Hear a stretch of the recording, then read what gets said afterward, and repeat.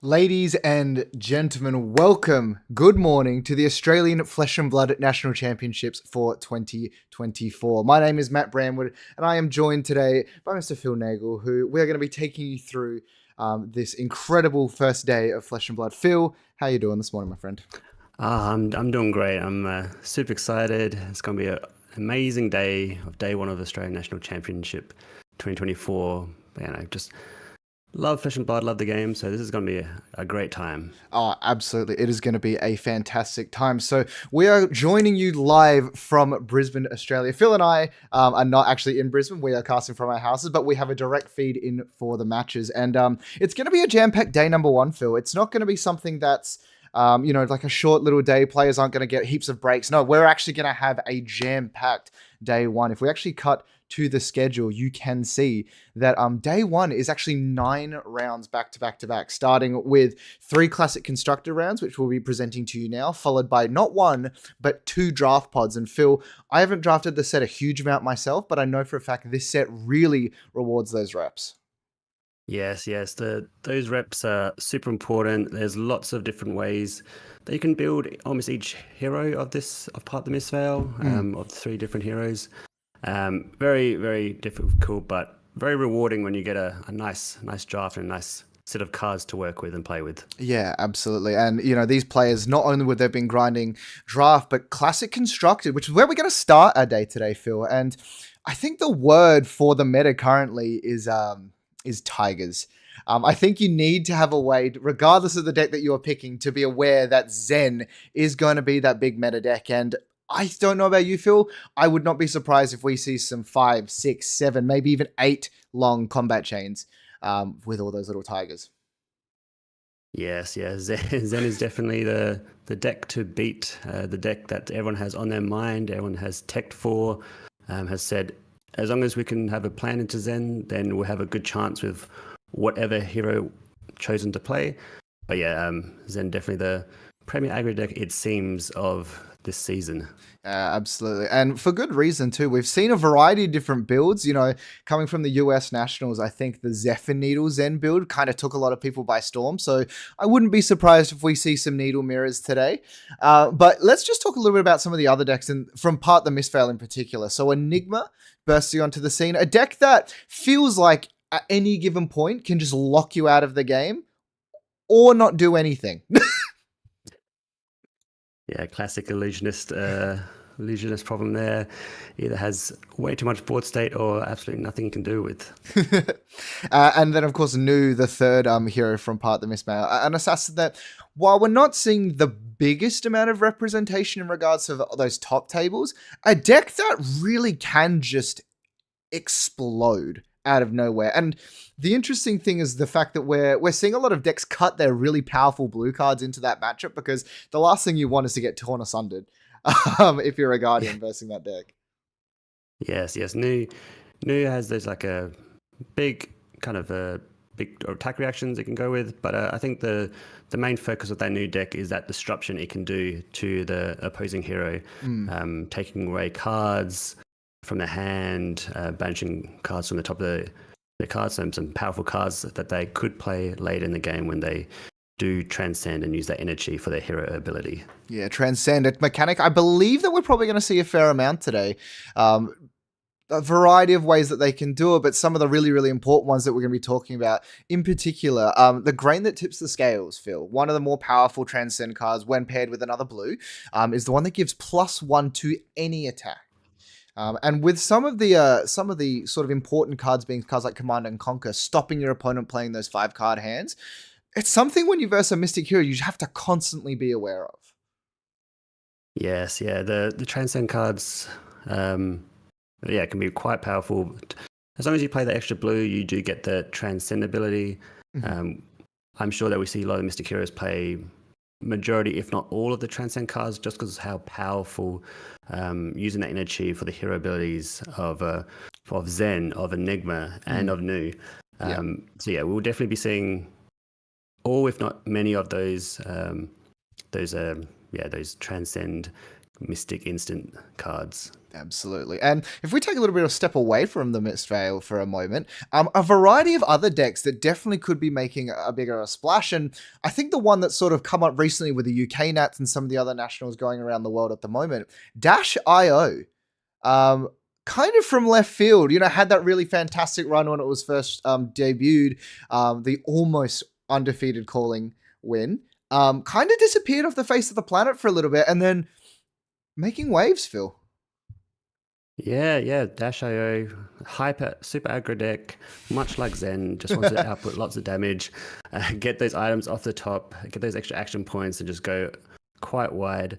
I think it does fall off a little bit when you have a more of a blocking sort of meta where people are okay to block with their cards, okay to block 2-3 cards, and just come in with something that guards like to do. But in this meta, it seems like Zen does not want to block at all, or very rarely, and then Dash.io can possibly, push out those damages and boost away all their cards and finalize the deal. But yeah, lots of very interesting hero representation at the moment of the current Nats in this season. The winning heroes. Yeah, and even then, there's a variety of other decks that I think could make some really big waves. I think Azalea is definitely a deck to keep out for, particularly stopping those ginormous turns from Zen. I think that's definitely something to be afraid of. Prism, another deck as well, that I think could absolutely make waves. Riptide, a deck that a lot of people I know from where we're from, South Australia, people seem to love. Don't know where that one came from, but hey, it has a good matchup into a lot of things that are good at the moment. So, I mean, fair enough. If you were playing in this Nationals, Phil, what would you be on? Oh, that's a tough question. I mean, I'm a Prism enjoyer, so I'll most likely be playing Prism. Has a fairly good kind of feel at the moment to work with. And so, sometimes you just got to go with your comfort picks. Yep. But I definitely agree that Azalea, a very strong hero, getting those dominate attacks that can't really do much about when they get quite high, just chunking down this damage with that little bit of disruption is quite good. Riptide, if we see a big Enigma representation with those auras, triggering those traps can be quite devastating to get rid of that one aura you have out playing that you were attacking with as Enigma. I think personally, if I had to choose, I would have chosen Prism just because I enjoy playing that deck. You've enjoyed playing that deck for a very long time, Phil, before the one we even currently have. I've definitely been on the receiving end of a couple of Phantasmaclasms in my time. A couple of other things as well. Some decks we won't expect to see a huge amount. Probably the Guardians. Victor being sort of the breakout Guardian in the previous meta. Bravo, always a dominant force. Kind of, I don't know how to sort of put it, but they feel a little bit locked out in regards to, with some of these new decks, making it so they can't sort of initiate their game plan. I think Enigma, especially with the board state, the Guardians have quite a bit of trouble clearing those auras, getting enough damage across to kind of board wipe. Along with the amount of blues they play, if Nu is a highly represented deck, being able to play those Terra Sunders, those Marcha Grundos for free is quite devastating. So we see that maybe Guardians have a little bit of a less high representation in this meta compared to previous seasons. Yeah, and it's very interesting that Guardian as a deck sort of ebbs and flows out depending on the meta. In some metas where it's hyper aggressive, it's actually usually a really good pick because their ability to fatigue. But we're going to talk about it a lot this weekend. But Zen in particular is a deck that kind of feels unfatigable. I don't know really what you can do when you're versing, 8 combat chains wide with double Art of War, or as we saw in the US Nationals, triple Art of War sometimes to get there. And I think one thing as well is one last deck to sort of discuss really quickly. Well, two, sorry. KO. A deck that has been, I guess, kind of terrifying in previous metas and that sort of thing is now... I would not be surprised to see a fair amount just because it's very comfortable, it's very consistent, particularly with even cutting cards like Cast Bones and that sort of thing.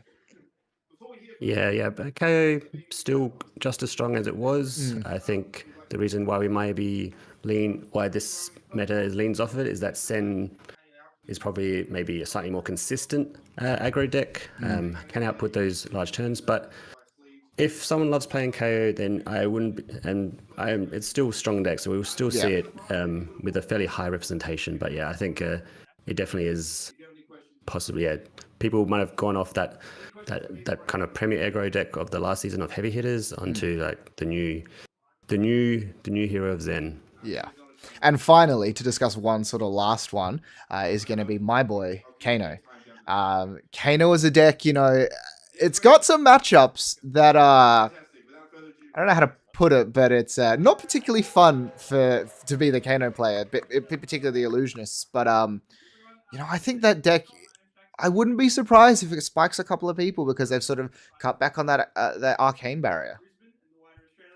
Yeah. Kano, if you disrespect Kano and don't bring in the AB barrier, your gem will decide that you definitely will play into a Kano.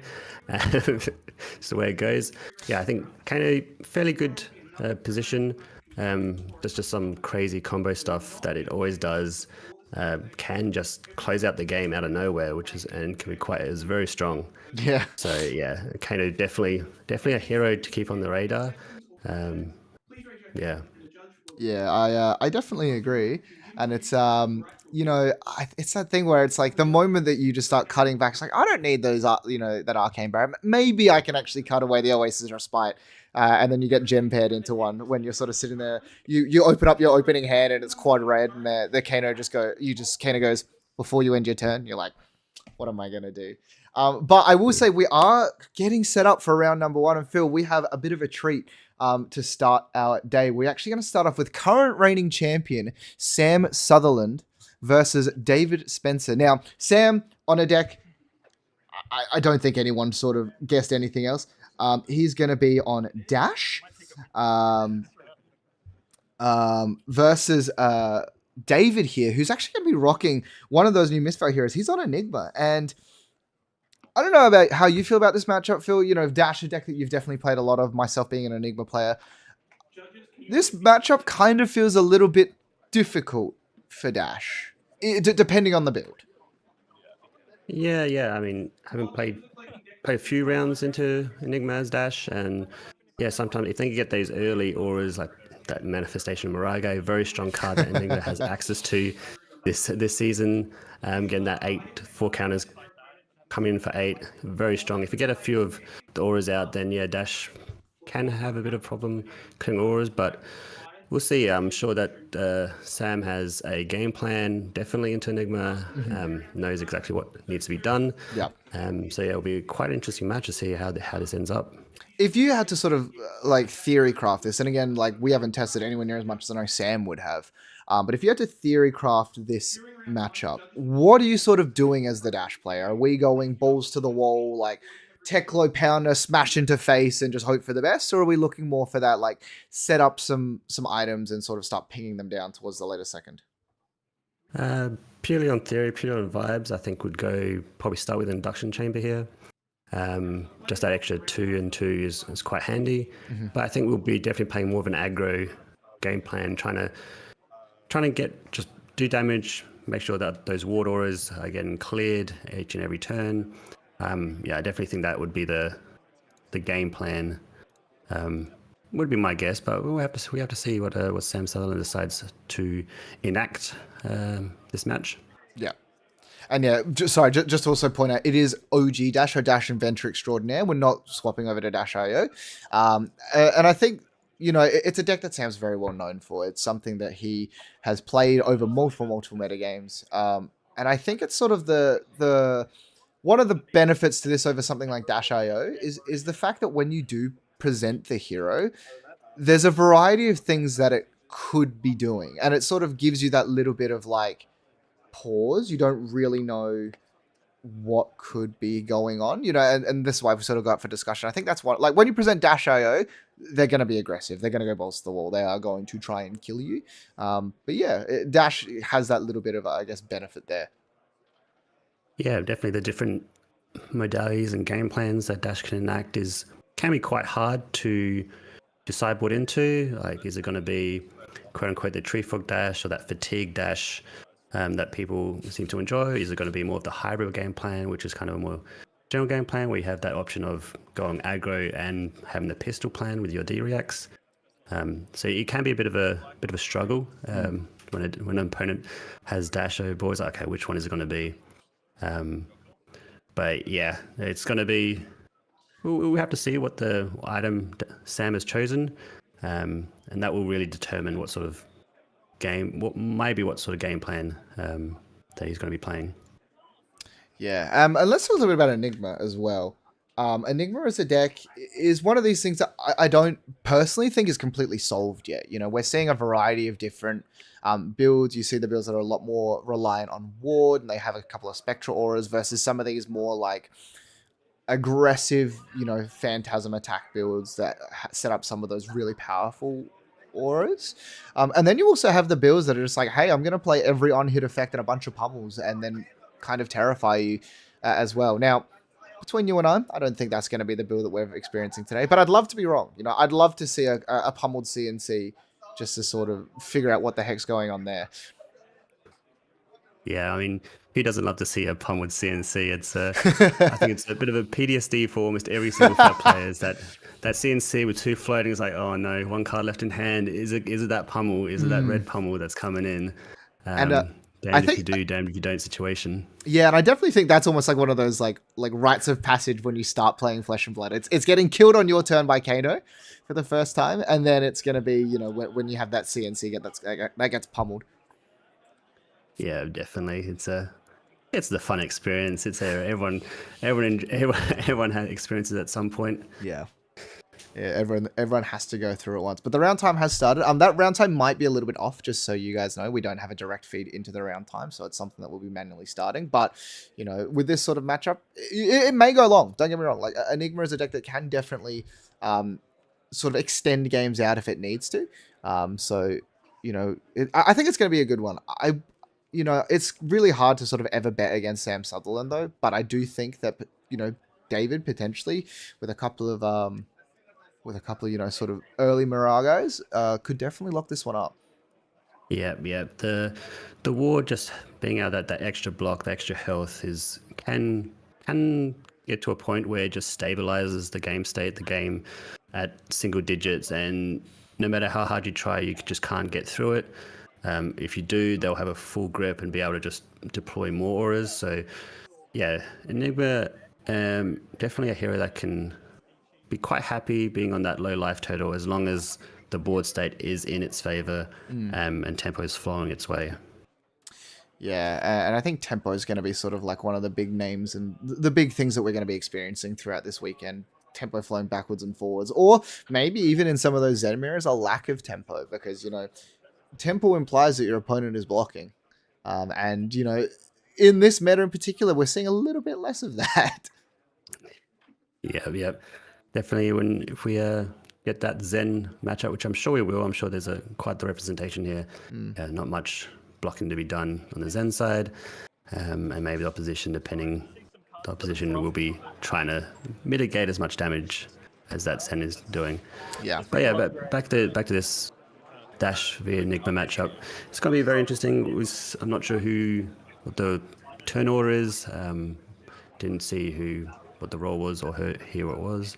So it'll be interesting to see who goes first, if it's the Enigma player or if it's David or if it's Sam. And see if David gets the turn 0, maybe get a few cheeky auras out. Or if Sam is going first, maybe a free item or like Spark of Genius or just drawing it up.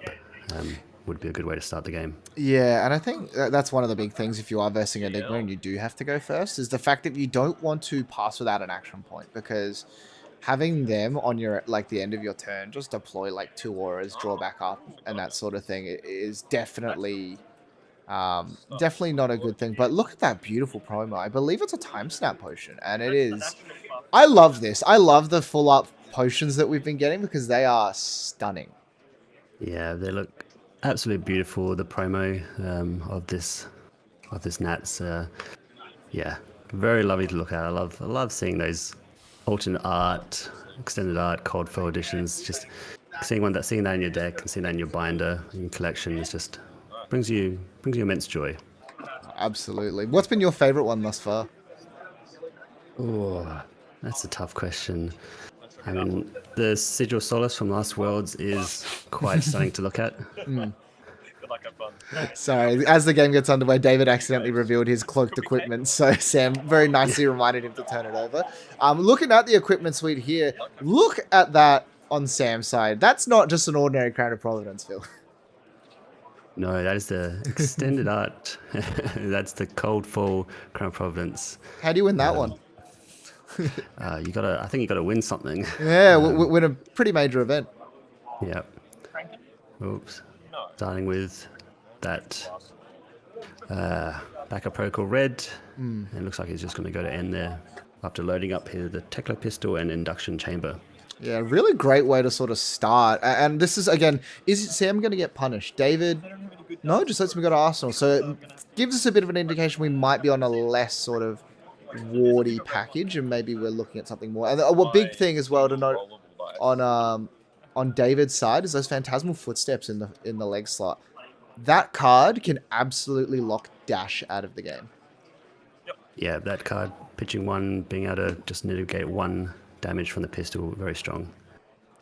Yeah, and starting off with a Spectral Manifestation, a really great card when it comes to sort of like getting Enigma's game plan online, particularly when you don't have any auras. And if we're sort of on a build that doesn't use as many as, you know, like, let's say some of the earlier versions of it, having the ability just to go 4, go again for 0 into something like a Phantasma. Oh, Dissolve Reality, actually, is the play here. A card that's a little piece of tech where essentially it just reads that both players remove their arsenal and create a Ponder token. But in this case, it's actually just card advantage for David, because he doesn't have an arsenal himself. He's going to get something into his arsenal on the end of it. And if Sam was trying to set up those big 5-card hands that Dash wants to play, really disrupts it without being able to do much. And this is very early. Yeah. Well, I think I spotted a maximum velocity in Sam's hand, so that Arsenal card was quite important to probably enact that, get that max V going. So maybe he just wants to cycle that out with that Crown of Providence. Yeah, it is very early though. But again, Sam, from that sort, what that reads to me, the fact that we see a max V and the fact that he's blocking early with his equipment, is that he doesn't intend for this game to go particularly long. I think ideally he wants to just attack incredibly aggressively, and just passing it back, didn't have a follow-up attack, which is probably pretty lucky for Sam.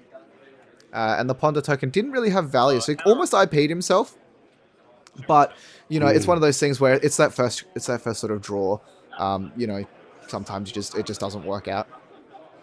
Yeah, sometimes. So starting off with that Tecloplasma pistol, coming in for 2, obviously threatening that Spectral Shield with the counters. Will David just opts to lose the ward here, lose the Spectral Shield and take 1? Yeah, and this is the thing with these more aggressive decks, they kind of don't really care about protecting their wards. If you can keep them around comfortably, it's great. But we are going to see, look at that art on that. What I love about Sam's deck is how pretty it is, because he has all of the original cards that just say boost without the flavor text. Yeah, oh, indeed. Does he? Maybe. Look at him. Maybe he does have that max V left still in his hand with that twin drive and that 060. It's the perfect hand for that max V. Yeah, and activate Tekla Foundry hard, get the extra 2 resources. It's perfect turn. Yeah, and it's really interesting as well, because because Max V from memory doesn't care about if it's this chain, right? It's just if you've boosted 3 times. Yeah. Yep. Yeah, and look at that. That's a hell of a way to start. Yeah, yep. The 060, 0 cost into the twin drive, into the max V. Yeah, perfect. Almost a perfect turn with that 4 cards to use from. So, yeah. Great start from Sam here. Yeah, and you can hear that's having to commit so many cards in this situation. The wonderful thing about it as well is, and this is sort of like the challenge when you do play that Dissolve Reality, is the fact that we have given Sam a Ponder. So giving him a Ponder essentially means that he could play that entire hand out and still end on an Arsenal. And the Dash deck in particular does just Arsenal everything. Like, there's not really much in that deck that you're unhappy to Arsenal. But as I say, that another Dissolve Reality comes out. Yeah. Another Dissolved Rally. So we're going to get rid of that Arsenal card another turn. But yes, we still have that Ponder remaining for that next turn. I think Sam might be deciding if he's going to crack the backup protocol before it gets to his turn. Yeah. Because that will get destroyed at the start of the turn, since it has no counters. Yeah, and I think I think the scariest thing that you could be on the receiving end if you're David here, if Sam just goes, sure, crack this, get Max V again. Like, that's where you start to go, oh no. Like, I can't see that happening, but like, my God, like with that start as well. And yeah, using the Crown of Providence to fish and look at the life disparity already, and it's turn 2. Yeah, that's what happens when you get a Max V sent to you. It's big damage, big damage. Speaking of But yeah, damage, plenty sort of left on the side of Dash as well. Running the Goliath Gauntlet here, so a lot of the Dashers have sort of moved to that Proto base arm just for the block and then the potential to sort of high roll, the piece of equipment that you do run. But no, just wanting to output as much damage as possible. Yeah. The Goliath Gauntlet was a stock standard arm piece, just an extra 2 damage. You can't really go wrong. And it seems like in this fast format that maybe you want that extra 2 damage rather than that block 1 damage with that possible high roll of the arms. Yeah. Throttle for 6 coming out here, one of those big red power attacks, and I think some of the stuff that we have gotten for the mechs coming from Bright Lights in particular, those backup protocols means that the deck doesn't get fatigued as hard as it used to. Being able to recycle some of those power reds and sort of just consistently pump back that damage is really strong when you sort of get to that second cycle where it's just a lot of blues left. Yeah, for sure. Yeah, and having that red Series 60 in the grave at the moment means that that is always an option to get back from the backup protocol. But we see a red Sprocket Rocket. It did not banish an item on Evo, so he does not get that +1. What is the card that it did banish, Phil? It is Data Link. It is a boost card which opts if it hits. It's another 0-cost boost, and we see a Teclo Pounder being deployed. So yes, definitely going aggro here, and getting that Teclo Pounder deployed will be spelling some pain on David's side when we get those boost cards coming in. Yeah, and really smart from Sam as well. David had committed the Phantasmal Footsteps on the assumption that we were going to start pistoling, but just deploying the Teclo Pounder here means that he sort of spent a card to block for 1. I absolutely understand David's blocking there, and may have had some other stuff as well, but a Rage Spectre is going to come out, get your action point back, and then Transcend. So this is where we start to sort of see that big board build up. So we're going to have an attack for 2 with Go Again into 6. Coming in for 8 damage. Teclo Pounder on the field, so probably doesn't care a huge amount, but, starting to really chip that life back. And also, not to, neglect it, but technically gaining 2 life off this ward. Yeah, well, I actually gained another life off that Transcend card. I believe that was a Homage of Ancestor. Oh. So that blue sigil with that Transcend, if I was not mistaken. So yes, gaining that extra life there, being able to Transcend, getting that 2 damage in, plus that Rage Spectre. So great turn from David here to try and swing it back in his favor. And this is sort of how Enigma does play its offensive. We sort of see these boards sometimes where it's 4 or 5 ward and a bunch of Spectra, but they're the sort of top end of the deck. Really often it is just play some stuff, try and defend it, and if not, let it die, redeploy. But if you want to talk about big power turns, we are going to see this High Octane come out. And what would be interesting to see is whether or not David is on Dense Blue Mist. Because Dense Blue Mist can really nullify these High Octane turns with the multiple pistol shots. Yeah. So the High Octane with that 4-card hand and the Arsenal card. So this is going to be quite the big turn. Getting as many boosts as possible, get those action points to be able to send that pistol as many times as he has resources for. But we'll see what card he chooses first to boost off to get that Teclo Pounder trigger, getting that +2. What do you think the best card to do with a Teclo Pounder is? It's probably the one that boosts the next thing as well, right? Oh, the Combustible Courier is a very good option here. Speaking of, actually. Yeah. This is forcing the next, if it hits, the next boost to get +3. You do not want to let this hit. No. Oasis Respite targeting the pistol here. Gains a life and is actually going to block not just this attack, but the next pistol attack as well. Yeah. And we saw that 2-card insta block to Combustible Courier. Obviously not letting that hit at all. So now Sam's deciding what to go with next. Obviously get that Oasis Respite, so do we want to send out that pistol for another 2 that will get blocked? Or is there a bit more of an efficient play we can do here?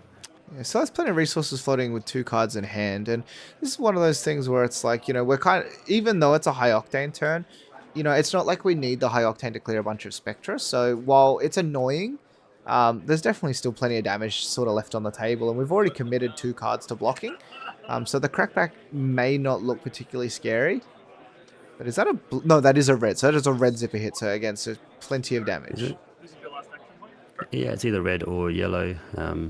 Can't quite see the color there, but still good damage. And David has to think about that 1 card left. This will clear out the Spectral Shield and the Rage Spectre. But I don't think David much has an option of being able to, maybe if he blocks with 1 card from hand, might be able to protect it, but then he still has that Tectoplasma Pistol, which if we can get another boost, get the extra action point, we'll be able to clear it out and clear the board. So yeah, a bit of a moment for David to think, what is the best option here? Do we protect life and hope that Sam doesn't have another blue or more resources to be able to enact his game plan? Yeah. I think one of the key turns that we are going to see for David is going to be when he uses that Traverse the Universe, because as we know, it's kind of like the big alarm bells for 1 card in particular, which is the card that sort of really can flip tempo, which is that Manifestations of Mirror Guy. So still has plenty left in the tank. It looks like a lot of blocking was sort of done, and we're just going to pass it back. Yeah, so it seems like Sam opted not to utilize that last card and just arsenal it. And we'll go again after David full blocked his whole hand. And I think it's probably just one of those turns where it's like you've sort of nullified the pistol. So just having the ability just to like, you know what, I'm just going to set up for another big 5-card hand. Just allows him to sort of get as much value as he can off of his cards. Because, if he couldn't send an attack or anything like that, just being able to sort of do more now is going to sort of chain those turns back to back. Yeah, and if the board state is cleared, and that extra damage is negligible, and it might be a 0-cost boost card, which will activate or help enact the Max V. You want that card in your arsenal to save it for a later turn to be able to turn on that Max V. Yeah. Looks like another Oasis Respite in David's hand, so can turn this pistol off once again, but looks a little awkward.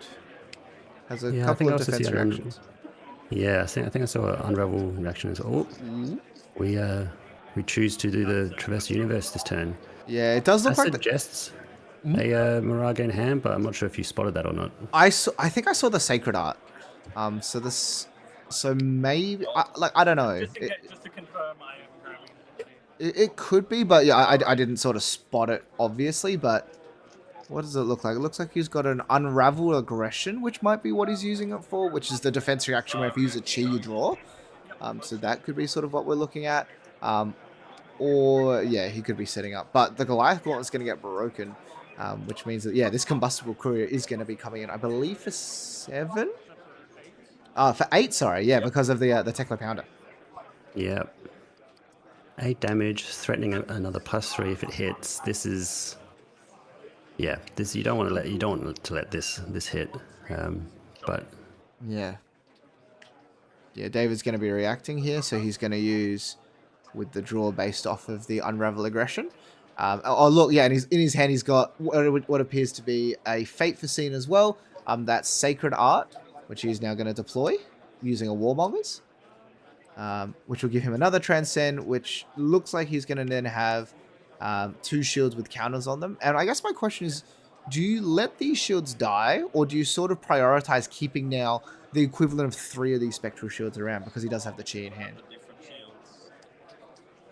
Yeah, I think he has a Tunic counter, and I think that was that Sigil, or Fate Foreseen, not Sigil. Yeah. So yes, I would suspect that an Array and a Waxing Spectre as well. Yeah. And using the Waxing Spectre ward to stop that Combustible Courier damage. Yeah, and we know it's a Fate Foreseen, but yeah, going to pull the card back onto the chain. is going to be there. But yeah, it's a Fate Foreseen.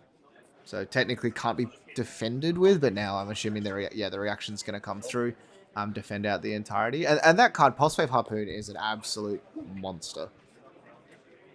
Yeah, we've seen that card deployed. Being able to pull a card from your opposition when they do not want to, especially in the aggro match, is quite strong. Do we see Sam try and pitch the pistol? He's going to activate Template Found card, it seems, to get those forces to try and clear those spectral shields away. And I think he will. He has the action point available to shoot even just the pistol. There is one floating, so it has the availability of the footsteps as well. Is that it? Ooh. Okay. Yeah. Well. Yep. All right. +4 to the next boost, next turn. So definitely setting up, knowing that you can keep those spectral shields. I am going to just do an increasingly amount more damage the following turn. Yeah, but, you know, for the start that Sam had, David's pulled it back to 27 all. Technically, he's ahead on life. And I did actually see just now that Dense Blue Mist come into his hand along with that Dissolve Reality. But, I mean, that's a way to start it when you've got 2 Tekla Pounders out. But, yeah, the Dense Blue Mist, what a timely card. Yeah, being able to negate one damage from those attacks. Quite strong with this high octane turn, possibly multiple pistol attacks. But we'll see what else Sam has drawn and what he opts to do this turn.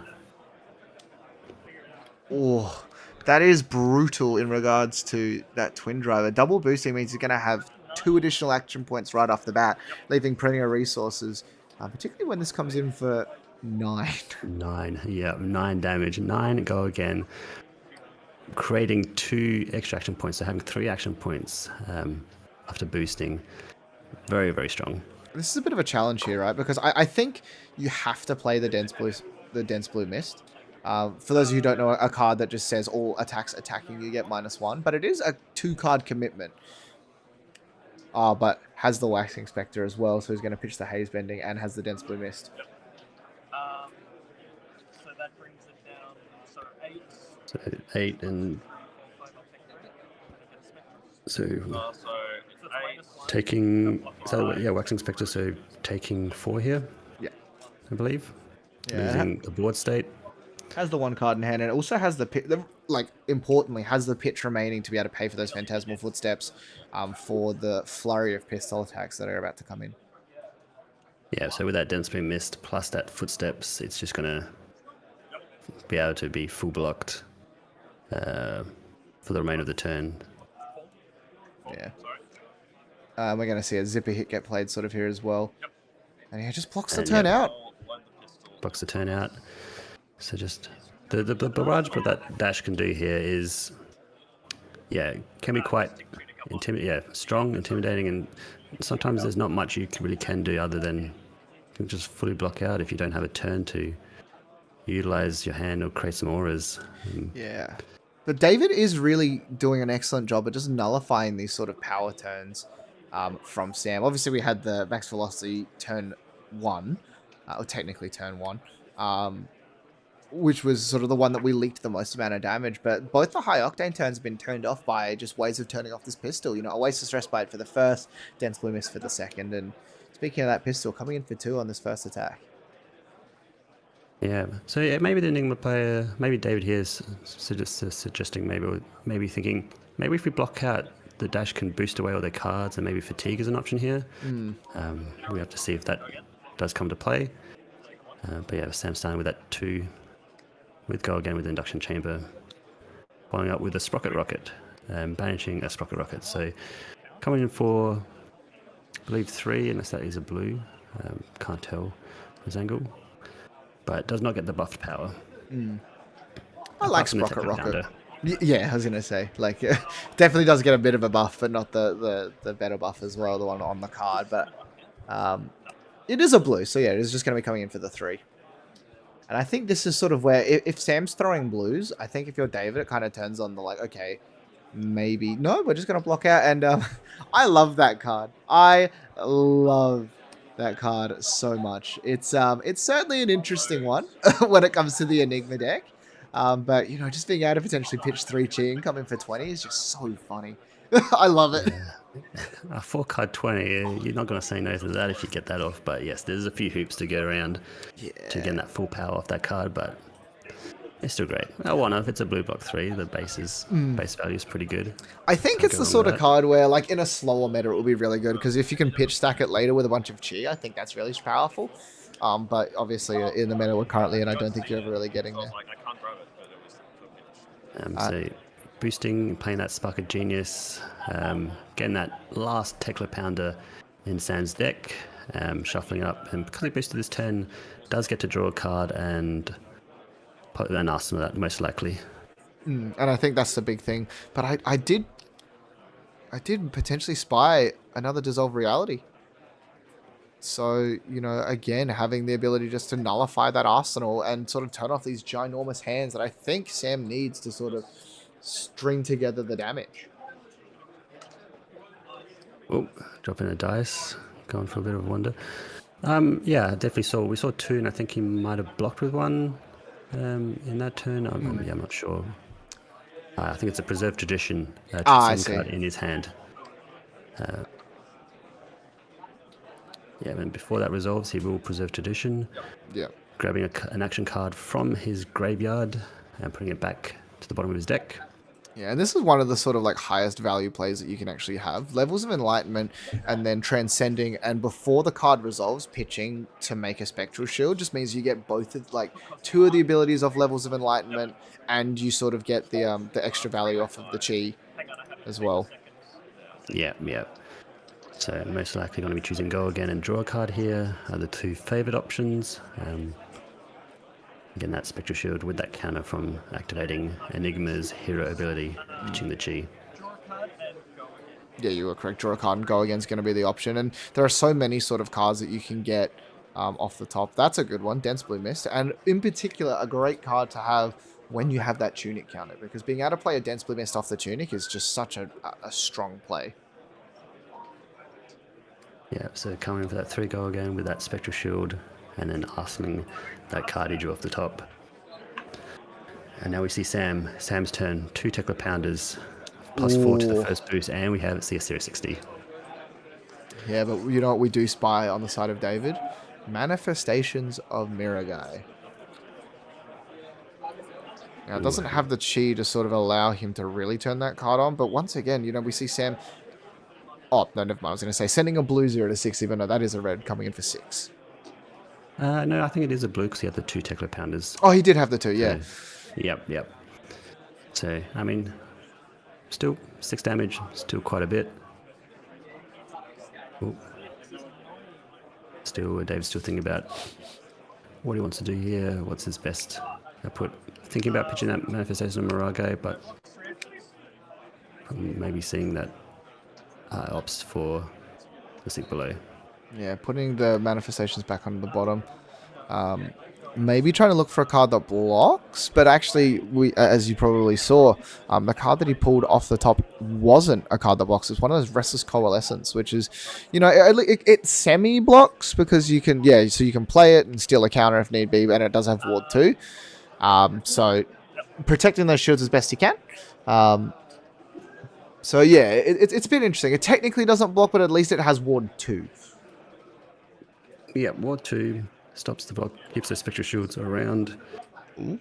And we see Sam doing Spark of Genius, pitching for a backup Oracle Red. So being able to crank that to get an action point from the input, from backup Oracle Red means that he can continue the turn without cracking the Achilles Accelerator. And since he has boosted, we'll get to draw that card and keep the turn going. Yeah, and I think how far we've gone, the life, we got to say, is quite even. David's been doing quite well blocking out all this damage.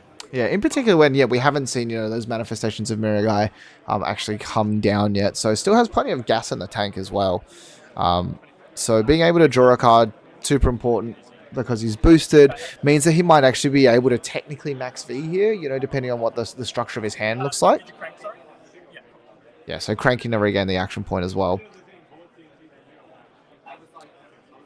Okay.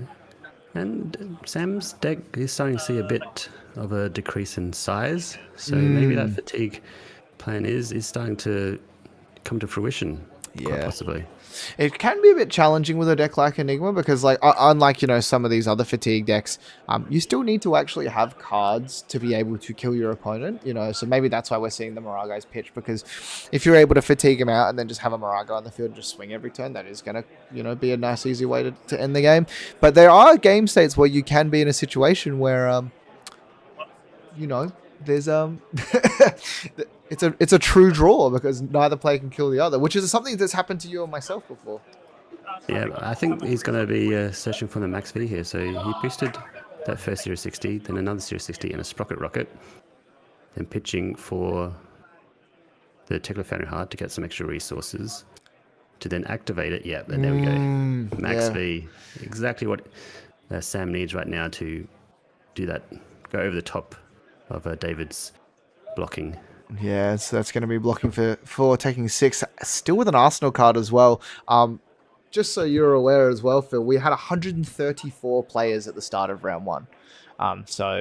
What was the cap? I think it was 140, wasn't it? 160. 160. 134 is 160. quite the amount of plays. That is great to see. It's all the rounds that will go through to finally crown a winner by the end of next term. But we see a zipper hit coming in, boosted, getting that Tekla Pounder trigger, and the barrage continues on. Look at those beautiful Tekla cores as well, the cold foil ones for Sam Sutherland. That deck is just gorgeous. You know, it has the Marvel Dash as well, which I think is one of the coolest OG arts, to be honest. Yeah, big fan of it. And we see a dense blue mist spot there. Yeah, dense blue mist, as well as the Phantasmal Footsteps here being committed, so should actually only have one resource floating, I believe. Tidemore is a card that I remember when the deck first came out, we were super excited about, but sort of not as powerful as maybe we originally thought. Ooh, okay.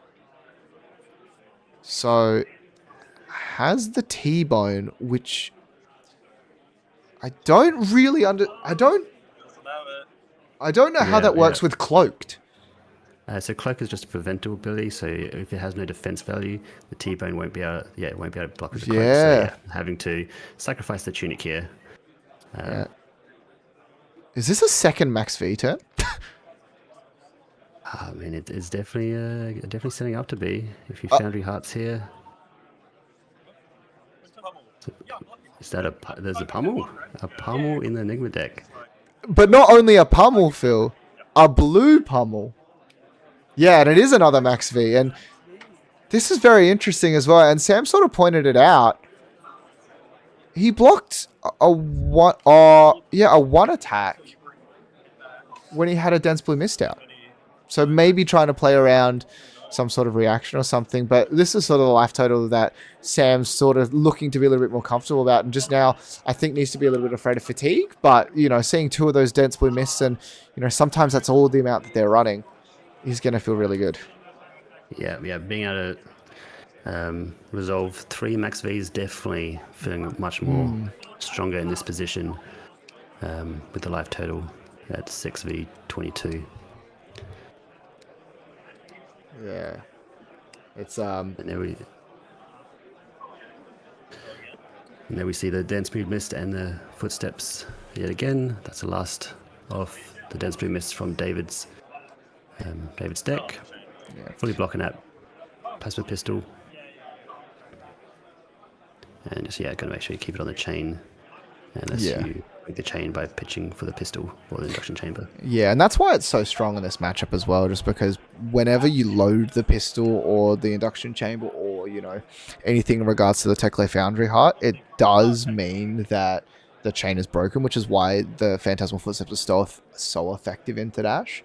You know, Prism back in the days did a similar thing. Where it would just present them and block. It's very reminiscent of the Rampart blocking. It's not as powerful as Rampart because you can't continue to pitch into it and gain that defense value. I've definitely seen Ramparts who potentially could have blocked for up to 5 because they just kept, shooting. But,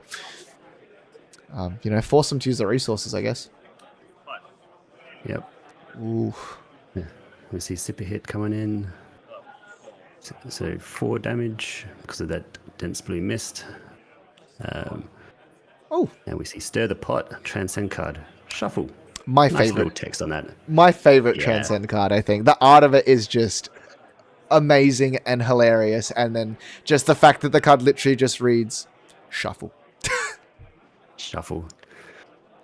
Still a shuffle. So yep, again that inner chi to be able to be used. And what do you get block here? Yeah. Uses it to activate Enigma's ability, get that spectral shield with that counter. Seem like still, and the restless coalescence taking that counter and being able to block that 4, the ward, or 3 with the dense blue mist. Oh no, dense blue mist has already been accounted for. Dense Mist has been applied. So that's always such a good feeling. Ooh, less of a good feeling. So taking 3 here. Yeah, taking 3, and if we have another 3 boost, nope, we do not. So yeah, Pulse Wave Harpoon obviously has nothing to show. Ooh, And that deck is looking really small. and I think that's sort of the pain. And as you can see now, we're seeing a lot of these just blue cards that don't really attack. Oasis Respite in hand now, so again, once again, turning off both pistol shots. So, David's had a lot of answers. But in fairness, Sam's also been asking a lot of questions. Yeah, it definitely has been. And yeah, we see that Oasis Respite deployed instantly, getting that 1 life. And the induction chamber steam counter removed to give it go again. And what does Sam do here? We're seeing that most likely he just has blues in his deck. And we're not going to get that extra value off that Tectoplasma pistol because of the Oasis Respite. There's not much deck left, but having the pistol and the ability just to continuously shoot, it's one of these things where it's like, there is definitely a way, but we also still haven't seen a Manifestations of Miragai presented for David. We haven't seen a lot of these sort of like big sort of like crackback attacks. I did notice a Command and Conquer was present previously, and that card, I do know the Enigma deck really does like to run a lot of defense reactions, and with the life total currently as it is, even if it doesn't kill, putting David to 1 potentially is always terrifying, but still has the cloaked Uphold Tradition as well. We assume Uphold... No, okay, we know. He accidentally revealed it at the start of the game, so we know it's Uphold Tradition. But it could be anything, but he did flip it over at the start. Yeah. And I did notice that he's been pitching these Evo Soul Steel controllers, so he will most likely have 3 of them still in his deck.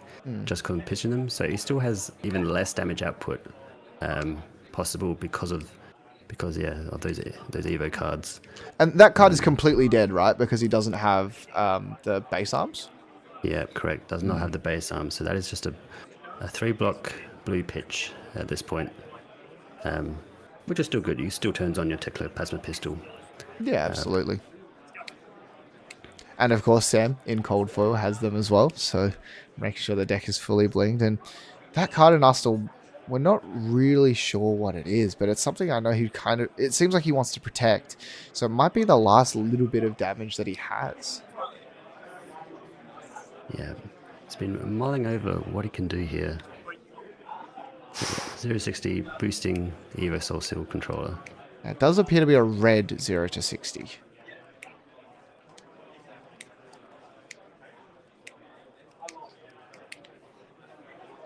Yep, so and blocking with hold the line in the defense reaction step. Fully blocking out that 0-60. We see a T-bone. Boosting another Evo Soul Steel control. Blocking with that Command Conquer. And that Pulse Wave Harpoon. Yeah, and I think this should be game because he's going to gain 3 life. But no, but he still has the ability to shoot the pistol and then shoot it again using the boots as well. So yeah, so if this first goes to 1, shot will get Oasis. So he'll go to 1 if he breaks Achilles Accelerator. But that Oasis from the Arsenal when it looked like Sam might have been able to seal the deal. Yeah. Just blocks away. Yeah, of course, using that But footsteps. After before you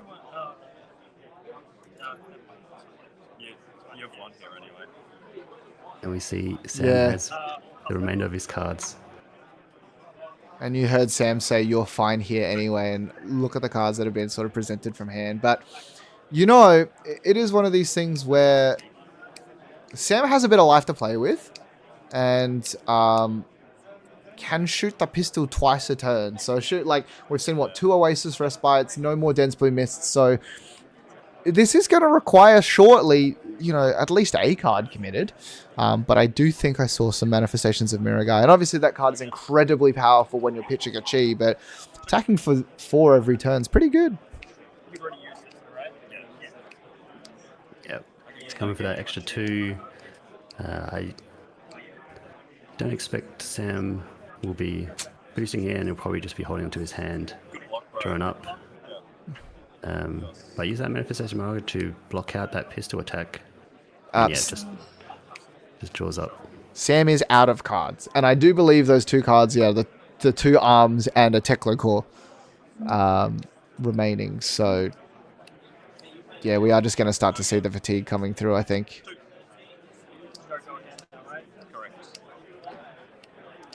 So David still has to respect these pistol shots because they are hitting for lethal. But as soon as he manages to get out an attack, and Sam instantly blocks with that Technical Foundry card. He has no cards to play around with anymore. Yeah, and there it is. So I believe he Arsenal to Manifestations, or he pitched both of them, but finding a Chi here is so important now because he can actually just let this Wax Inspector die, not commit any cards, commit just the 1 card and then crack back as well. I think that's a Phantasmaclasm in hand as well.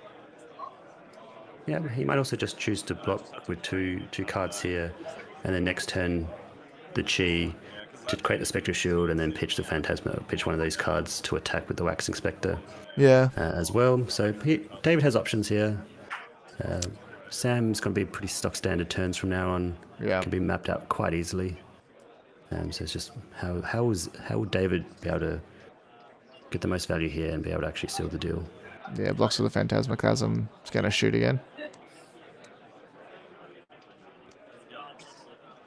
Yeah, blocks.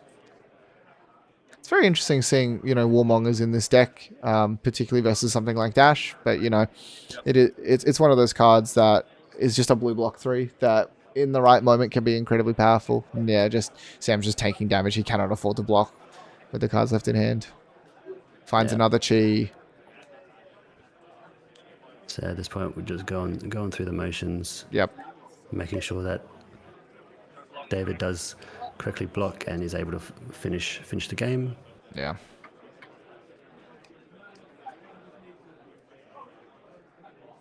I wonder what the Arsenal card is. Yeah, I wonder as well. Reaching for Enigma's ability, creating another Spectre Shield. And take another 2. Yeah. And levels. 5 gold cut and draws another levels. Yeah. So yeah, this is where Enigma thrives. Has that board state, is able to just block out.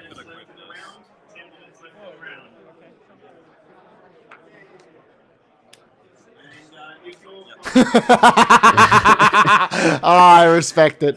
I respect it. So it plays out that evil soul controller has no way to do it, so it just goes straight to the graveyard. So just getting a bit silly here, and there we go. David clutches the game.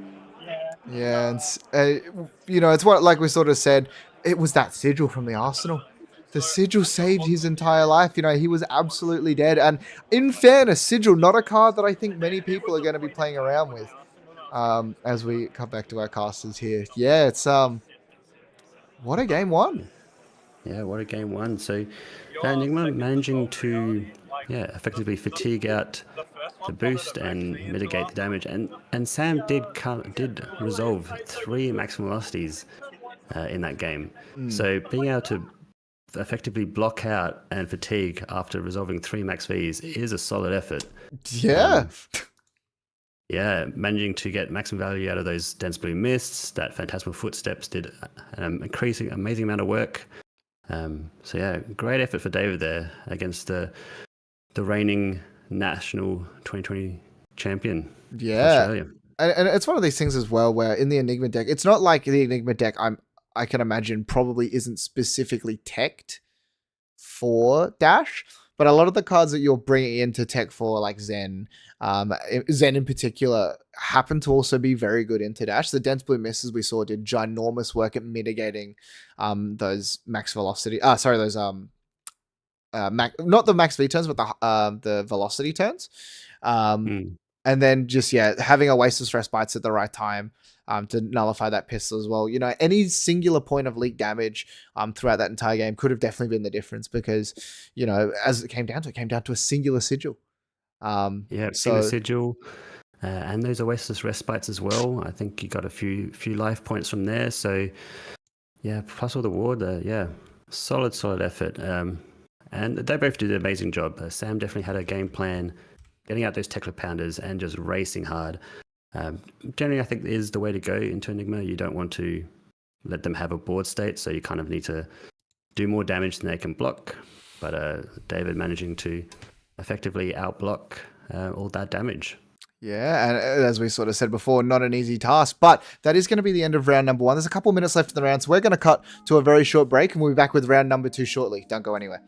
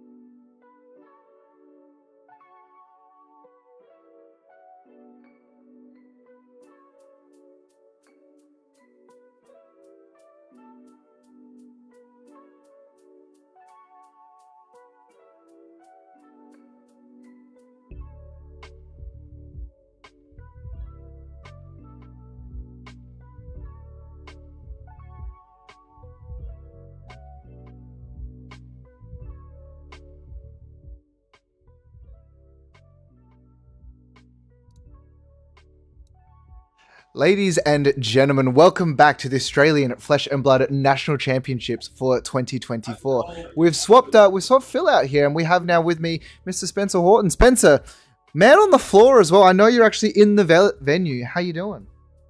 I'm doing great. Yeah, I'm here in Brisbane. It's nice and sunny. I got all the players here. We've got the vibes, and it's going great.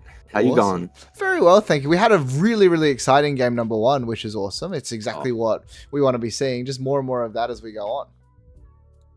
Dude, that game one was absolutely smashing. I did not expect that sigil, and it's given me callbacks to one of the Pro Tours, I think, where he played that sigil from Arsenal. Oh, yeah, in grand finals.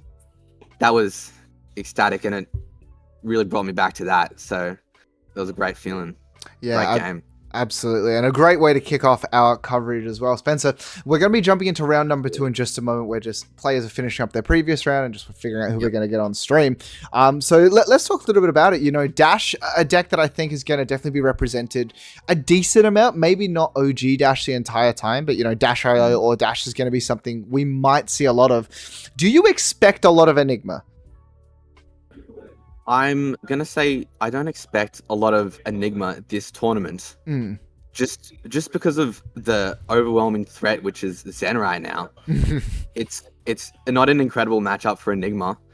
And while they do have like dense blue mists and threats against it, I feel as though, you know, there are decks that work better into Zen right now, like Azalea. And Azalea is another counter to Enigma, which is something that you have to factor in when you are playing Enigma.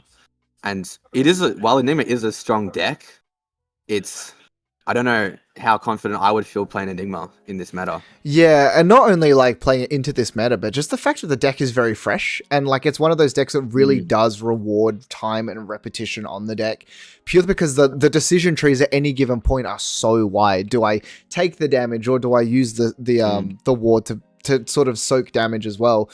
Touching on Azalea a little bit, you know, when we first saw it, I thought Enigma was actually going to roll that deck, to be honest. But having the ability to play arrows that just say, hey, none of your ward works, and also Dreadbore being the big thing as well. The ability to turn off defense reactions from hand is so detrimental for that deck. So huge. If we saw that Enigma game just happen, and we saw him play a Chi Unraveled, I think it was, and he used his hat for it, which let him find a Chi. And that play is literally impossible into Azalea. Yeah. Just because of Dreadbore existing, which really just is such a huge power point for the Azalea deck right now. Yeah, I remember when that card was first announced, and we were sort of like, yeah, it's cool, but like, you know, aim counters and stuff, do we really care? And, you know, Death Dealer is obviously an incredibly powerful weapon, but no, it doesn't need an aim counter. And in fact, it doesn't need to be an arrow loaded from the Dreadbore. It's just the Dreadbore's there, you can't defense react. So it's pretty wild, you know? It's pretty wild. And the fact that Dreadbore exists in Ranger also lets Riptide have it, which it gives Riptide a good matchup, I think, into Enigma as well, which is kind of scary when you think about it. Yeah, I would ask you, Spencer, what you would be on if you were competing at this Nationals, but I'm pretty sure your answer is going to be the same regardless of meta or anything. Am I correct? Yeah, maybe. Why? What do you think I'm on? Would you be playing, you know, one of the brutes that's maybe a little bit less represented? Yeah, maybe one of the. I would say less represented, but a lot more significantly cooler and a lot more badass. So for those of you who don't know, Spencer is a prolific Levia. Levia? How do you pronounce it? I say Levia. Levia. Okay, so a prolific Levia player. And again, one of those decks which is, I think it's got game. I think the deck is scary. It does. The deck definitely has game. After the new release of Shadow Realm Horror. Oh my god. Oh my god, that card. I dream about that card, man. I'm not surprised.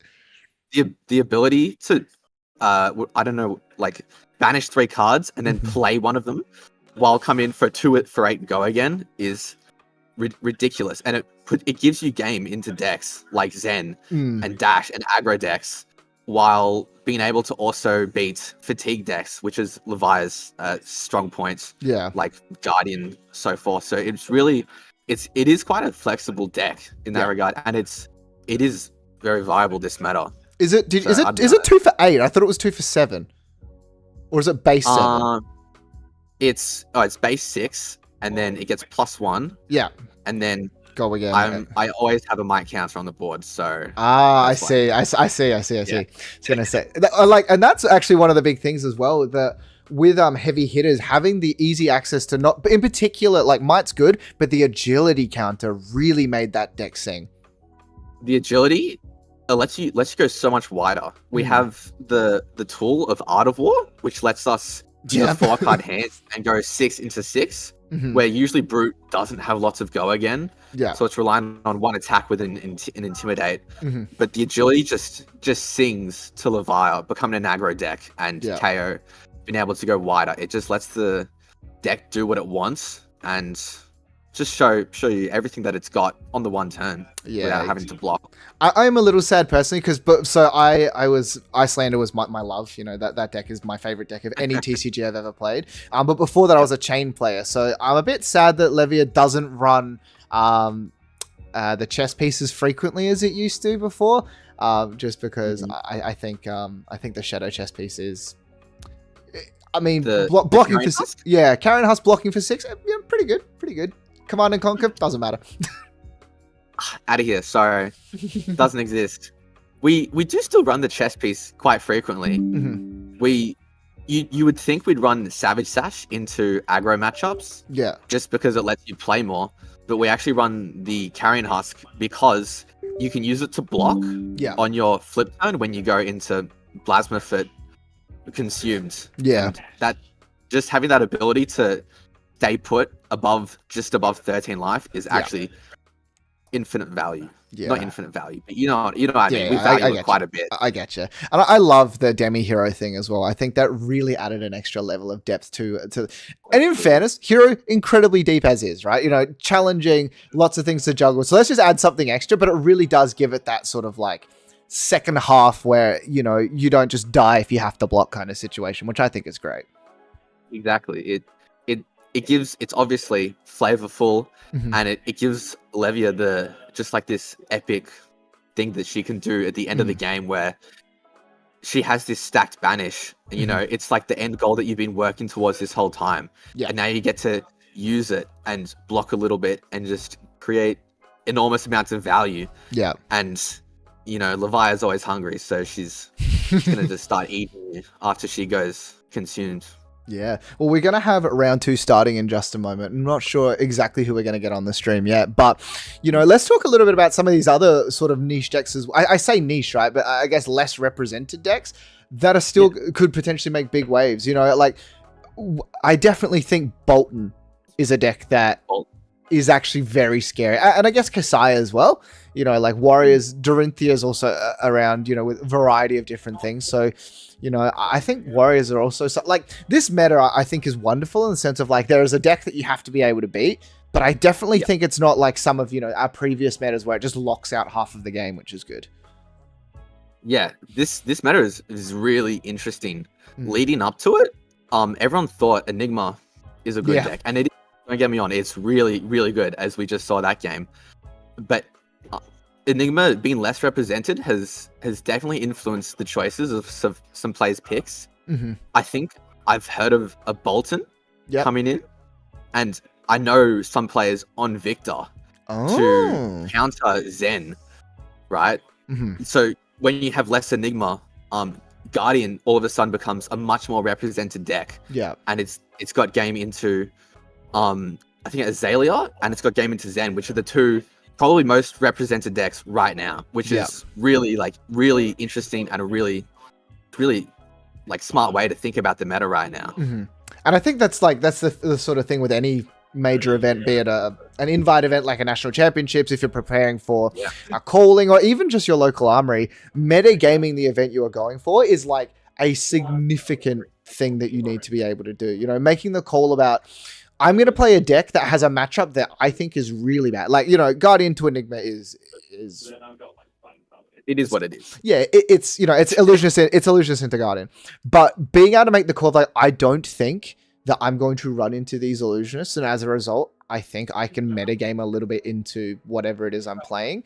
That's such a big skill that sort of isn't talked about as much, because obviously player skills are a huge deal. Being able to, rock up and play as well as you can or whatever is definitely important. But there's so many little decisions about deck building, about what you're going to play, how you're going to play it, etc. And I think that's one of the things I love about card games. I love that stuff too. It's while being like knowing what you're doing on the field, playing the game is such a big part of it. The other half of it is like building your deck, knowing the meta, understanding like your matchups and there's a lot of little things beforehand that you can really do to just, increase your chance of winning, or just, it just becoming a better player in general. And it is good fun. I mean, I love thinking about the meta, like, oh, is Levia good right now? Yes, Levia is always good in my heart. Yeah, like I might disregard the meta a little bit and just play Levia, but it's chill. Yeah, and sorry, go on. Yeah, because it's just I'm playing Levia because I want to have fun, and it's also not a bad deck right now, which is also a part of the game. Yeah, I'm gonna make a hot take. I don't think Levia's ever been a bad deck. I think Really? it's I definitely think it's significantly better now than during Monarch. But I think the deck has always been like, being able to play some of the really powerful shadow cards, and then as well as just, some of the damage output it can do. I don't think the deck has ever actually been bad. I'm gonna agree with you. Not because I'm Levia biased, but because ever since we got the Demi hero, that deck has been, it's just opened up so many possibilities for it, and it's always had game into fatigue decks like Guardian and I don't know, mostly Guardian. Which is it's one of her skill sets, and now that she's got the ability to, play into aggro matchups and have a chance and win, is just unlocked new heights for Levia, which is, I think, is great. I think LFS is doing a great job on that front, on unlocking older heroes, and things like that. Yeah. And I think that like one of the things as well is that, like, we talk about unlocking older heroes. Azalea is a deck that for a while was a meme. People thought the deck was awful, and now it is, terrifying to sit across from. Yeah. Azalea was one of my decks that I used to play in Blitz a lot. And one of my friends was a diehard Azalea friend. And the deck just wasn't great back then. It was really, I don't know what they did to it, because I haven't been keeping up to date with it, but I think they've just fixed the deck, and now the meta's in a place where Azalea is great.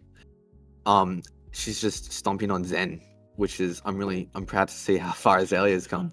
Yeah, and I think that's wonderful as well. But speaking of stomping, we don't have a Levia, but we are going to cut to our game, as we're going to have, previous national champion Hayden Dale going up against Patrick Watt, who is going to be on Reiner, but Hayden presenting Dash.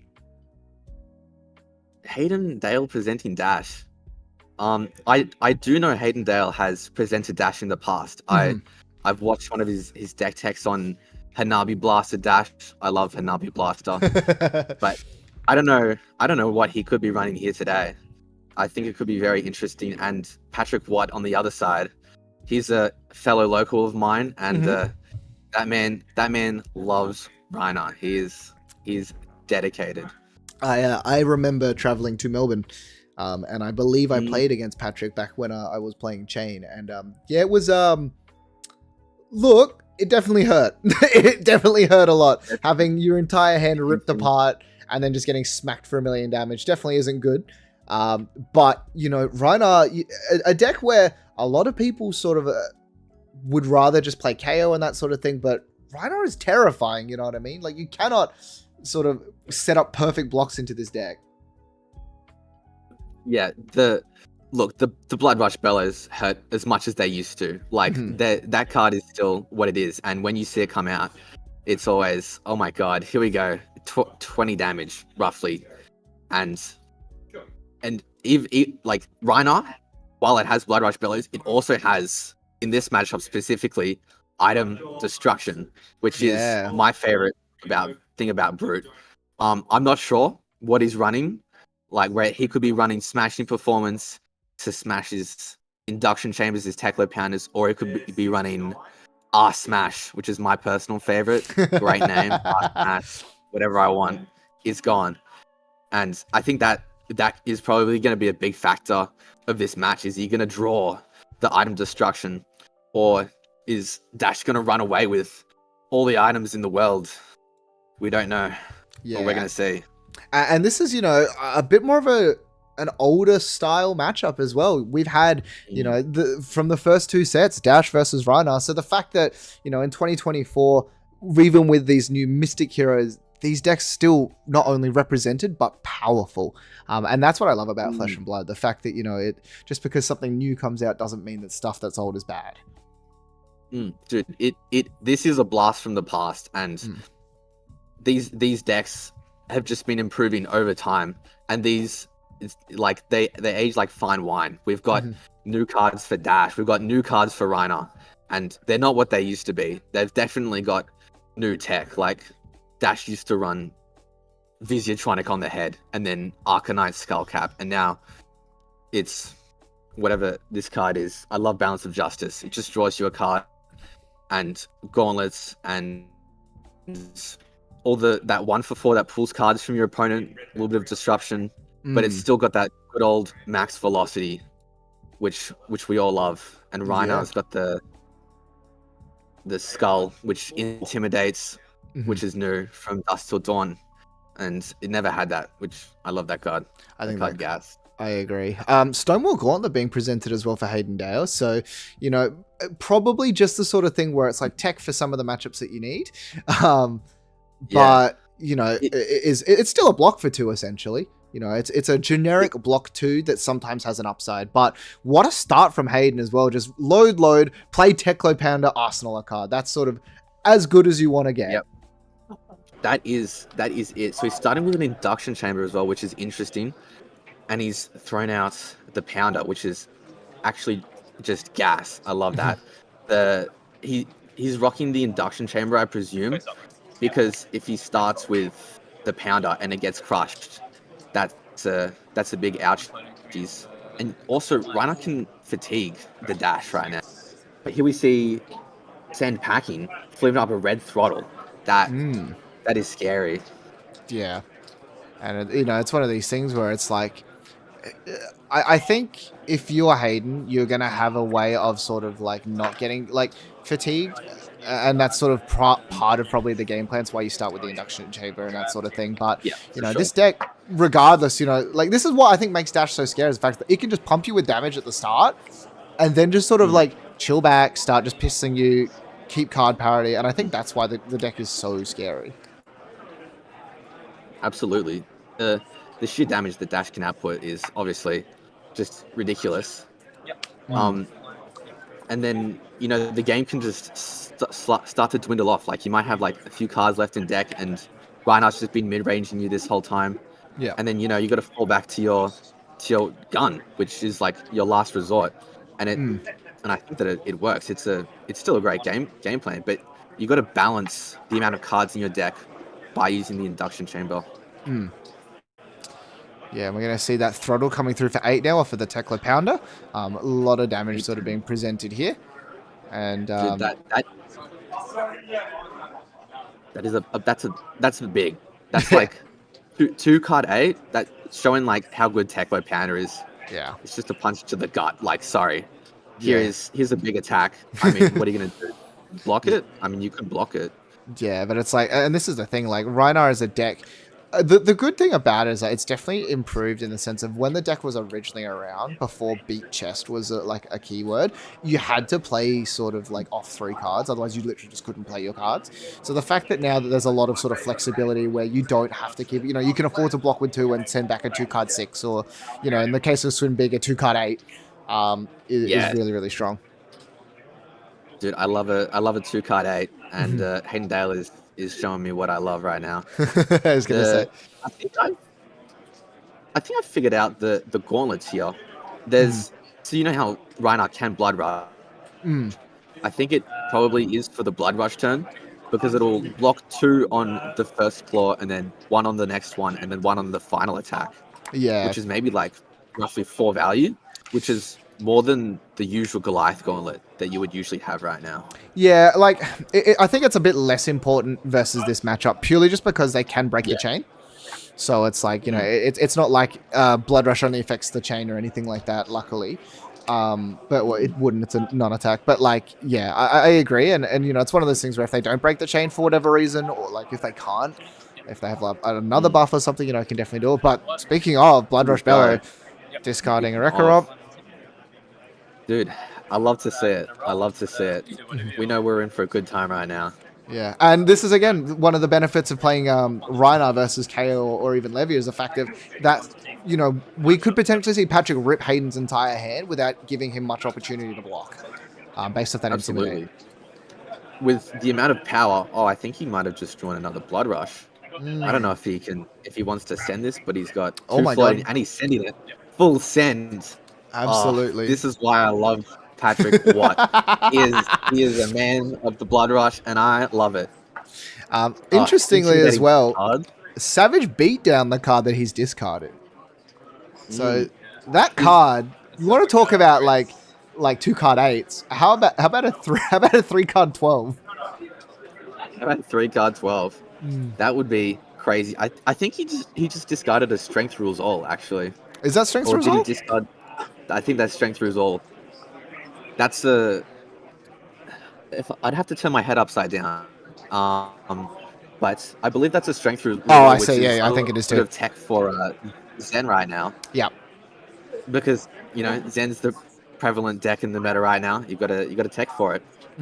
And I don't know what's happening right now. I think Patrick's thinking a little bit about his next play. He's got 1 card in hand. I'm not sure if it's a blue. Yeah. Oh, he's got 2 cards in hand. My bad. Yeah. Okay. If he's drawn. Judge. Oh, we're getting a judge call right now. I hope he's drawn a blue, because that would allow him to go floor. Yeah. And he announced the trigger that it was like damage. I think they're talking about the bastion, and he broke the chain or something, and he should have prevented the damage, but I'm not sure, man. I kind of just want to see a Blood Rush. Yeah, I'm just listening to what the judge call is saying. Yeah.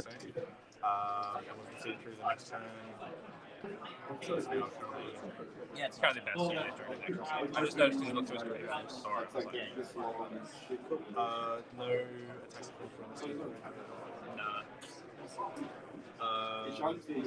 I believe it was on the turn he just pistoled.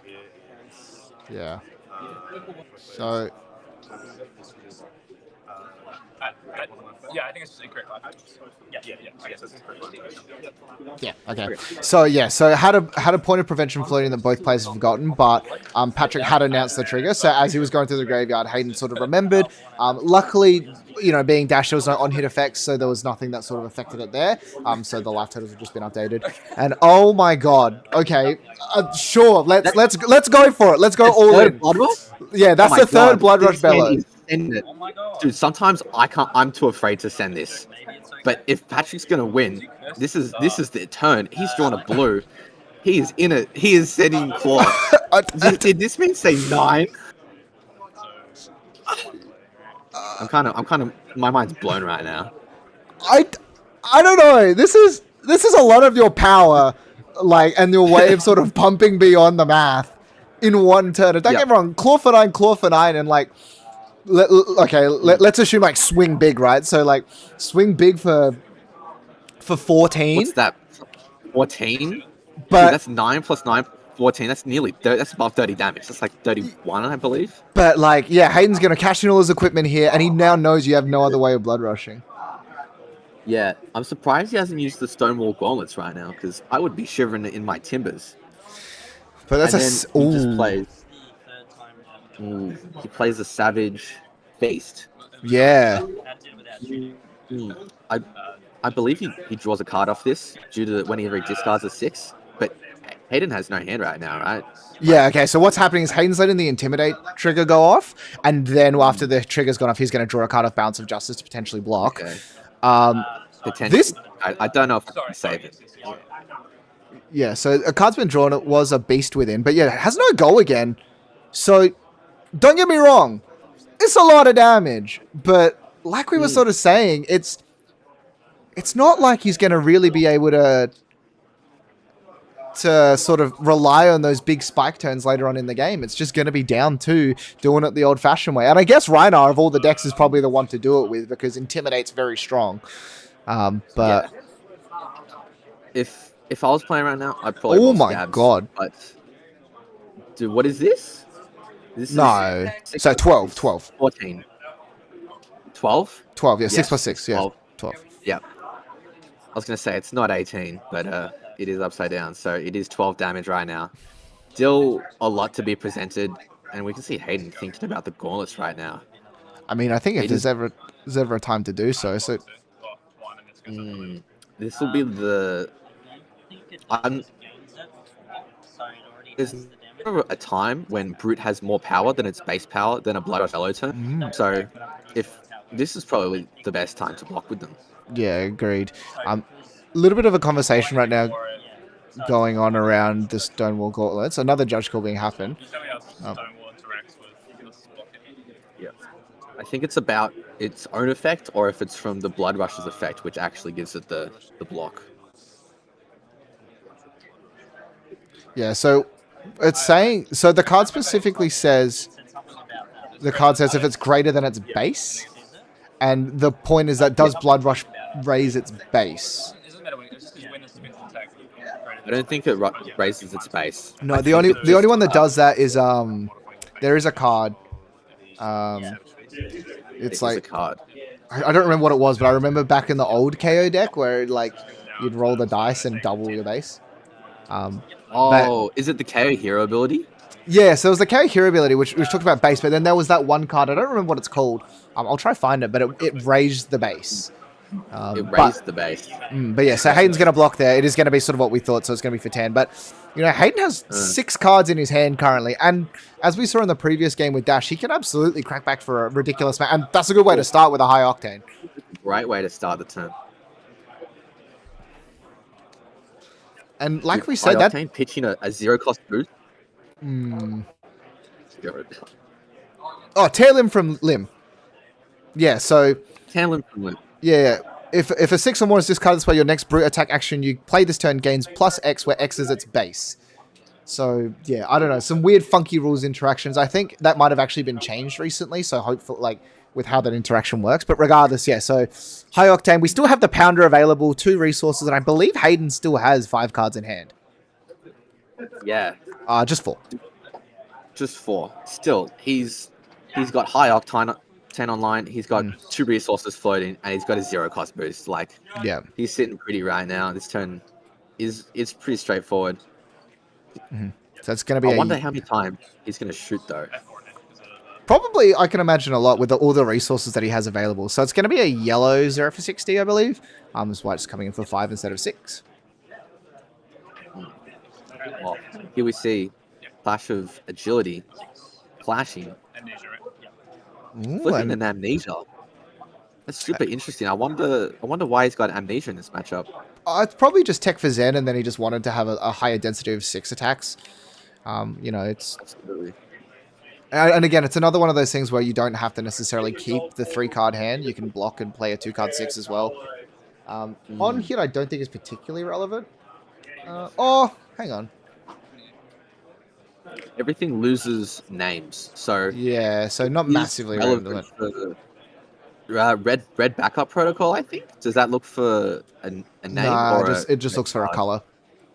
Okay, well, I presume it is for Zen, and you know what they say: if you can't fit it in your sideboard, it goes in your main board. Yeah, true.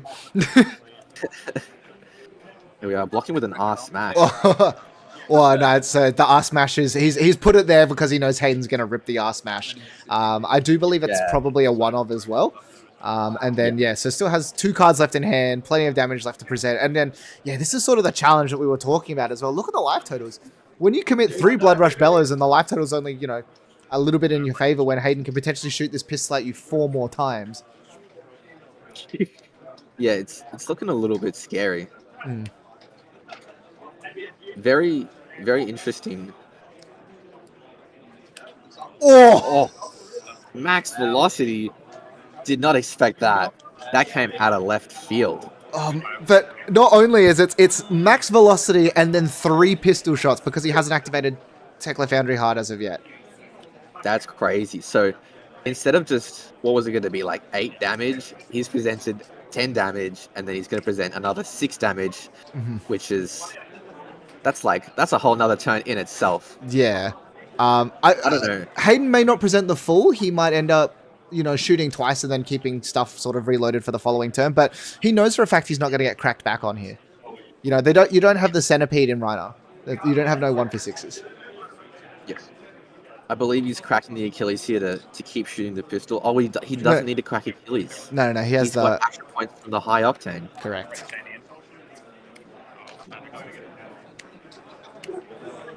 We see.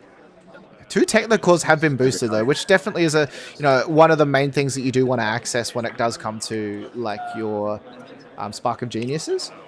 So losing 2 of those is definitely annoying, but look at this life disparity now, and also the fact that he's not only done all this damage, but Rhino has no cards available to actually play. Yeah, it can be very scary. Ending a turn, taking 16 damage, and having nothing to throw back. It's a scary position to be in.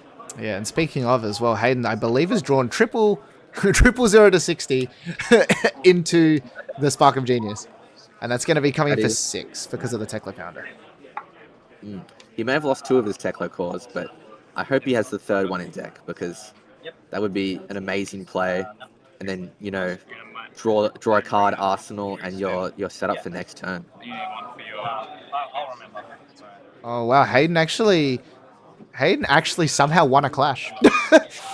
Did he just win that clash? That's crazy. Yeah, I can see the clash card right there. Well, I guess they're both getting mites today. Yeah, so Apex Bonebreaker is going to give a mite. Sharing the love. I wonder what was on top of his deck. I believe it was a Barrage and Beatdown. Okay. What about Hayden's deck? And I think Hayden's was a Pulse Wave Harpoon. So, yeah, so still plenty left available for Hayden here. Yeah, it was the 0 to 60 into Spark of Genius. So this one's going to come in for 4. Once again with a go again. The throttle on top.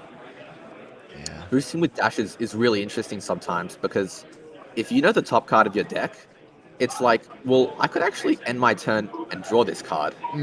You might lose. You're probably going to lose value if you haven't played all the cards in your hands. Yeah. But it can be.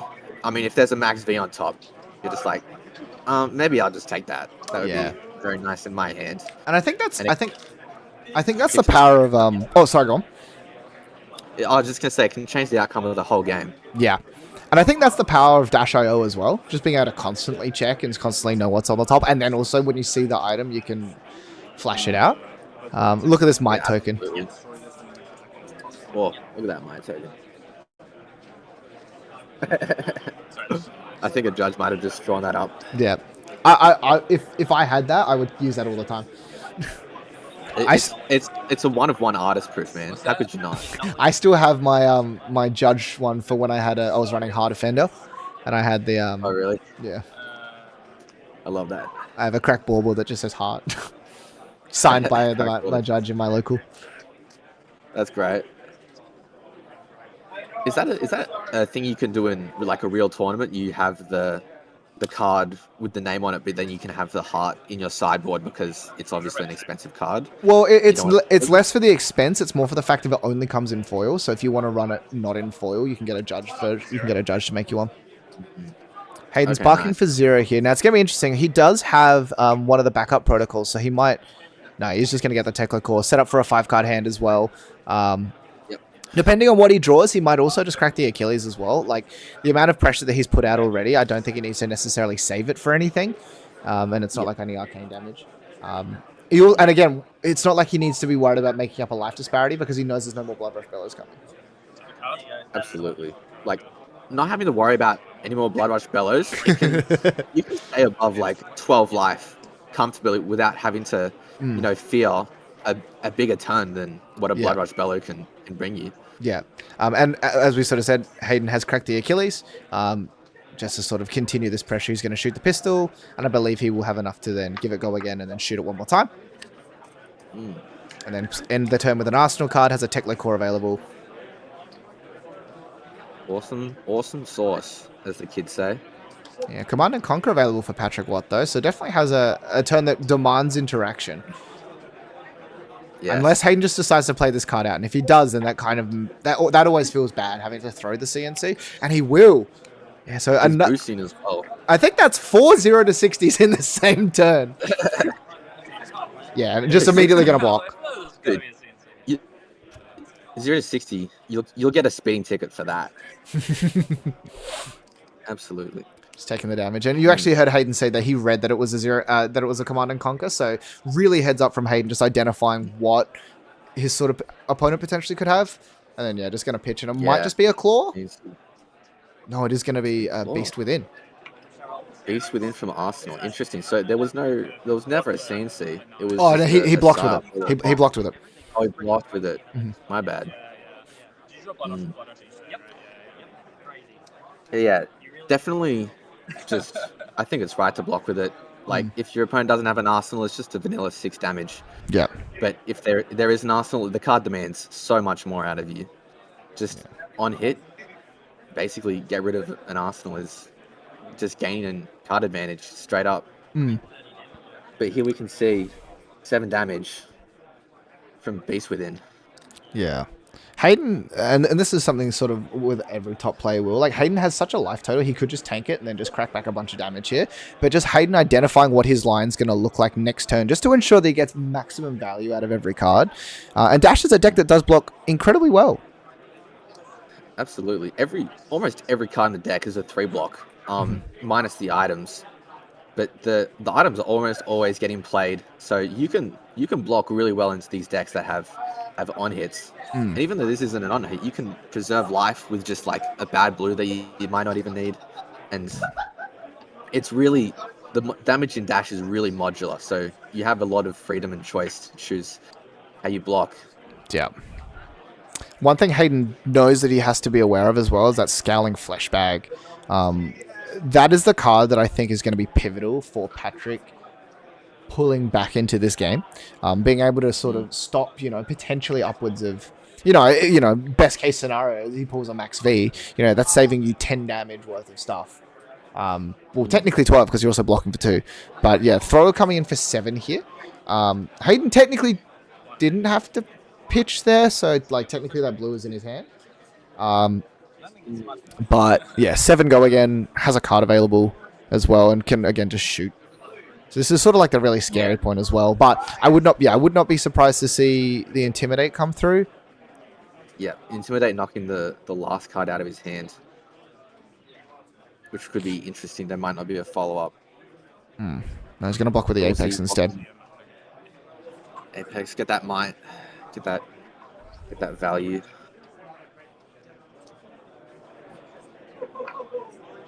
Closing the chain. Could be a Foundry Heart here. We'll have to see. Yeah.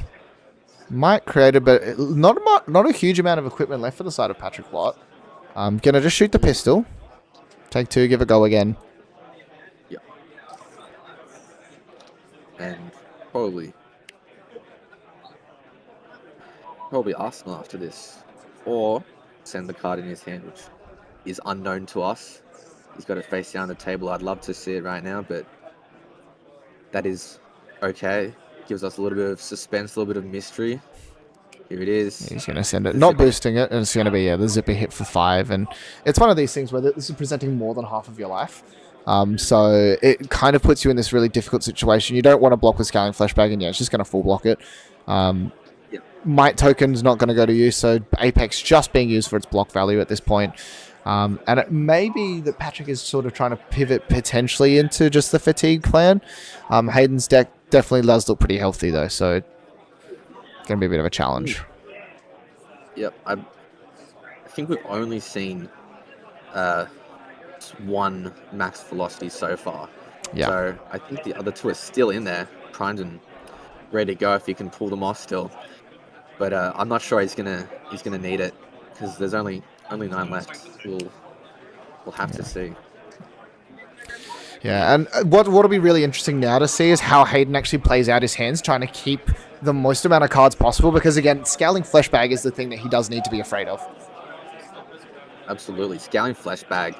If he does find the max V, which could close the game on the spot, that flesh bag is invaluable to him. It will just stop the max V straight out. Oh. And there it is. There's the max V. But also winning out the clash once again. I actually think of 3 clashes thus far, Dash has won 2 of them versus Reiner. Oh my god.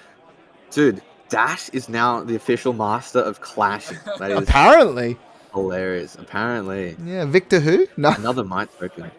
Victor? Yeah. Dash is the new KO now. Yeah, I think Hayden Dale's gonna have to pick himself up some might tokens because he's 2 this entire game. Yeah, evidently, and it's just one of those things. Sometimes variance does come into play with every card game, and Fab being a very low variance game overall, but hey, when you got it, you got it. When you got it, you got it. Speaking of variants, he hasn't used scab skin leathers all game, which is very, very restraint of him to do that. I would have maybe rolled once or twice this game. And this is an interesting point, and Hayden said as well. He said that having Max V on top makes it a little bit challenging for him, because obviously that's the card that he wants to sort of close the game. Yeah, exactly. That's what I was talking a little bit about like earlier. Like, you kind of want to not boost that away, but he's gonna find what's he gonna find? Probably the backup protocol so we can crank it and continue. Oh no, he's just gonna find Pounder. He's just gonna find Pounder. Man, he just wants to go to downtown right now. Absolutely smash Rhino out of the water. Apparently, is his plan. And again, he has 3 cards available, but he knows it's not going to be some like ginormous turn necessarily. So he's now set up with a Teklo Pounder and a Might token available for next turn. We'll have a card in Arsenal. And then, he gets to just do a lot of damage. So it's not this turn that's the scary one, because Hayden has such a life buffer. He also does have the Teklo Foundry Heart with 2 blocks available as well. And I think he probably made that play because he saw the Max V on top. Is that pulping? Oh, no. Ooh, what is this? I think it is the Strength Rules All. Yeah. Not a very popular card, but now back in this meta, I think since it's good into Zen, everyone might need have a cheeky read of it. Yeah, I'm pulling it up right now. It's not a card that I'm sort of familiar with myself. When this hits a hero, turn a card in their arsenal face up, then banishing an attack action card in their arsenal with less attack than damage dealt this way. So it's kind of like into Zen. I guess it's just like a second, copy of CNC.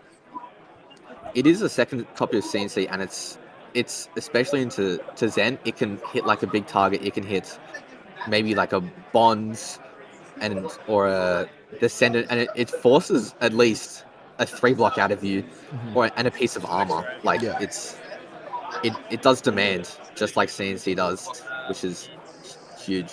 Yeah. Oh my god, is that it on the loop? I think that was an underloop. I think that's a little bit of tech for Enigma. And I think that's like I think those sorts of text is going to be. Oh, why do you think tech for Enigma, out of curiosity? I thought it was the unpreventable one. So dash into Enigma, which we saw last game.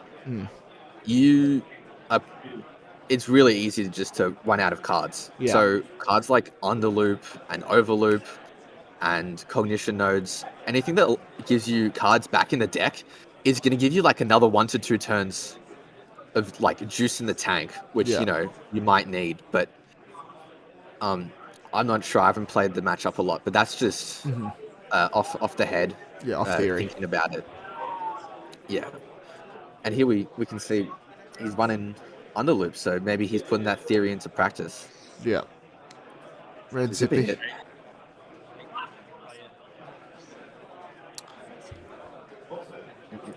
What? Yeah, so 6. So shouldn't that be 9? Oh, maybe it's a yellow Zippy. Oh, no, sorry, Zipper hit. Yeah, okay, yeah. 8 for 1 seems pretty good. That is an amazing rate. And especially with card in arsenal and card in hand, there's more to come. Yeah. Walking with 2 cards here. Once again, Haven't used the scaling yet. and I guess it's a bit of a challenging one because he knows there's a T-bone in Arsenal, but he can also just block with the boots again. So it's definitely interesting. But I think he's just trying to find his spot. You know what I mean? Trying to find the time where he can actually pull back some of this tempo. Here we go. Walking with the legs and a CNC. Yeah. 3 battle wand counters on the legs, I think. And this is something Hayden is incredibly good at. He's just identifying the fact that with one card, the damage output is not going to be particularly scary. So he's just setting up for these big 5-card hands, particularly when you've got Pounder and that sort of thing. You want to play for those abilities to just go. And I did think I saw a Twin Drive and potentially a Max V. So that there can just throw the math completely off when it comes to Flashbag. But I think, I think that's what you have to use the Flashbag for, to try and deny that max velocity. Yeah, the Flashbag's a tool to deny velocity, but Twin Drive is a tool to bait the Flashbag. Because you can boost twice on it and a boost before it, and you never know what's left in the dasher's hand. Yeah. Most of the time it's probably going to be a max velocity, but it could just be a bait, which could be interesting to see if that happens here. Yeah. I think Hayden should actually be at 13 here. Ooh, that's a good start. The fact that you see him pitch the Max V is also a bit scary. Yeah, so like, is that a tell? Has he got another one in his hands? Who knows? The height of this turn could be crazy, or he might just not have enough boosts to play it.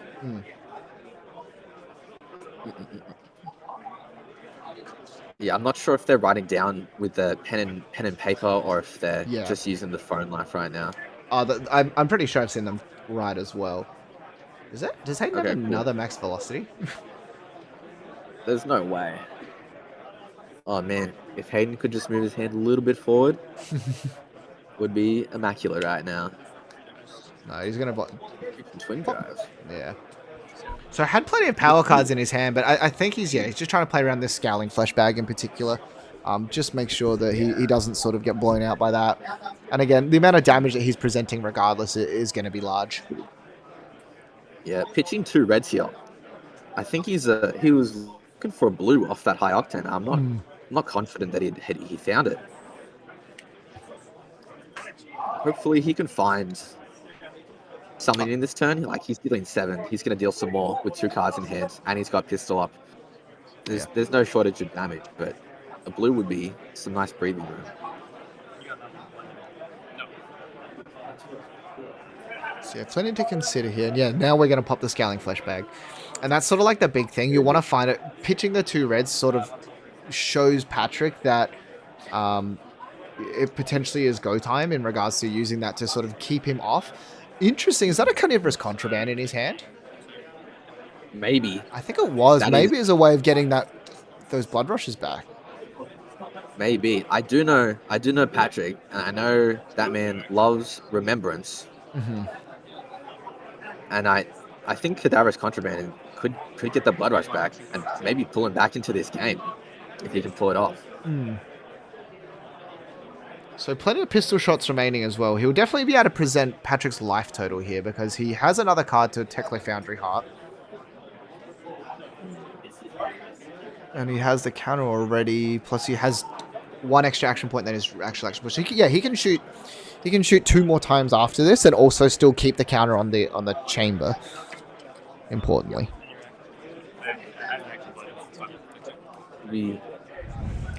Cool. At minimum, it's two pistols this turn, and I think that's just it. I think he can't play the card in his hand. Yeah. He can't. Yeah. So big red hand coming through for Hayden here, but still able to present a lot of damage, and this is sort of the challenge here when you don't have that much life to play with. This could be the breathing room that Patrick needs to pull through here. So I think Patrick's going to 1. No, he is just going to block. Okay. He's just going to block. Wins the clash again? What? This is making me cry, man. This is 3 clashes for dash. Yeah, and importantly, also revealed a pummel off the top as well. So Hayden now knows that there is going to be a pummel available if he's keeping cards in hand. I don't think he will be, and I think the pummel is going to be probably one of the first things to be blocked with. Yeah, it's quite an easy pistol block for sure. You see, the third high octane this game. Third High Octane also has a Might token available again. Probably the most amount of Might tokens I've ever seen a Dash have. Is this going to be pistol for 3? No. He's going to start with a boost, probably.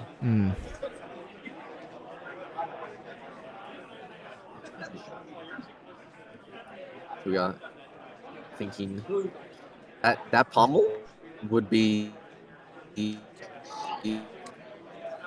crucial to making that Cadaverous Contraband hit, but unfortunately, it's Hayden's turn.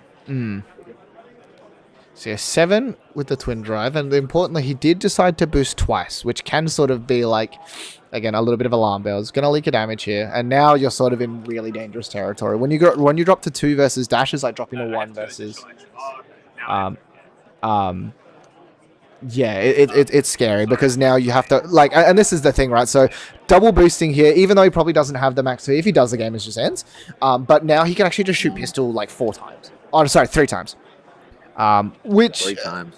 At 1 means that you have to.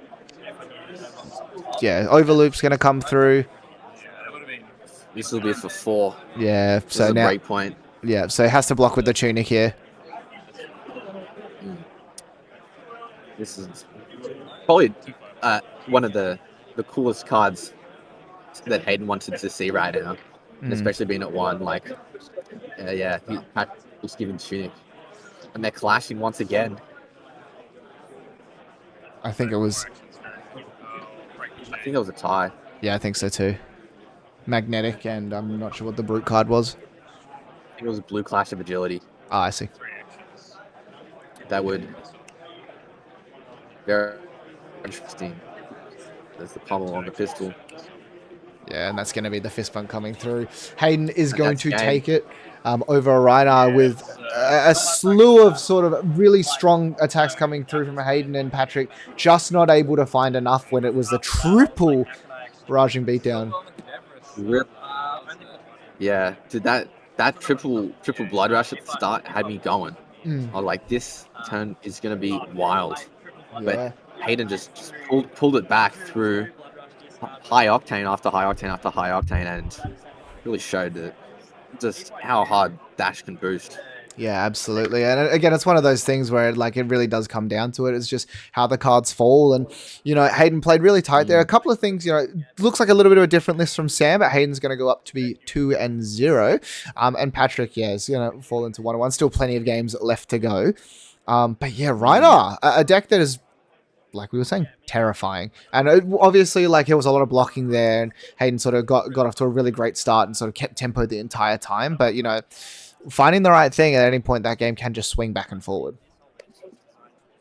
Absolutely. It's a very Rhinar dictated game. It's like, you know, Rhinar blocks as much as he wants, and then Dash has to suffer whatever Rhinar throws back. And Yeah. It can be pretty both ways.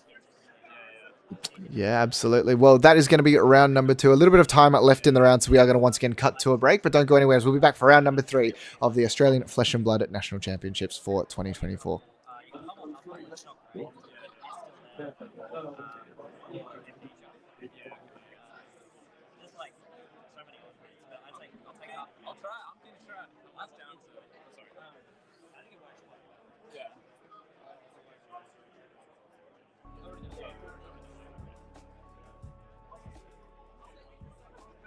Championship players, that is 10 minutes left in the round. Championship players, that is 10 minutes left in the round.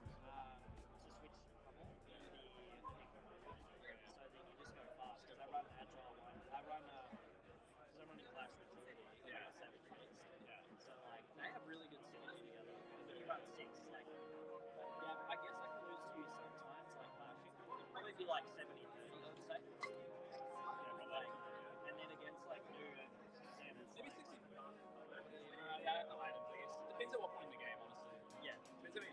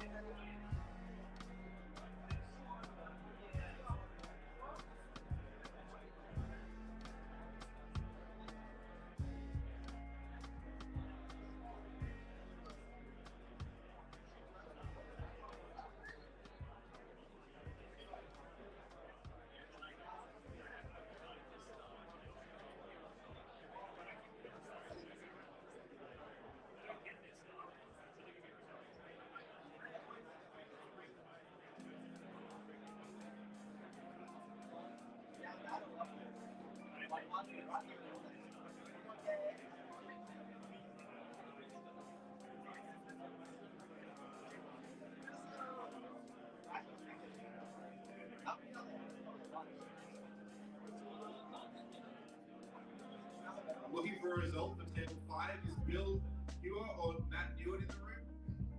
Result for table 5, please.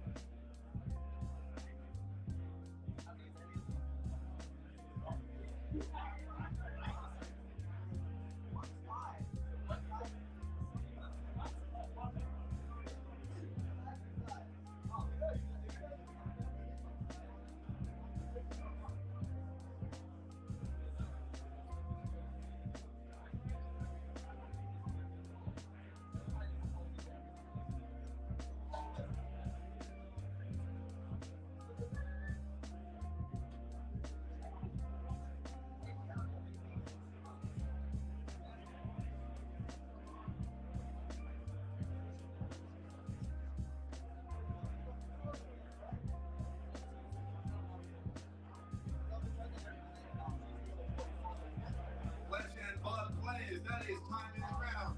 Flesh and blood players, that is time in the round.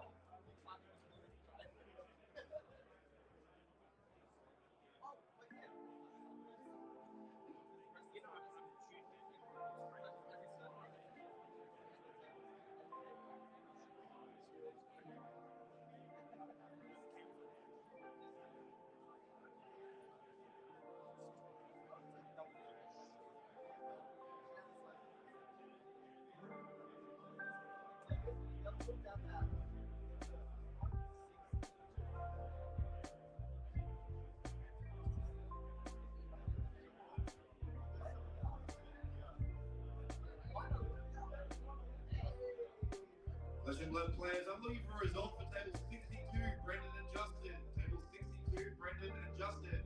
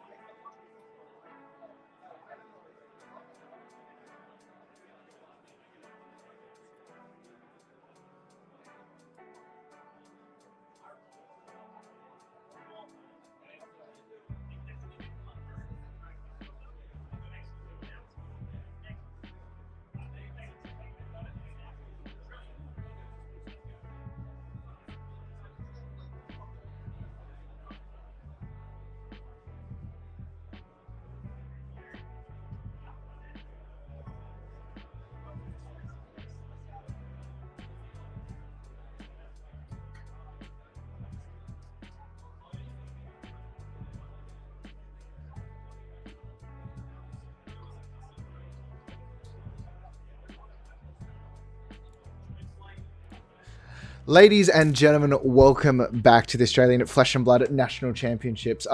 I'm back again with Mr. Phil Nagel. Phil, that you did watch a little bit of that second game. That game was hectic. Yeah, it definitely was that. Drawing three Blood Rush fellows after each other is Yeah, not probably exactly the most efficient way you'd want to use those, but damn, it definitely was it definitely was exciting to watch. Yeah, absolutely. Now, just so you guys know, just a little bit of an update. There's currently a time extension because of a deck check going on. That is in a new mirror. So we've got about 10 minutes where we can sort of talk a little bit about it all. And depending on how long that goes for, we might cut back to a break. But yeah, it's certainly interesting. It's one of those things where I really like the Stonewall Gauntlet. The more that I use it and the more that I sort of see it used in different scenarios, I think it is actually a really fantastic generic piece of equipment. And I will say, if I was playing Icelander still, I would absolutely be running that in my deck. Because, you know, being able to block 2 for 0 is a lot better than what we used to run, which was the Ironhide Gauntlet. Yeah, definitely getting that 2 block value and possibly more if they go longer on the combat chain. Yeah, so like the base is quite good, and the upside is even better. So a very nice addition in this part of this set. Yeah, it's that Stonewall Gauntlet. Yeah, it's just like on its base, it's just an Ironhide Gauntlet, which is fine. Like, you know what I mean? Like, we've definitely run Ironhide Gauntlets before and stuff like that. But yeah, its ceiling is a lot higher.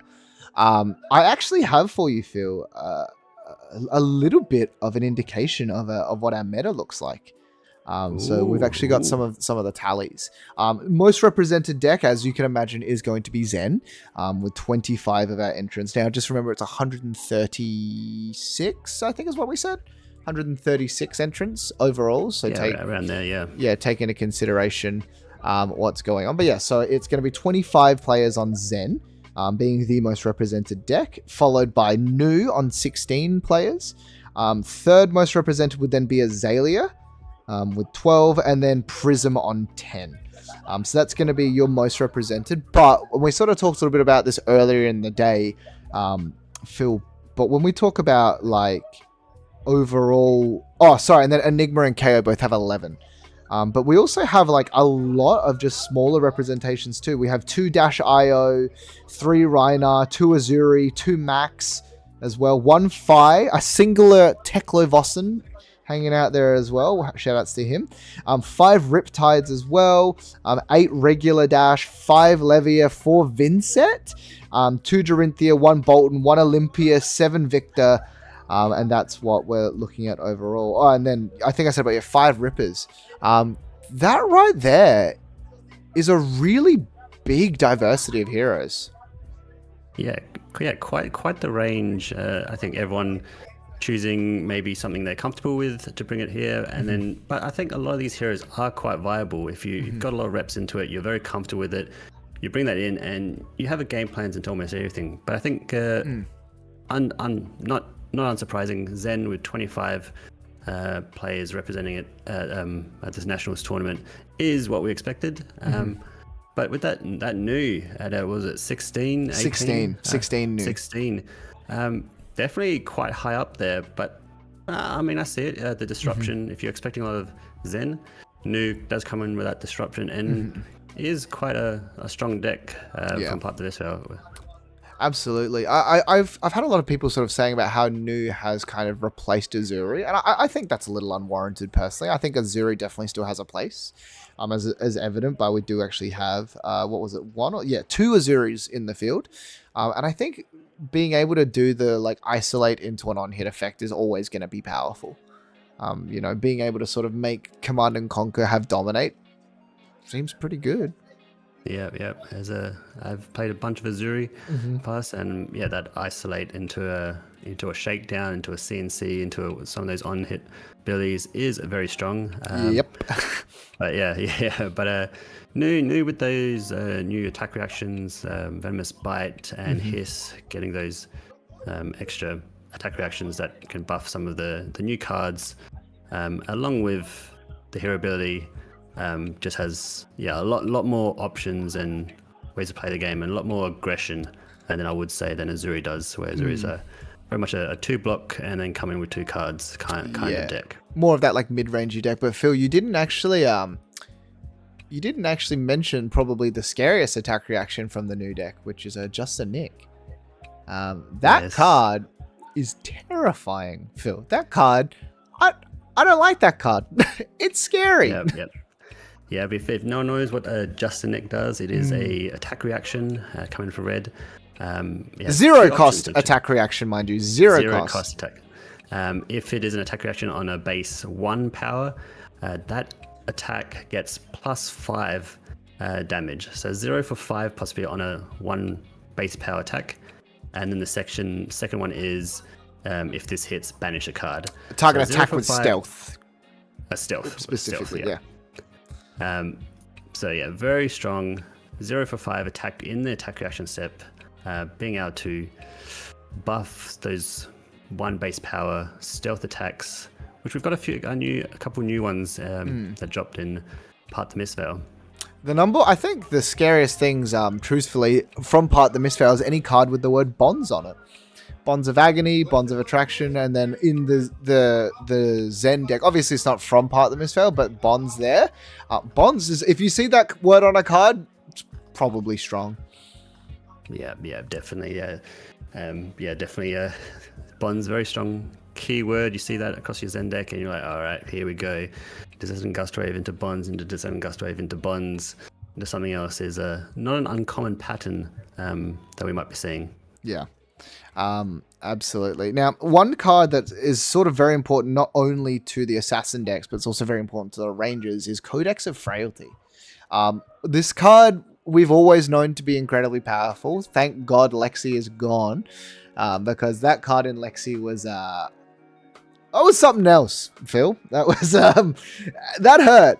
But also just having the absolute power of giving Azalea those slightly go wider turns, giving us Azuri and new access to cards that, like, they're really strong, powerful cards, like Surgical Extraction into some of these decks, or the Weakest Link, or whatever it needs to be, as well as setting you up with an arsenal for the following turn. That card is just absolute gas. Yes, very, very strong Assassin and Ranger card. As well, Riptide can use it as well, so it is strong in any deck that is able to be played in. Common playline is to finish the turn with a Codex of Frailty, bring in, like, for Assassin, a Leave No Witnesses. If it forces their opponent to have an Arsenal card, and that Leave No Witnesses will banish the card from the Arsenal and top of the deck if it hits. And then on the Ranger side, just bringing in like another zero cost arrow. Endless Arrows in particular. Infection. Endless Arrow, very strong. Or if the Tunic is up, if they're running Tunic, an Infecting Shot is for that extra damage is not a bad way to go. Riptide the same thing as well, though, too. Like, just any deck that can run it should, is sort of like why that card is so powerful. We did see a couple of lists cutting back on them, so it's not some lists were running 2, not 3. But I think ubiquitously people just know that card is a good card. Yeah. As in the words of the community, is like, have you read the card? Yeah, it is just a very strong card. Does a lot of very powerful stuff, and must have in those decks. I would assume. Yeah. We are getting set up with our next matchup, and it's going to be a doozy. One of my favorite decks is going to be here. Is we're actually got number 2 from last Nationals. We're going to have Fahad playing, who is going to be presenting Kano. I believe. Very exciting. I think it's kind of scary to run Kano into the current meta because Enigma is such a hard matchup for you. But also, speaking of, one of our boys, I believe, is that who I think it is? Hang on, we'll find out in just a moment. Yeah. I mean, I think the Kano into it Enigma is matchup is. Yeah, sorry, it's Connor Archer, a local player. Very, very good friend of ours. Very, very good friend of mine. Both of our hairdressers as well. Incredible hairdresser. Getting set up as well. And I do believe he's actually on Enigma. So this is going to be one of those ones where it's going to be very interesting to see how Fahad navigates this matchup. Yes. So we have to see what to do. So is it confirmed Fahad is on Kano? I'm just confirming it now. Or is he on Enigma? Yeah, we'll have to see what heroes they present. Yeah. What we see. But yeah, this should be a great match. No matter what happens, whether it's Kano or Enigma. Yeah. I'm just getting the details right now. But I can confirm it is going to be Fahad versus Connor Archer. Connor is on Enigma. That is confirmed. Is Fahad? I can't tell. He currently has an Enigma on the field, but I'm not sure. No, he is. Yep. Damn. So yeah, we can see the feed. And yeah, we see that they're both presenting Enigma for this match. Yeah. Which is good. Like, I mean, like, Enigma definitely a strong deck. But sorry, we just lost the feed. You just have to give me a second. Sorry, guys. I'm also trying to do the production end of it as well, so you will have to bear with me a little bit. Where is the cameras gone? One sec. Sorry. There we go. Okay. Yeah. Cool. Sorry, we're just getting the last little bits sort of sorted. Now, I know a little bit about Connor's deck. Connor is not on your traditional Enigma list. He's brought a little bit of spice, actually. I'm not sure if you've seen it, Phil, but when he reveals, pick the weapon, because it's not what we think it is. Yeah, all right. So we'll see what weapon they present, and that could really determine. So obviously the stock standard thing you'd probably see Enigmas on is that Cosmo Scroll of Ancestry. Mm-hmm. But if, like what you say, we've got a bit of spice and I've got to keep an eye out on the weapon, we'll definitely see what it's going to now see what that weapon shows up as. I will say, Phil, traditionally the Enigma mirror, it's pretty stompy. So traditionally, one player will get ahead, and then like it kind of just runs away with it. But I'm hoping that with Connor's sort of adjustments to the deck, and as well as just, like with play, it will be a little bit more competitive. But I've definitely been on the receiving end of an Enigma mirror once before, where it was very much just my opponent playing and me trying my best. Yeah. With both of these decks vying for game state, though, the board state, having the most auras, we can definitely see that. Quite often the case is we'll be stuck at 40-40 for quite a while, and then one of the Enigma players will just start gaining control and start kind of gaining tempo and rolling from there. So we have to see if that happens this time around, or if it's a little bit more back and forth with their board state, with the damage output as such. Yeah, I definitely hope so. I'd be surprised. Like, the thing with it is that you kind of know what you're versing. Like, you know that you are going to be more likely than not playing a mirror at some point throughout the day. As we sort of look a little bit through, Fahad has that beautiful Marvel Enigma as well, which I think is one of the nicest Marvels. But I will say that I love the young art for Enigma. Yeah. The young art for Enigma is very special, very different vibe to it. But yeah, I mean, this whole set has some amazing art. The theme of in Mysterio is just an amazing place to be able to visit and go to. It really is. Fahad accidentally revealing a bit of information. Spoiler alert: he's running Transcend. That Traverse the Universe. Yeah, Traverse. Headpiece. Sorry. Yeah. In fairness, I think it's the right call. That card is not only beautiful in full art, but it is incredibly powerful, enabling those big turns consistently. Yeah, being able to block 2 and then tutor blue resource, which turns on so many different aspects of your deck. Your hero manifests as Mirage. In that first round, we saw it turn on Unravel Aggression to get that extra card. So just an amazing piece of utility available to these Mystic heroes with Traverse the Universe. Yeah. Hearing both the players. Obviously, really aiming to get that Transcend as quick as possible to be able to get the most utilization from that Traverse the Universe. Yeah. These two players, both some of the nicest people you'll ever meet. Just having a bit of discussion about how they all went last year. Fahad obviously coming second last year on Kano, losing only to Sam Sutherland in that final one. And as you can see, Reality Refractor. for Mr. Connor Reality Archer. Refractor. Now, for those of you who don't know what this card does, yeah, and you can hear Fahad say it himself, very spicy. I like what you're doing here, but it's definitely an interesting decision. Reality Refractor is all illusionist auras you control are weapons with base 5 with once per turn action pay 2 to attack. Now, what this means is that card for card, his auras are going to be are going to be more powerful, but he's losing that go again, go wide ability, which in the mirror, we're not sure how it could go, because it could mean that he might struggle to remove auras, but we shall see. Fahad does have that one cloaked piece of equipment, and then is one the traditional Cosmo, but Connor, again, presenting Wave of Reality, because getting that Spectral Shield is very important. Yeah. Again, preventing that 1 damage, creating that Spectral Shield, which then turns on being able to attack with Reality Refractor, which that first Spectral Shield also gets that debuff in cost, so there'll be a 1 for 5 coming in, a Spectral Shield. And a nice way to start off for Connor, Phantasmaclasm being presented, and there's a pretty obvious choice of what we're taking. We're putting the Amnesia on the bottom, removing the Popper. Very quick choice there from Connor, again with that Popper, but we'll see if Fahad managed to get into another Popper. It doesn't look like he's drawn the second Fate for scene and has a handful of reactions. Fate.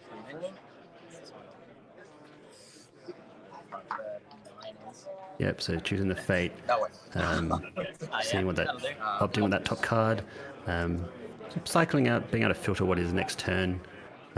It's going to look like. Yeah, and then sinking away the card he doesn't need as well.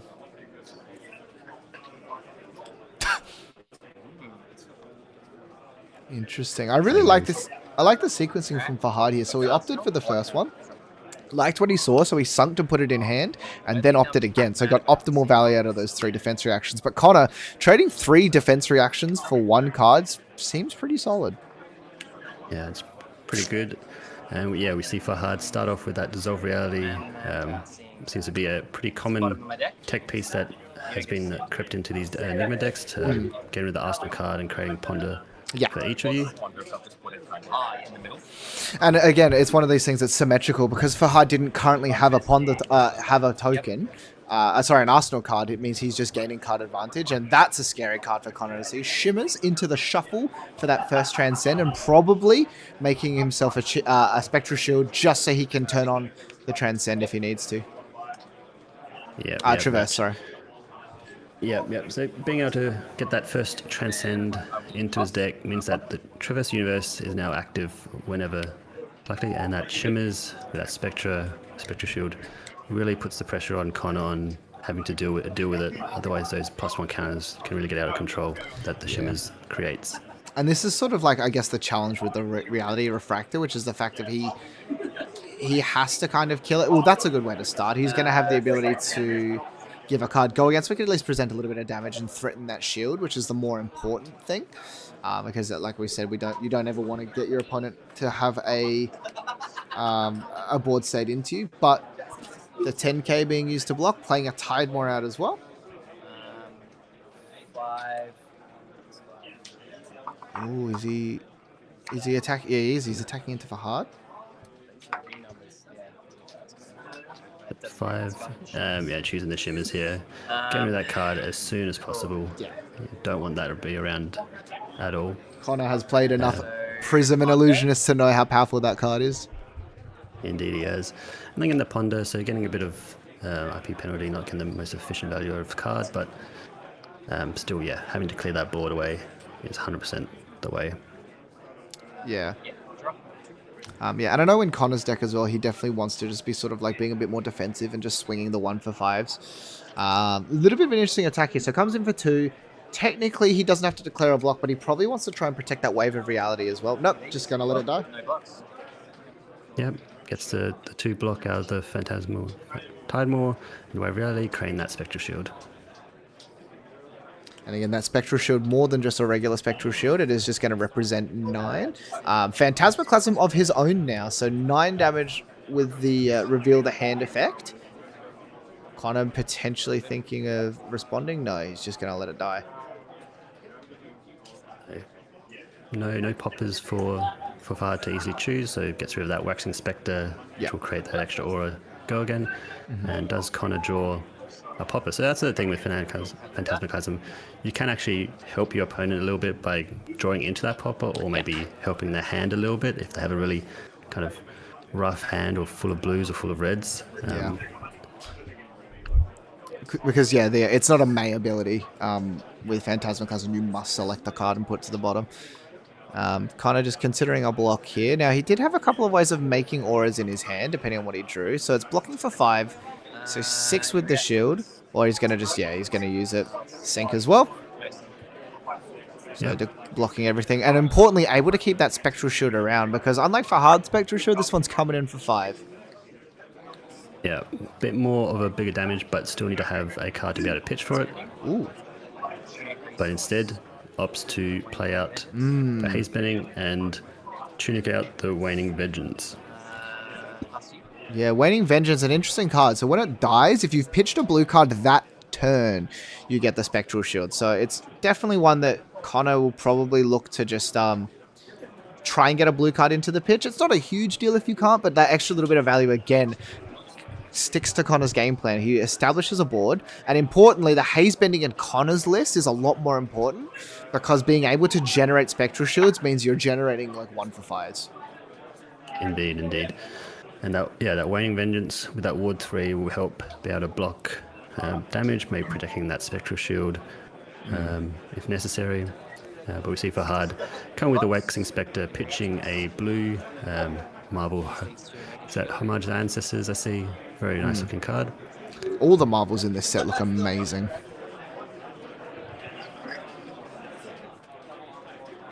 Looks like another Phantasmaclasm? Yeah. Yeah, Connor. G's coming through here, so 9 coming through. Reveals the hand. E-Strike, probably the more important one there. It's one of the few ways he has of going. No, he's going to get rid of the Passing Mirage. I think that was a Haze Bending. Oh, Haze Bending, yes. They don't want to have more of those auras being generated. If you have 2 out, creating 2 Spectral Shields for each aura that gets destroyed can get quite messy and quite big on Connor's side. Yeah, and this is where Connor has to sort of make a bit of a decision as well what he wants to do. Fahad is starting to establish a little bit of a board presence, which is sort of how these matchups start rolling in one direction. Connor, just decided to take 8 here. Happy to lose the shield in this instance. Probably not happy about it, but needs to be able to crack back with some damage to sort of establish a bit more of a board. Yes, definitely. And that the Haze Bending is still around, so he still has a little bit of board presence, but Fahad does have that Spectral Shield and Waxing Spectre. But we'll start off with that E-Strike, bottoming a card, and choosing +2. Yeah. So trying to force out some blocks from Fahad, or force a bit of a board wipe.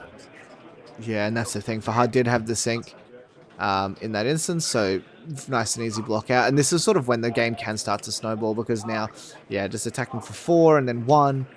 4 and then 2, both with go against. Still has a card available in his hand as well with 2 resources floating, so world kind of his oyster here.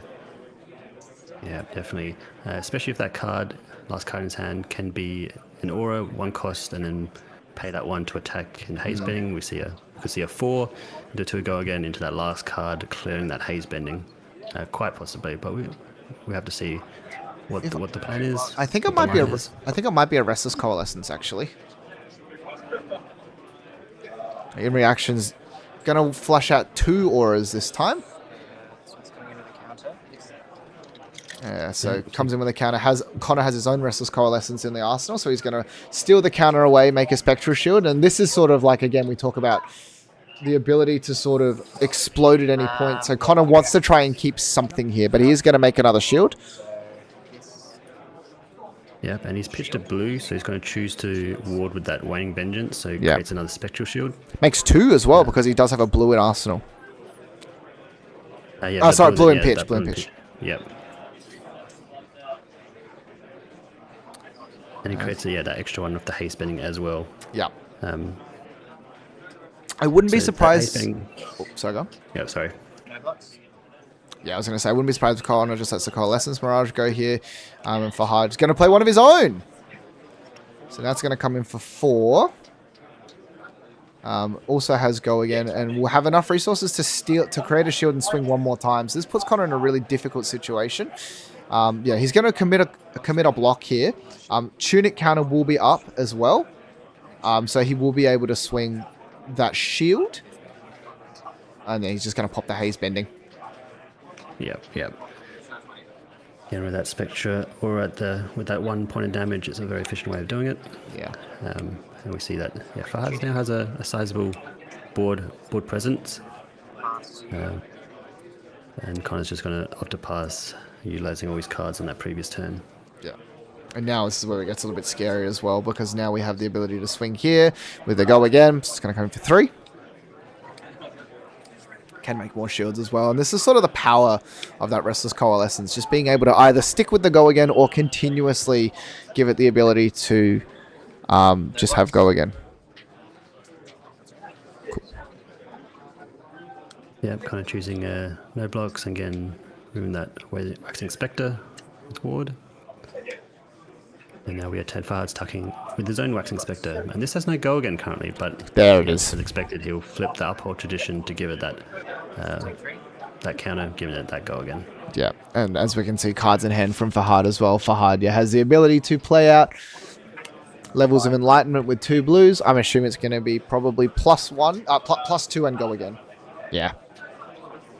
And then come in with a shield after. And this is sort of where the Enigma matchup can start to sort of roll away. Connor needs to establish a really big turn if he can to try and clear off a bunch of these auras, but has so much available. And that's definitely a way to sort of help lock it up to haze bending of his own. Yep, haze bending, and he has those 2 non-token auras, which if Fahad decides to not block and get those auras removed, and then creates an extra Spectre shield and has that extra ward from Uphold Tradition. But Connor did not choose not to block that whole hand, so he is going to choose to try and come back with as much damage to try and clear this board state that Fahad has now been able to produce. Mm-hmm. I think one of the other sort of big things that is a big deal in this matchup is the fact that Fahad has transcended, so he can block with the with the headpiece at any point, if he finds like a mirror guy, for example. But no, he's just going to play another Restless Coalescence, steal across that counter for value, and then declare no blocks. He'll replace the shield because of the haze bending as well, and this is sort of when it starts to get really challenging, because he still has plenty available in the tank, can make some shields to protect as well, and still 3 cards in hand with another levels of Enlightenment there present. Yeah, still has lots of options here to attack with or to block with. And now we have Connor with a Waning Vengeance to finish off the turn to just clear that haze bending. Yeah, technically it would have come in for 5, but the haze bending, the more important of the cards, making sure that card needs to be removed, otherwise Fahad's just going to get too much value. Yeah, of course. And now we see Fahad start with that Restless Coalescence with that counter, coming in for 3 with go again.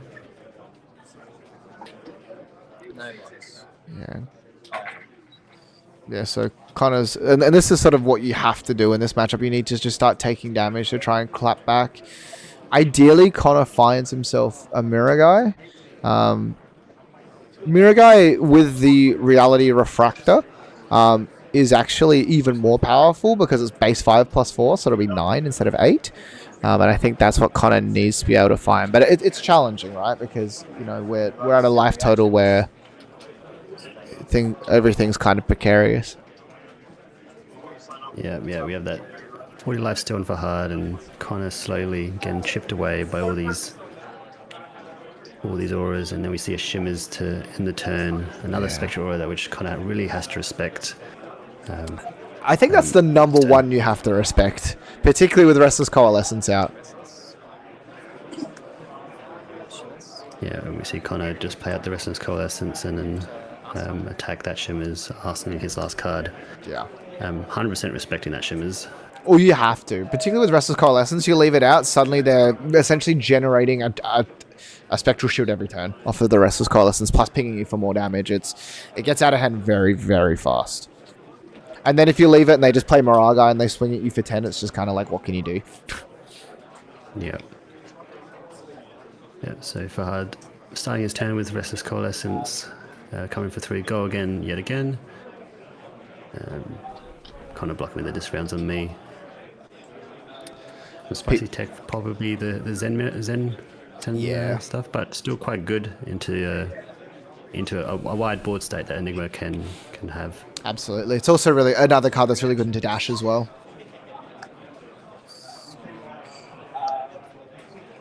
And we see another block from us, the sync blow from Arsenal to block out the second Restless Coalescence that has go again. Oh. You want to talk about beautiful cards? That's Command and Conquer, but not just any Command and Conquer. That is the Marvel Command and Conquer. Yeah, the fabled edition from Dynasty. And yeah, Looking at Fahad's face. Sorry, I'm Fahad. Yeah, Connor's like 2 resources floating. You wouldn't do that to me, right? And Fahad just sort of, I don't know. we definitely did see that pummel in that first round, so could definitely be a thing. Fortunately, Connor did play that sync below from Arsenal on the Restless Coalescence, so got value out of that. But now, yeah, does Fahad have that cheeky pummel, the CNC pummel that we all love to see? No, he does not. He has another Waning Spectre instead. Waning Vengeance, sorry. Waning Vengeance. Yeah, so we see the life total 40 to 20, and Fahad has the much superior board state, so looking kind of dire for Connor here. But we'll see what he can cook up to get over this. Yeah, the scary thing is it's actually more like 51 to 20 because of the amount of ward available. He's just going to flash another one out, let it die, but because he has pitched a blue card, he will make a shield, which also means now if Connor attacks again, he can let the other one die and generate a 4th shield. But Phantasmaclasm is definitely going to help out. Yep. So revealing a Waxing Spectre and a Haze Bending. So I think you have to take the blue, right? Yeah, I would assume so. Get rid of the resources. I mean, Enigma has a lot of blues, but if Fahad draws this other red, it really kind of stifles the turn. But it draws the levels in alignment, so it does get that blue replenished to be able to attack multiple times. Yeah. Yep. 1, 2, 3, 4, 5, 6, 7, 8, 9. Yep. And then make sure. Right, waiting back. Oh, yeah, yep. And it's the count of the Restless Coalescence to create that Spectral Shield, and then clears the remainder to block out the damage, still having the Restless Coalescence and another Spectral Shield to play around with. And like, this is the thing, right? Connor just presented 9 damage. Fahad took nothing and still has board presence available. That's sort of that's what makes this deck scary. Yeah. So starting again with that aura with the counter to give it with Say's go again, coming for 3. I don't think Connor has transcended yet, so that Traverse Universe is still not getting the full value. Yeah. And Fahad still has his, and it has transcended. So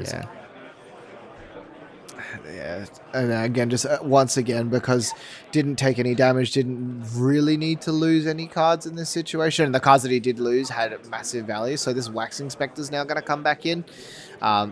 Using the Tunic they'll swing for 4, and then we'll also have a shield ping as well. Connor's keeping a bunch of cards, and Fahad, the board is dwindling, so there is light at the end of the tunnel. But it's definitely looking a little bit challenging for Connor. Yeah. The health.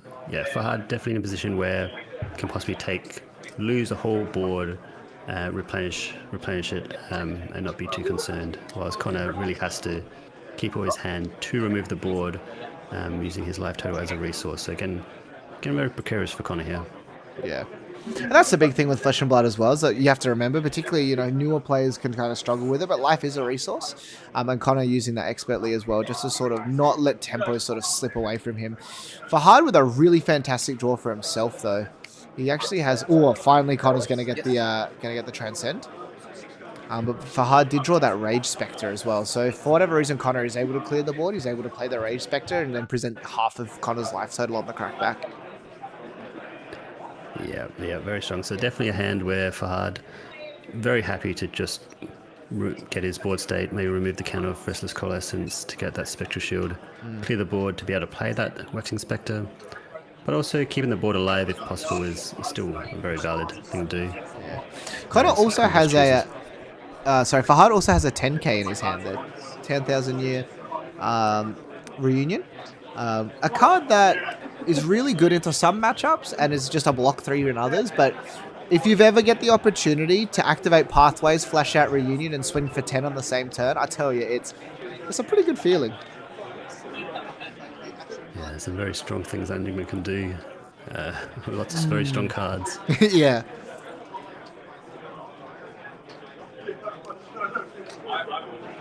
So see what Connor ends up doing. Pitches that in a chi to play out a... Which we can't quite see what that is. So this round's on me, actually. This round's on me.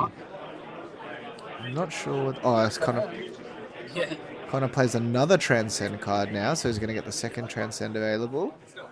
Something. It's a lot of like spinning my wheels. Yeah, so it seemed like it was a stir the pot, so shuffling his deck.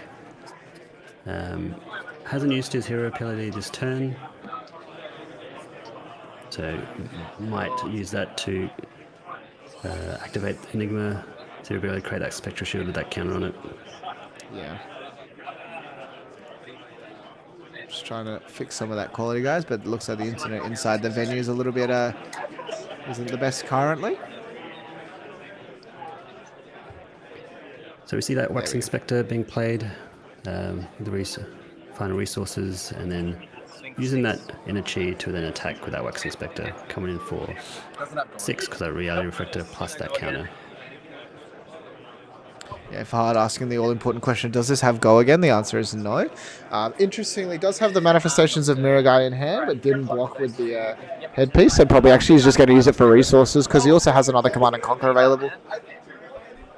Yep. Now, Command and Conquer, obviously less impactful when you don't have an arsenal, but Enigma as a deck will run a lot. And I mean a lot of defense reactions. So turning defense reactions off is also a very big deal.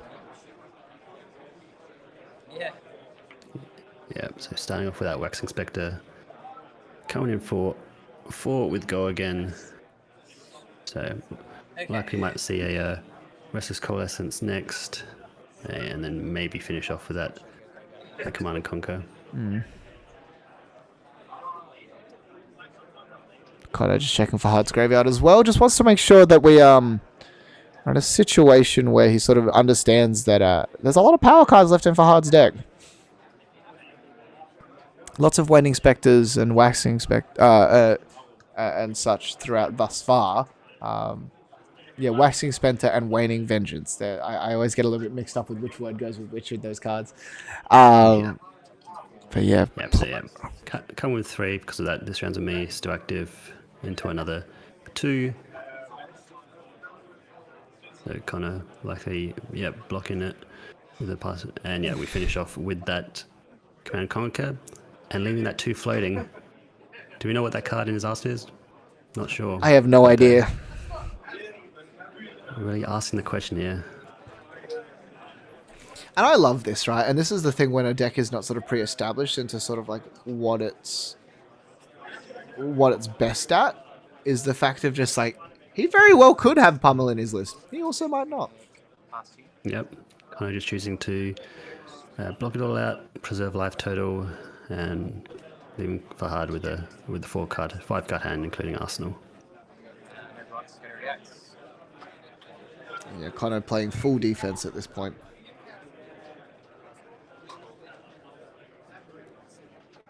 Yep, just full blocking that Waxing Spectre with that Fate Foreseen, opting the card to the bottom. See you later, we'll see that maybe later, or not at all.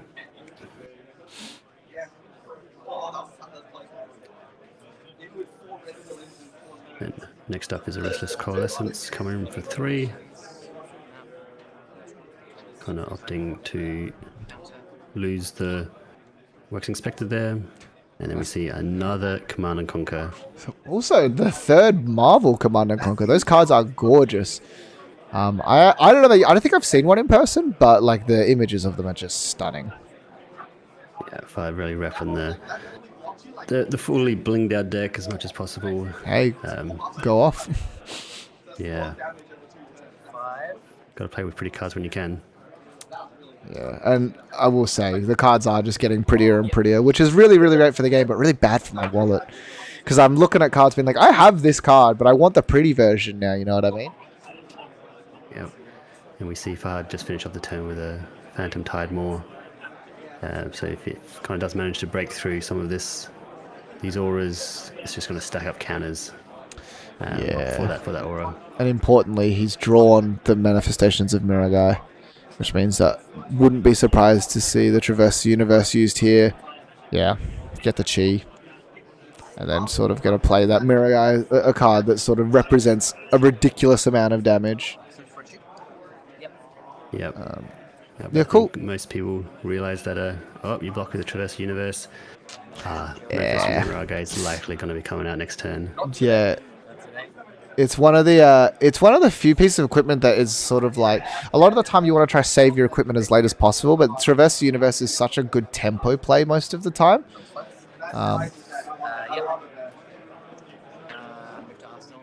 Can that full blocked for there, not removing any ward, and just kind of just Arsenal's his last card. Yeah, and we go again. Just going to attack in.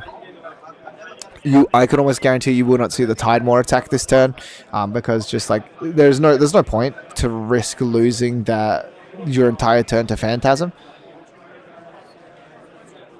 Because that's one thing that people forget is that Tidemore is a Phantasm card. Yes, yep.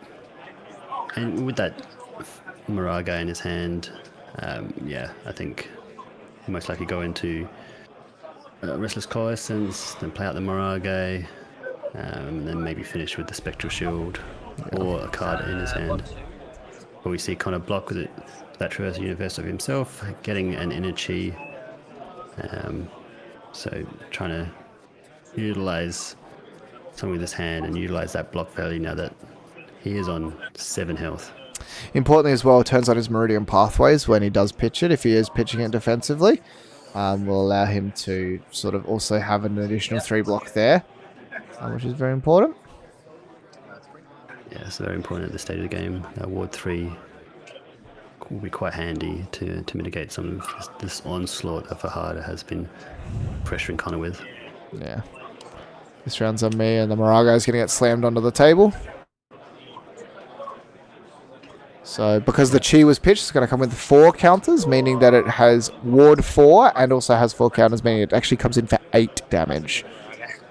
Yep, and because he's played a blue card, he then uses a Transcend from his hand, giving himself a few more resources, or just possibly activate Enigma's ability to create a Spectral Shield with a counter, and he has that Tuning Cup to but yep, decides to attack with the Miragai.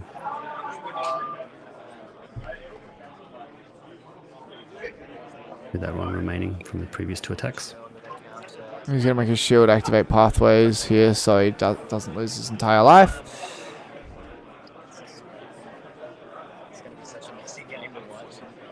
Yep, so currently 4 ward.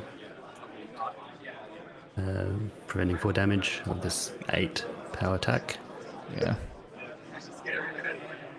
I made the dash 4 times in the first 4 turns of the game, and I still went for 1. I just barely Plenty of consideration here for Connor, but it's one of these ones that is quite challenging. So 3, 6, 7, so he's taking 1 currently. But the scary thing for him is the fact of he's going to activate Enigma, make another shield, but Connor's not going to have a huge amount to actually crack back with, which means the Miragai gets to just sit there. Yeah, it's another 2 damage. No resources flowing, but still has the option of using Tunic to then attack with an Spectral Shield for 1. Really dropping their life total. And as spoken before, this Enigma matchup often does go into like a 40-0 situation, which is definitely what we're seeing here. And and he's just drawn the Sacred Art as well. So don't get me wrong, this definitely looks brutal. But it is sort of just how the matchup goes when one person establishes a board presence. When it establishes a board presence, it is going to sort of put all this pressure on, and you can see Fahad is just going to block out a little bit here. I believe he is going to have the Sacred Art still available to him if a card in his arsenal is blue. He has a Transcend card. But even then, I think I think he just pitches it and just swings. Like attack for 8 here, then yeah. So what's this? 8 and then 3, 4. So 8 plus 7, 15, 16, 17, 18, 19 damage, just with what he currently has on board. Plus we don't know what's his arsenal.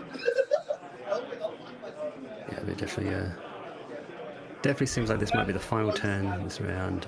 Fahad just going attacking with as many auras as possible, and yeah, fist bump to seal the deal. Fahad gets there in the Enigma Mirror. Yeah. Quite the game, and yes, Fahad just managed to present that board state and kind of did his best to try and clear, but yeah, using his life as a resource, but eventually just gets to a point. Fahad just kept on growing and growing and growing. Yeah, and that sort of what we're talking about. We'll just listen to the players have a discussion amongst the two of them as well. I don't either. Yeah, fair. Players just exchanging laughs. But yeah, that is going to be round number 3 with Fahad, current second from the previous national championships, taking over Connor Archer. Definitely like a matchup that can go sort of very one direction either way relatively quickly. But also I think with Connor's lists and sort of the fact that, he doesn't have the ability to sort of take those go wide turns and crack back tempo also makes it really hard. And Fahad as well had really good Spectra timings as well, knowing when to just sort of save a bit of damage and just play those Spectras, because in a way they actually protect your board as well because they have to be dealt with. Yeah, definitely played that masterfully. Definitely can see that he has a lot of reps in this and is able to knows what cards to play, when to play it, when to hold and when to form, as everyone likes to say. Yeah. And just absolute masterful play there. Yeah, absolutely. Well, ladies and gentlemen, that was our third and final round of Classic Constructed for the day. So what's going to happen in just a moment is we are going to cut to a break, not only to let the players actually finish up their round, but also just so they can actually have time to draft. We had a bit of a discussion with the judges in regards to competitive integrity. We will not be streaming the draft live. Not saying that anyone here would be watching the stream or cheating or anything like that, but the main thing is that we want to just ensure absolute competitive integrity. We also have access to deck lists on here, but we're not sharing that information just in case someone is watching, because everyone deck lists aren't open in general, so we'll see from there. I am going to be bowing out for the rest of the day, so I'll be leaving it up to Phil and Spencer to take you through 2 amazing rounds of draft.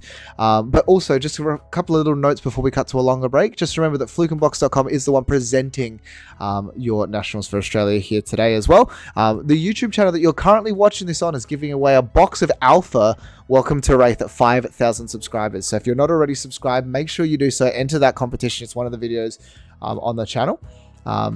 Really, really great. Get a chance to have a piece of history, have the chance of cracking that all fabled, cold foil tunic, or even better, the cold foil heart.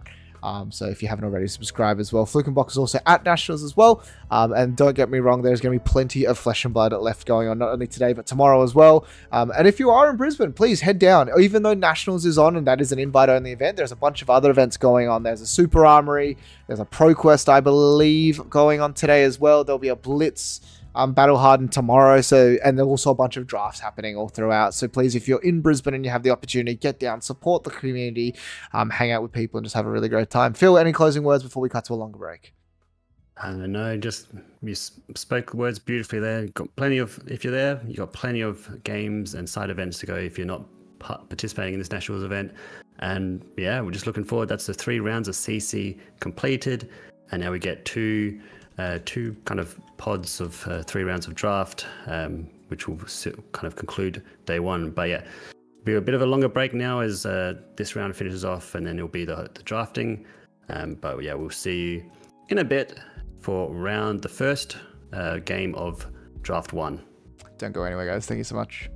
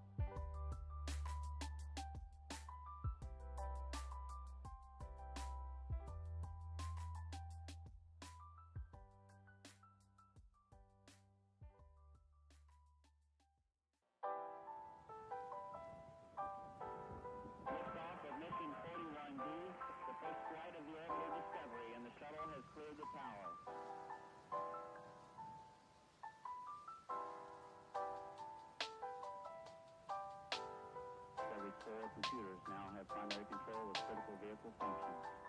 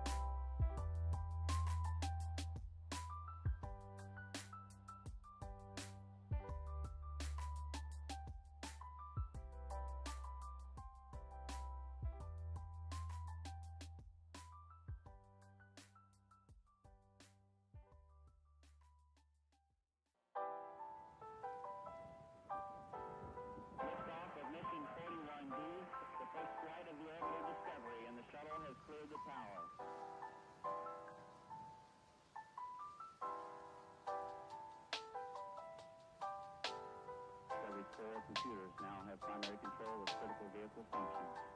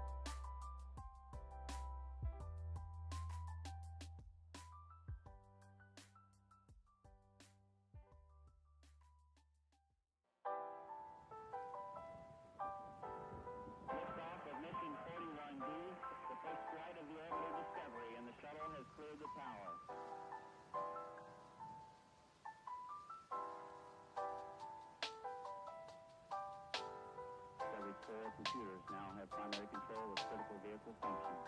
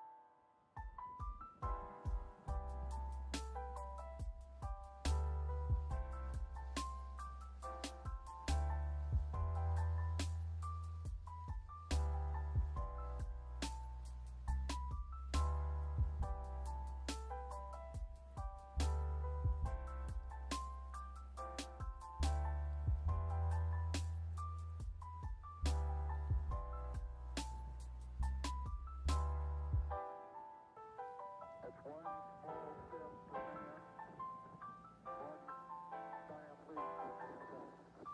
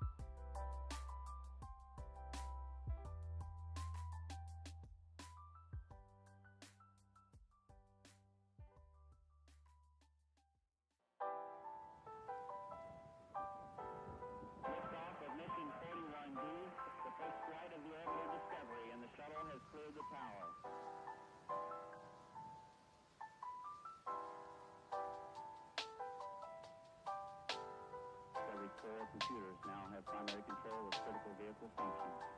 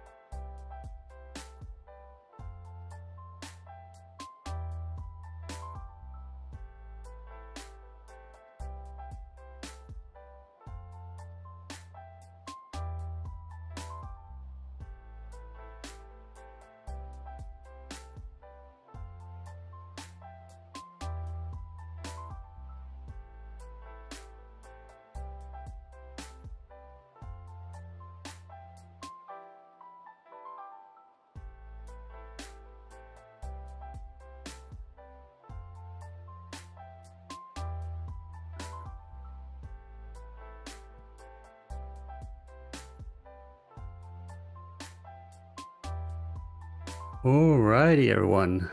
We are back from our little extended break from drafting. And I'm Phil, and joining me is Spencer. How you doing, Spencer? I'm doing good. How you doing, Phil? Pretty good, pretty good. What's the vibe like that? You're at the venue, watching them all draft. Everyone's been happy. Everyone's been positive. Everyone's been like real positive. I've heard people going like thinking like how crazy their draft was. Like they've been like walking around like this. Like some people had like 4 Majestics in their deck or something, and everyone's ready to go. They're ready to rumble. Oh, that's it. That's excellent here. Yeah, that is. We don't have our first pairing for our match as of yet. But yeah, it's definitely seemed like people are quite happy with the way they draft. From what you're saying, definitely got a few. What do you think people have been? What's the kind of breakdown per pod, like pods you reckon on average these draft drafters would do? Well, I'm not sure the average breakdown, but I think that probably the most popular hero is either Zen or Enigma in these pods, just because Zen is like so easy to draft. It's just aggro, damage, and then Enigma. I don't know. There's a million Illusionist fans in Melbourne for some reason, so I feel like they're all pretty biased towards Enigma right now. So yeah, what about your experience? Have you played drafts? What are your expectations to see?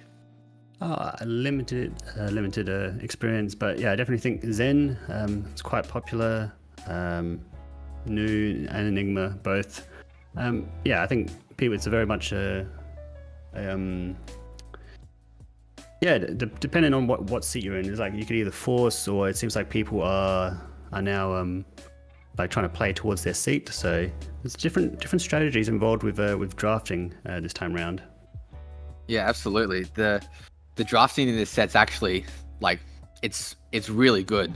That the signals are there. There's only 3 heroes, so usually the split is like 3-3-2. 2 is either Enigma or No. I think Zen's probably the most popular, and the signals you get, like with Chi disappearing and equipment being really useful in this format, is quite a lot of fun. I love it.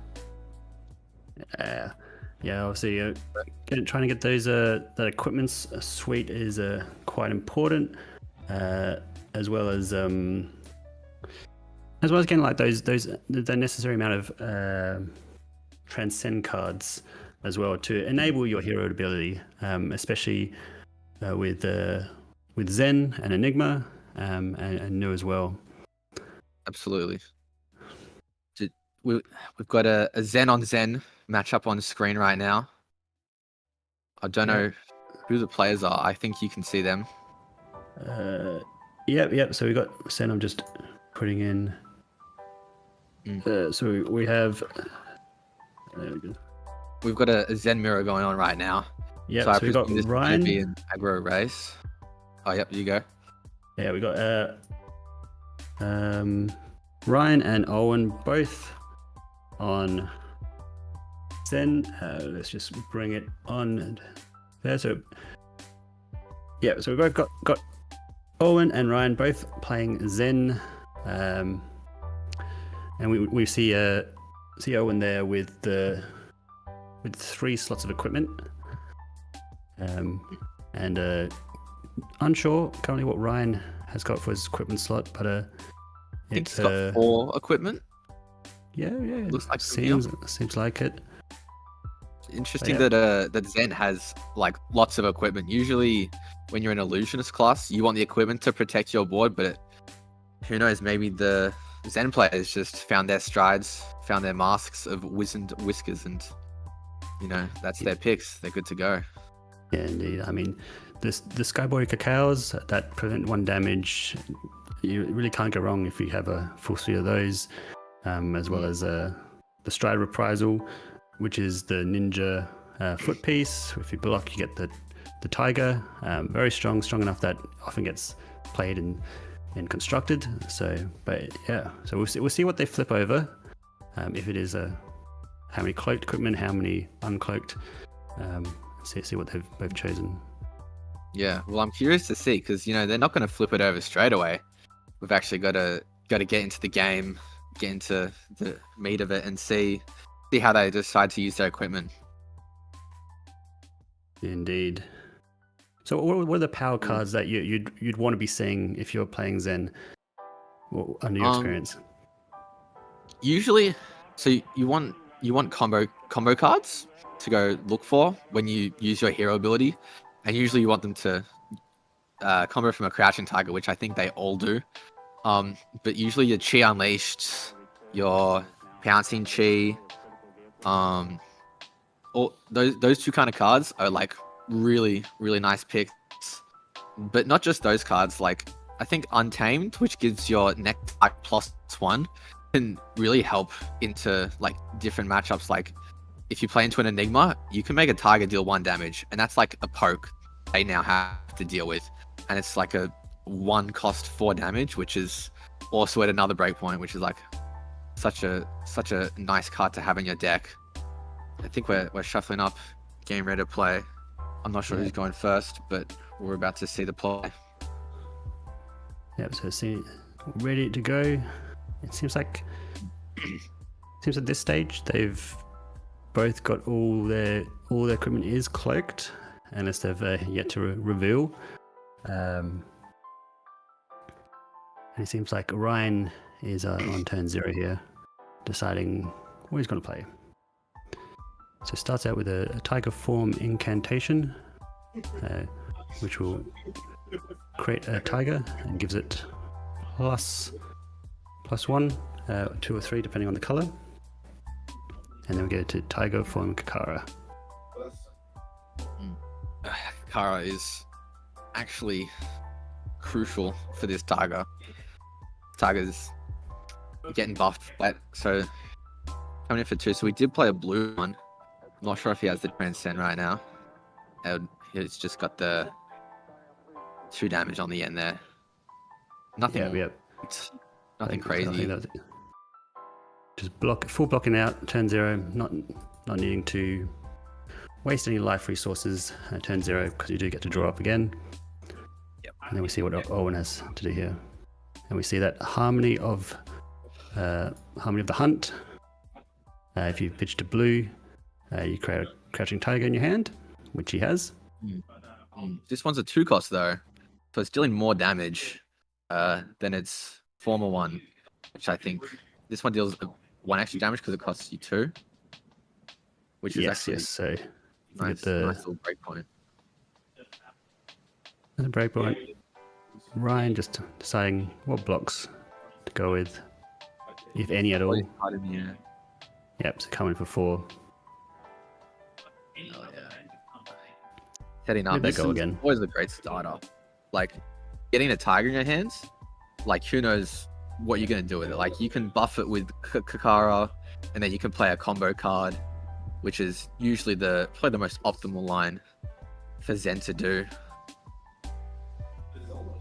Since it is to hand, he can save that for another turn if it's so required. If it doesn't find the most efficient turn, when he does pull out that combo card, but we have to see what it's doing. Yeah, I saw a little bit of peeking at the equipment, maybe reading what the card does. So maybe he's got the aqua head, or he's just trying to fool me by reading the equipment, and it's just the Kekoi. Okay, so just forgot to flip his cloak equipment, so just called the judge to get over and deal with that. So he is running that stride of reprisal, that strong foot piece for Zen. Very good, nice 1 block. If there's ever an on-hit, it definitely goes a long way into helping those breakpoints. That is all the other equipment. I think I can see the Pouncing Chi in hand, in the opponent's hand. Yeah. But So Ryan still deciding whether to block, whether it's necessary, with this Harmony of the Hunt. he could have a big turn coming up, perhaps, considering all this, all the thinking. But I just see a pouncing chi. I saw like an enraged tiger. I think it is the 1 for 4 that has go again. If you play a tiger before it. Oh, here we go. We see the strides being activated like straight away. That's really interesting. Yep, plays that Crouching Tiger for nothing, but finishes off with that Key Unleash, getting that +4 from the Crouching Tiger with the combo. So coming for 7, it appears. Oh, dude. Oh yeah, this is what I was talking about. Chi Unleashed, 2 for 7. Gotta love that rate. It is. It's quite good. So exactly what Zen wants to be doing here. Taking 4 damage. And Owen quite happy with that, how that turned out. Yeah, only down to 16 health. Not too far behind. With a few cards in hand. See what he comes back with. Untamed. Yep, Untamed coming in for 4, buffing the next Crouching Tiger by 1. Not with a non-hit or anything, just straight damage. So probably why he decided to block with that stride reprisal, because he did have this Untamed, which was going to guarantee this Crouching Tiger at least +1 damage. Yeah, strides just guaranteeing the value from Untamed is really nice. Getting the full value out of a card is really what you need in a limited environment. Here we go. Yep. So then we see the Here's the Type from tiger. Kakara into the Crouching Tiger, finishing going 2 and 2. Still has an extra card in hand and go again, but decides to take the block, and then finishes off with a Wounding Blow, coming in for 4. Solid card and limited. The Wounding Blow. I believe it's a block 3 as well, which is like really nice. Real nice rates. 4 attack, 3 block. It can be used either scenario, and especially in the Zen Mirror, you want to be dealing that extra damage. Yep. Opposite type. Yeah. Wounding Blow. Absolute powerhouse. All star. 0 for 4. Blocks 3. Great chain ender. Great blocker. Great in blue and red. Here we go. Biting Breeze for 2. There is no more strides, so... Or is he just going to use his armor for this? This does have an on-hit. He does get a Crouching Tiger if this hits. Could potentially enable his turn, but you really never know. He could just make a Tiger some other way with a card that makes a Tiger. But Really mulling over this turn. This extra Tiger could facility be an extra 1, maybe even 2 damage, and so you just need to be as efficient with these blocks and not lose out where you can. But it does seem like he's going to decide to block here, possibly to negate and deny that Crouching Tiger, but maybe just maybe could just be bluffing, can't get full use of that Crouching Tiger anyway. But great way to start the turn. Oh, here we go. 2 of the Kekways being used to prevent damage. And maybe just blocking this saves him an extra point of damage. So he's pseudo stopping 1 value, which when it gets to like a 1-on-1 scenario, you'll be happy that you saved that one value. Yeah, but these small life point totals, the 1 point of life really can determine either a win or loss here. But yeah, just Arsenal's that last card. And then we start Ryan. Start with the Kakara, coming for 2 with go again, buffing the next Crouching Tiger that will get played this turn. Buffing the next Tiger. This weapon reminds me a little bit of Searing Emberblade. 2 for 3. Yeah. But now we see the big 7 Lots of Big seven. damage. Almost majority of his life total right now. Can he go to 1 though? That is the question. Does he have grains in hand? Who knows? Could just finish the game on the spot, but Kekoi does exist, so I wouldn't be too afraid right now. Yeah. Talk about value. That's 3 for 7. 3 cost 7 damage. Coming with Kakara into Battlefront Bastion is very strong. Really putting a lot of questions for Owen here. It seems like he will be blocking with a Water the Seeds plus 2 Cacaos to prevent some extra damage. They're taking 3 damage there. Yep. Here we go. Harmony the Hunt.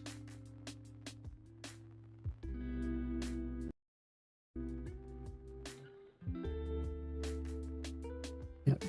Starting off strong with another Harmony of the Hunt since he's pitched that blue, gets that tiger with Go Again. Very So interesting. possibly another combo card coming up to get that value. Maybe that's what he's arsenaled. Can't quite see what is in his hand, but really given options. And it is funny enough, no one has transcended as of yet. So we're down to these like turn 2 to turn 3. Have yet to see anyone transcend or a transcend card in these hands. Zen mirrors can be very speedy, very fast, just like ninjas are. And you know, there's only probably like 2-3 cheese in your deck, maybe less, because you only need a few. If you have 5, like you're not going to really use them all, and you really need lots of combo cards to take full advantage of them. So maybe we'll see one. Hopefully coming up. I want to see a cool Zen activation. Hopefully into a big Chi Unleashed or something. Yeah. That would be really nice. So just come with the Kakara here. Pretty nice stand play into Harmony of the Hunt, Kakara, Crouching Tiger, and then maybe a Chain Ender.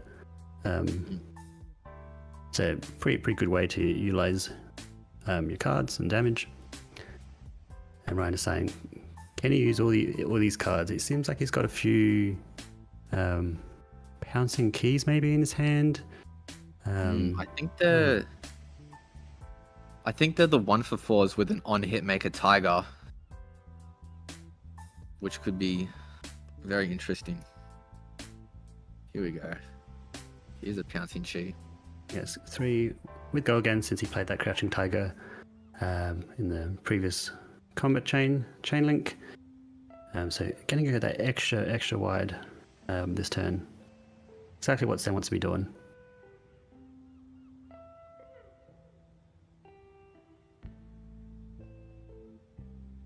Still thinking.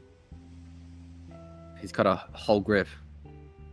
Maybe he's just gonna come back with it all. Like it's not a lethal at all. But it's very close. He's just gonna take it. Oh, here we go. 4 damage. Does the opponent go to 1? Ryan Hill, does he have the 1 life chest equipment? Yeah, it is a possibility. Going down to 1 is never the greatest feeling as well. This emissary of Tide, I believe, finishing the chain with a solid 0 for 4. Really outputting a lot of damage, so really brought the life totals back to parity, considering where it started at the start of this turn. Yeah, that's what you want to do.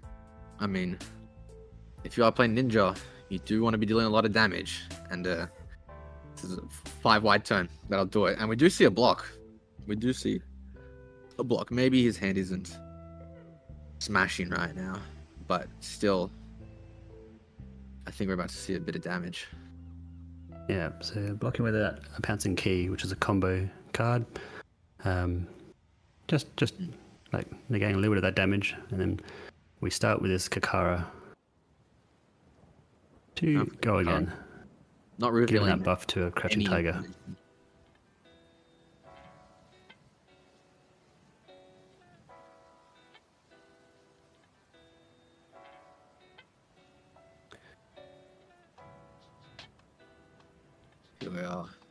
I think that's pouncing paws. 3 damage. On hit, gain a tiger.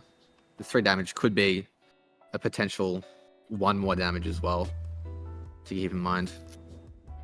Yeah. Flex calls going that really with that on hit, the Crouching Tiger. We already get that buff from Ikara, and if he has another combo card, which I think we did spot another Pouncing Key in his hand, we'll give that card go again if he manages to create this Tiger. Yeah. And then plus whatever's in Arsenal could spell a bit of a disaster. I mean, this is his life total right now. Like, I think this is probably going to get a block. Yeah, just depending if it's a 3 block or 2 block. So Yeah. it does have that extra piece of equipment if it can only use a 2 block. Yeah. Yeah, the 2 blocks they'll get you. They'll always catch up to you. And in a limited format, there's plenty of them to go around.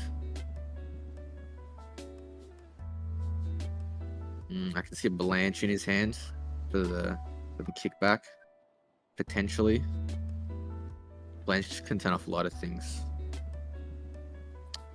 like a incantation. Yep, looks like Might blocking be with a asking. Tiger Form Incantation, negating that Crouching Tiger on hit. So it's another 3. Another 3, threatening another tiger on hit. Asking, do you have another 3 block?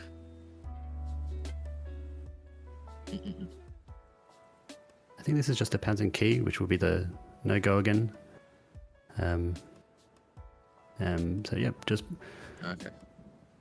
coming from 4, blocking with 3, and taking 1 damage. So 4 to 2. Getting to the tighter end, and yeah, we see him play out that Blanche. If it hits, it looks like a yellow, so coming in for 6. If it hits, we'll negate all colors, which when you're trying to transcend or trying to get those kind of Harmony of the Hunts to go off is quite important. Yeah. It's very true. The transcending could be offline, and we're this far into the game. We haven't seen any transcend cards. His hand might have a cheeky stir the pot or something like that. Yeah, I think I it do seemed like see. he has a stir pot in his hand, so probably gonna choose to block that out. It's also quite a lot of damage, which he doesn't have much to play around with. But just opting to pitch that stir the pot, coming for Taikame Kakara, coming for 2, which is his life total, so it does force out a block here. Into Gravekeeping. Gravekeeping. It's just a 1 for 5. Now that's a good rate. Yeah, 1 for 5, and when it attacks, can banish a card from your graveyard. Superstar card when you're playing new, but 1 for 5, that's still great. Great rate, great kind of efficiency with a blue, utilizing your Kakara into that. So now forcing 2 cards at a minimum out of Owen's hand here. You do have to banish a card with Gravekeeping, but what is probably the most optimal card to banish with it in this scenario? Possibly a combo card. So if they do run the Transcend card, which gets the card from your graveyard to the bottom of the deck, it can't be used again. So probably just get rid of a combo card from Owen's graveyard there. Yeah. We do see him block for 3, use that -1 Transcend card to limit the damage. Crack back with another Emissary, another 0 for 4. I think this is the Emissary of Wind with Go Again, but no Go Again in this scenario because it's just a 0 for 4. Still a breakpoint. Still breakpoint. Still asking for a card. Yeah. So Ryan here, really looking like has the tempo, has that life lead. Just has to choose what card needs to block with here, because 4 is his life total. Decides to block it and fully block that out. Yeah, he's been really, really defensive here. He does not want to be touched right now. Oh my god. So is Six that on hit a gets biting tiger. breeze coming for 6 go again with an on hit of creating a crouching tiger? I wonder what the arsenal could be. Yeah. Do you want to? If it is that combo card which goes off, then you really, I mean, you just can't let this hit anyway because that is any on hits is death at this point. So Any on hit is death. You're so right. You're so right. the greatest on hit in the game. Is death. But that's alright. We've got 4 cards in hand. We can block this. It's alright. Single thing we're here. Ooh. Only 1 3 block in hand, I think. So he's Yep. pulled the last Kekoi equipment. Super interesting.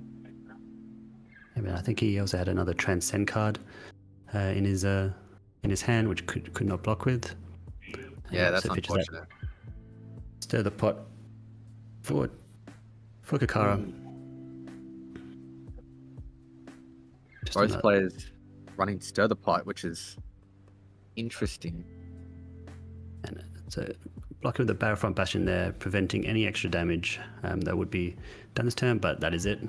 Owen Arsenal that last card, and we see another Transcend card being in Owen's hand. So depending how wide Ryan goes here, there won't be too many cards to be able to block with.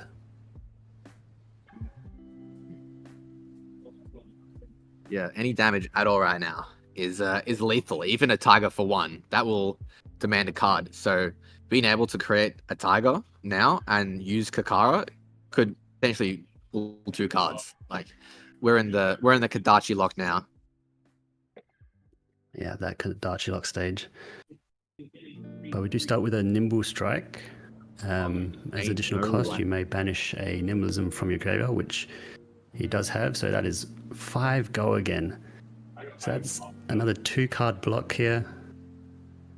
Oh, It's got a reaction.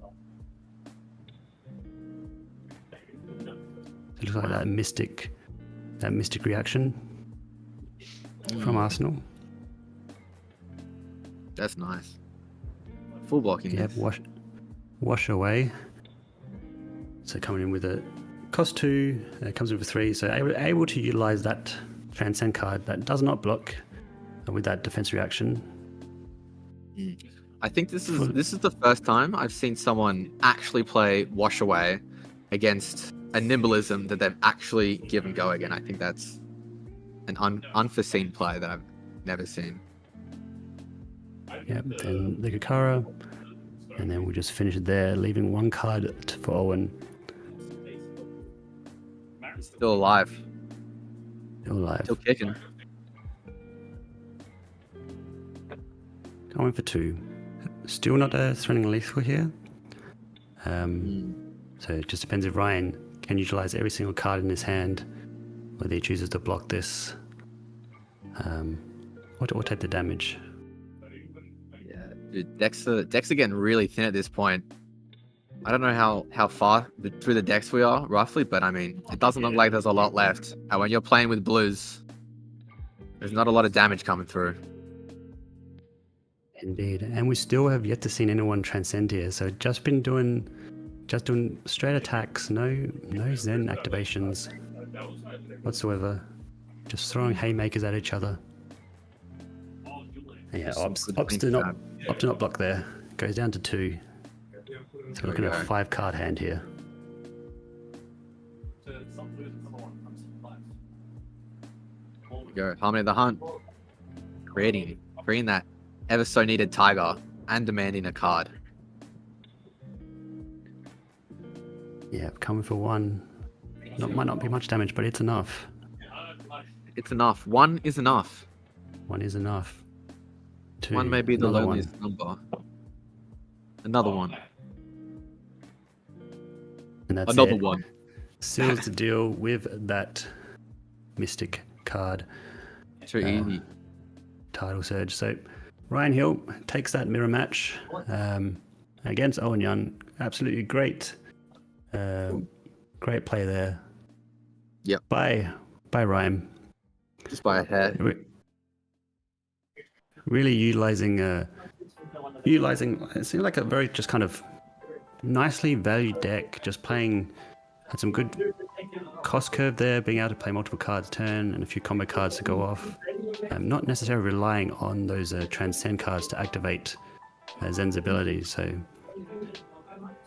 Really interesting. Just straight up the Zen value list. They were both just going back and forth. That nimblism was crazy. 1 for 5 would go again. Banishing a nimblism. I don't think I've pulled that off, but clearly we're at Nats. They're pulling it off. They're doing it all. And just some good clean fab. Very strong. With that Strider reprisal, so with that full set of equipment as well, being able to utilize that to protect his life and just slowly gain the advantage. Amazing work there by Orion. Any other further comments regarding that match? I did see the chest piece was when you go to 1 life, 2 to your deck for an inner chi. However, he had no chi in deck, so he didn't want to go to 1. Did not want to go to 1. Did not want to go to 1. Did not need to. He didn't need to. He just blocked it, value played it, and that was it. All right, that is the first round of draft for this Nats tournament. We've got a couple more minutes for the left of round, so we'll take a small break before we start with the second game of draft. So until then, we'll see you in a bit. See you in a bit.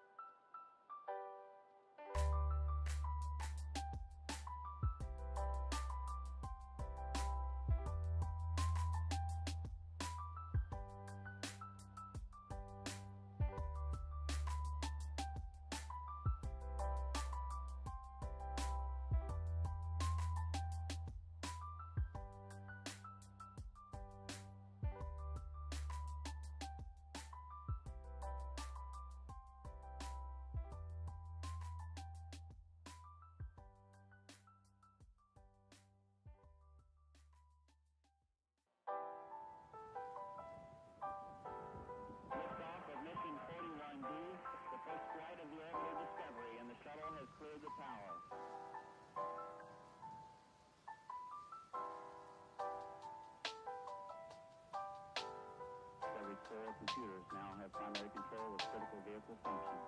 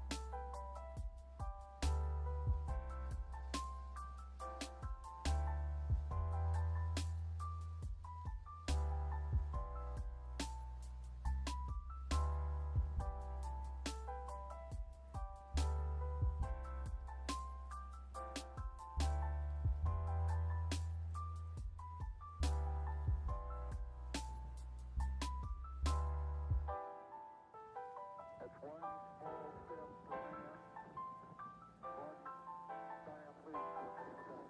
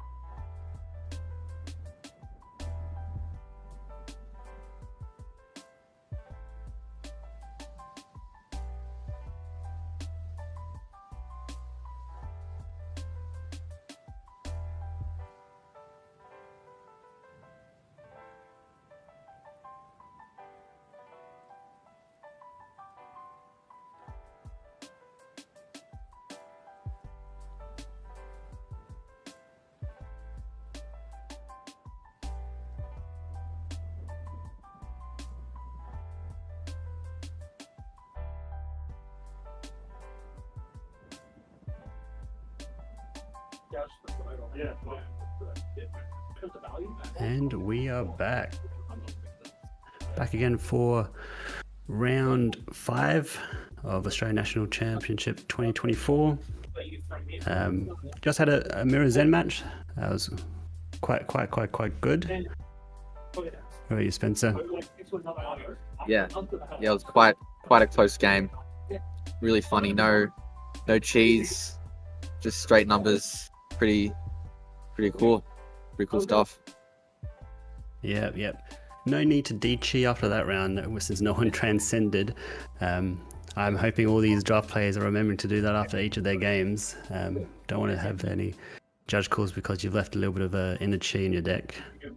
Yeah, I can imagine there's probably a few judge calls going down today about just de-chiing, but I feel like we're all professionals here. It's like got it under control.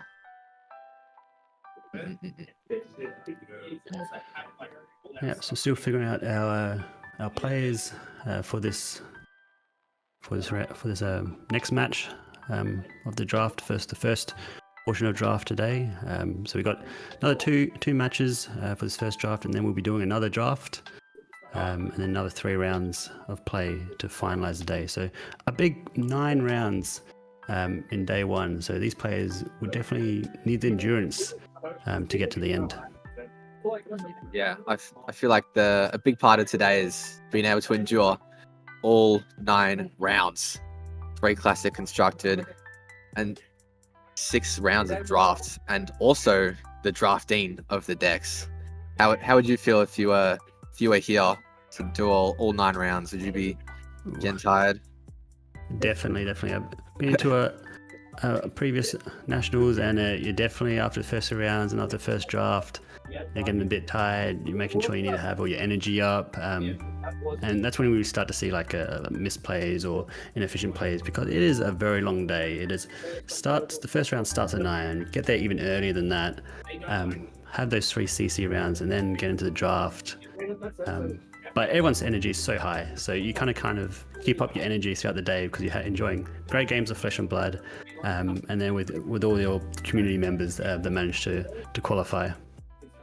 Dude, it's awesome seeing the whole community here from all over Australia. Like all my locals are here. All the people I see that I'm friends with from like other parts of Australia are here, and it's a great reunion of people. So it's always positive vibes when I walk through the hall room. It's always good seeing familiar faces, and it's never really a doubt that today's gonna be wacky. Like it's always awesome sauce.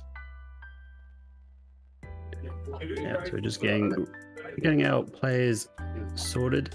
So we have Amelia but on Enigma, and playing against Brendan Champion on Nu. So we'll cut to the players shortly. So talk about this Enigma versus Nu matchup. What are you expecting to happen during this game? I'm not expecting. Look, okay. Here's what I am expecting. So we all know that Enigma is a blue heavy deck. When you draft it, you want between 15, 18 blues, and Nu's really gonna take advantage of that. Nu's gonna use all of the blues and attempt to just have a crazy pop off turn at the end of the game, and that's what I'm hoping to see. That's what I want to happen. What are you hoping to see from this game? So I think Nu's going to be just attempting to do lots of damage, and Enigma is obviously going to be trying to get that game state, that board, to be able to swing those auras around. Absolutely. There's going to be auras. There's going to be daggers for 1, and everything's going to be up in the air. Yep. So we have to see who's going to be starting this match. Didn't see who rolled what, if they've decided yet. But we do see that those 2 equipment pieces for Nu, the Arousing Wave and the Stilettos, in the new side of things. 100%. Those 2 equipment pieces are pretty good. They're both played in CC, and I think we're starting off with an illusionist card. Can't quite read it, but I guess it's just chilling on the board for now. Yes, yep. So Haunting Spectre, when this leaves the arena, create a Spectral Shield token. Then if you control no other illusionist auras, put a +1 counter on it. So pretty decent, just turn 0 play out that. Got no other auras out there. And when it has Ward 4 as well in red. So a nice bit of block, and then creating that Spectral Shield with that counter if there are no illusion auras. So great start from Amelia here. Yeah, I think it's if Amelia can just protect this 1 aura, they're able just to throw 4 damage, right? And that's like this is Enigma's whole thing. It's the power of Enigma to be able to keep 1 aura on the board safely and then throw damage with it. That's what we're trying to happen. And here we see a Mistblade coming in for 1. Now this is where the fun starts. Oh wow. Here we go. So Melee counters with a drop in the ocean, and then before that resolves, stir the pot. So a double transcend here to turn that Mistblade into a 0 attack. So no need to block there, and getting those 2 energies. That's quite strong. More transcending than last game already, and I love it. I love it. Already. Here we go. And we see a... can't quite see what's happening here. Getting a bit pixelated, but coming in for currently 5 attack. 5 attack. With a... seems like it's a Venomous Bite with a Fang Strike as well. We pitching... a Direct. Wash Away. Wash Away. Oh, yeah. Wash Away is my beloved. I love Wash Away. Getting a lot of Wash Aways with stuff super interesting, and we're developing a Waning Spectre. Very nice. Yeah, Wash Away again, the extra 2 block because it did play a blue card, the 2 transcends, so fully blocking out that attack from Nu. Then we see me activate Enigma, creating that Spectral Shield, and coming with 2 with Go again since it has that counter. Very nice damage. It's obviously your first Spectral Shield attack each turn is free, so this is just free, easy to go again. Nothing too crazy. Giving up both pieces of armor, maybe looking to use the armor, and now we can see the 0 with the ward attack coming in here for probably 4 damage. I think it is a red one. Yep. This will be very juicy. Yep, coming in 4 damage. Life totals are... Yep, still no life taken from either hero here. I think that the phone just on the outside of what the stream can see.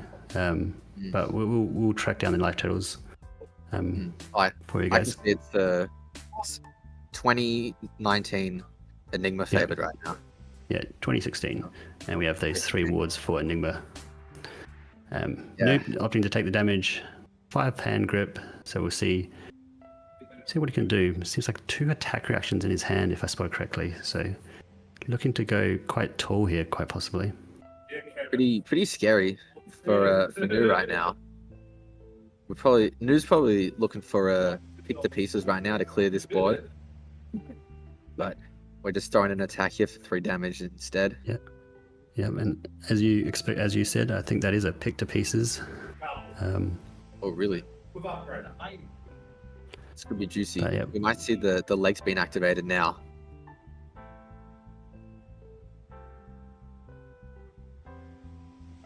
They're just blocking 3 here, and we do see that attack reaction. Venomous Bite, creating that Fang Strike, so an extra 3 over the top. Very juicy. Maybe cleaning up that Waxing Spectre. We would have to pitch a blue this turn to create the Spectral Shield from Waxing Spectre, so maybe we might see some instant shenanigans going on here. Yep. So just deciding what else to be done here, and cracking those boots to create the Slither to give it go again. Yep. Let's see what the Enigma does. We've got Ward 1 on the board, Ward 4, and Ward 3, respectively. And there's another Fang Strike as well, looking to just keep pushing damage like crazy over here. There's that 4 reactions on this. This is going over. Yeah, using both equipment plus an extra plus 1 of those attack reactions. So coming in for 8 here. So going tall indeed. And this does have go again, since you used the Slither. So there's most likely a follow-up after this. It might be the pick to pieces that you saw. Not entirely sure. but this is a bussing attack for sure. Especially if it's just like random crap. Here we go. Another 0 for 3. Not sure what card it is. Looks like it's a bonds It's of a memory, bond. possibly, but using that red evasive leap defense reaction to block out that damage. Evasively, good card. Is playable from Arsenal, and it blocks. Is quite nice in Enigma. Yep. Being able to protect those auras, allowing Amelia to now be able to swing with that Spectral Shield, and still has 2 cards in hand to continue on with. So just 2 damage being threatened here. Very, very nice. Of course, the free swing of Enigma, so juicy. I love the first free swing. Doesn't cost me anything, and sometimes it just pulls a card, and that's what you want to see. Yep. Now we're seeing the waning spectre here. For Yep, 3. Waning Vengeance coming in for another 3. This does not have a counter currently, but one of those cloak pieces could be Uphold Tradition. So being able to flip that over will give an aura a counter. So we'll see if Amelia is running that or if it's just a Skybody Cacao.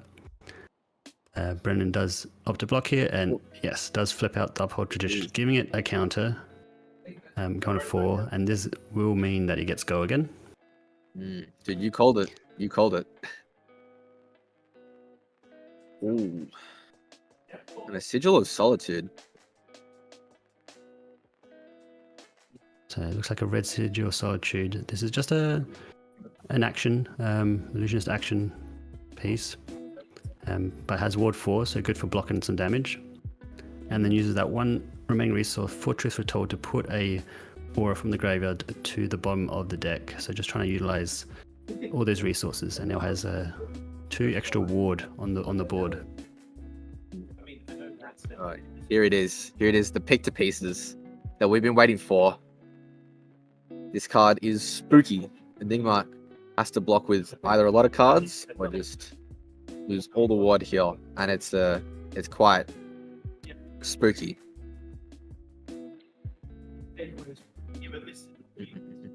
Yep. So forcing some blocks here. With that pick to pieces. If an extra attack reaction is played, this channel gets +1 and damage that we dealt can't be prevented. So it would clear the board, which is not what Amelia would like to do. Yeah, this is very, very harsh right about now. Like the equipment that Amelia has is ward as well. So usually it might be like block 1, but it actually might not even be able to be used if there's an attack reaction, which is most likely present, or could just be a spooky, just taking the whole hand for nothing. Yeah. We knew with all the attack reactions, really implementing a bit of a mind game here of how much are you willing to block. And we do see a hiss being played, so getting, and that's a red hiss, so getting 3, and then getting a +1 from pick to pieces. So coming up for 7. So it does. Does Amelia have a defense reaction here? Does not. So it does take 1 and loses all that ward that has been put on the board. Truth Retold, Oh my God. Uphold Tradition, Solitude. So great play by Brennan, having that 3 power damage just to go over the top by 1, clearing the board state. That is wild. That just 1 damage over, and everything is just gone. And it can go like that in like just a second. Like one damage is all it takes with the pick to pieces like that, and that's the true power of the card right there. Yep, very strong card. Pick to pieces. If you see that draft, I think most news would, if they are drafting new, would just pick that straight away. Getting that extra +1, plus being able to have that unpreventable damage to clear board. The extra 1 damage was at least like 8 value worth of ward that got cleared there. It's a good drafting tactic if you're on Enigma to actually pick all the pick to pieces. That way, you never have to face it, and you know, it's never have to face it. You're chilling. Yeah, especially if you have a deck strong enough. Hate drafting those pick to pieces, good. You just don't want to hate draft and then have to run baubles. Been there, You have to run and baubles. it's not great. Baubles are never great unless you're drafting Prism, which wants yellows. But this is not a Prism draft. This is the Path of Mistveil as Aussie Nats draft. Indeed. We see Amelia coming in with a droplet, so just coming in for 2 damage. 2 damage here. If another blue is played, then it gets an extra +2 damage. And Brennan just deciding to decide, is this necessary with the block? The life totals are a bit are in Amelia's favor due to all those wards. So it's like slowly being crept down life total on Brennan's side.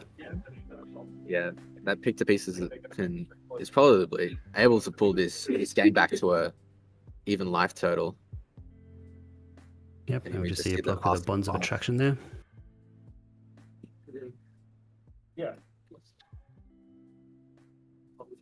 Where do we start here with Brennan? I think, begging to misplay, I think I do see a Gravekeeping or Water the Seeds.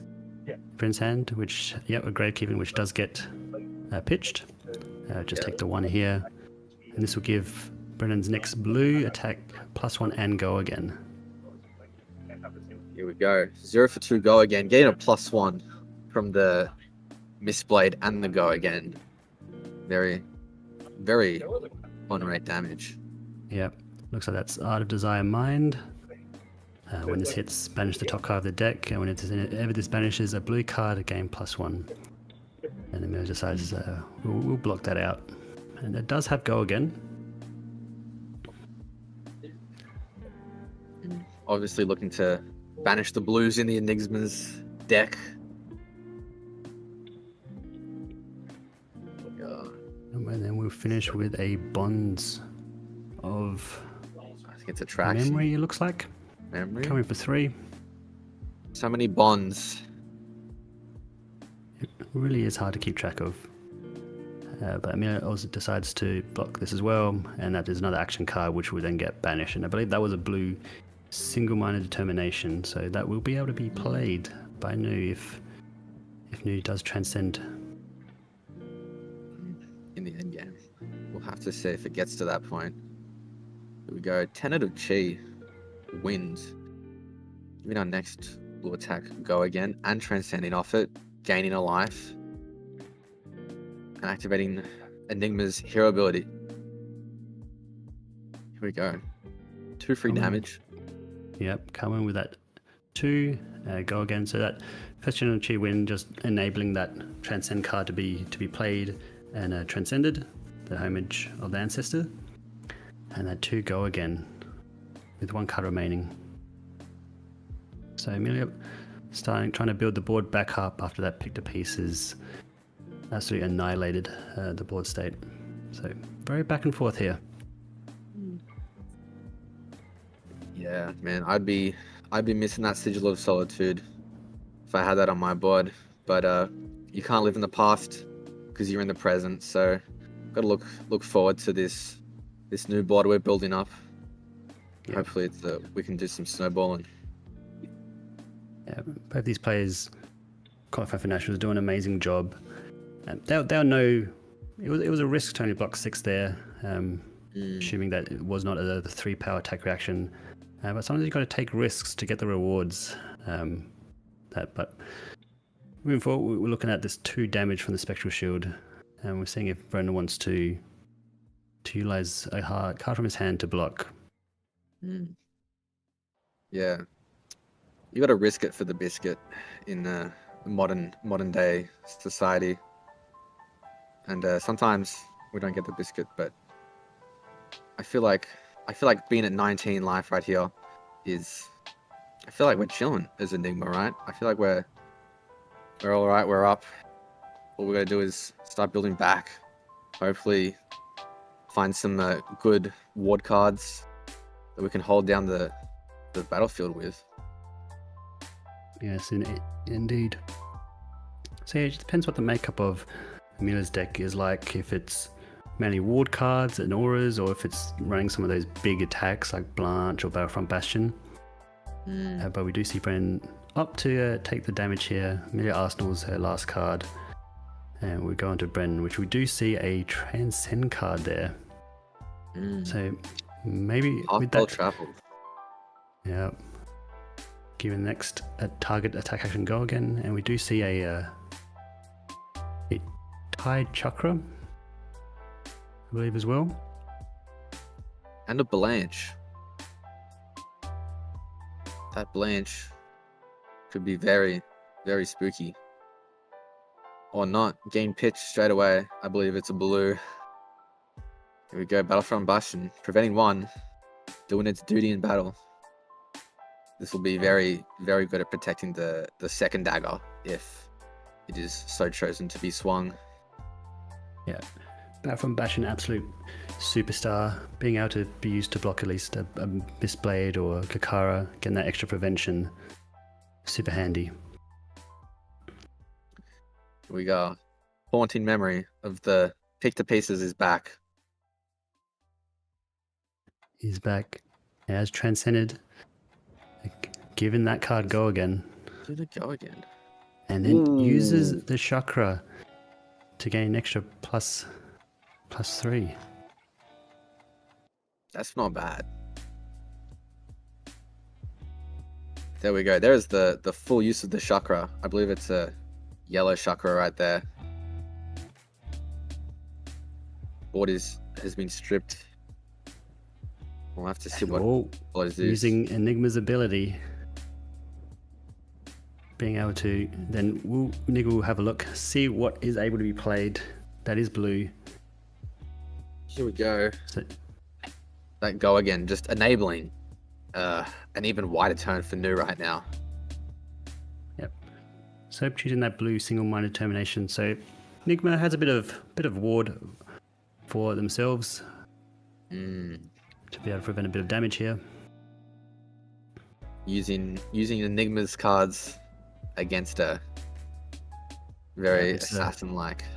Oh, we see a Rage Spectre. Now that is a hidden draft. It's a majestic. If you have no other auras, it gets an extra action point when you play it, and it comes in for 6 on your turn. Has ward 6 on your turn and ward 1 on opposition. So beautiful pickup.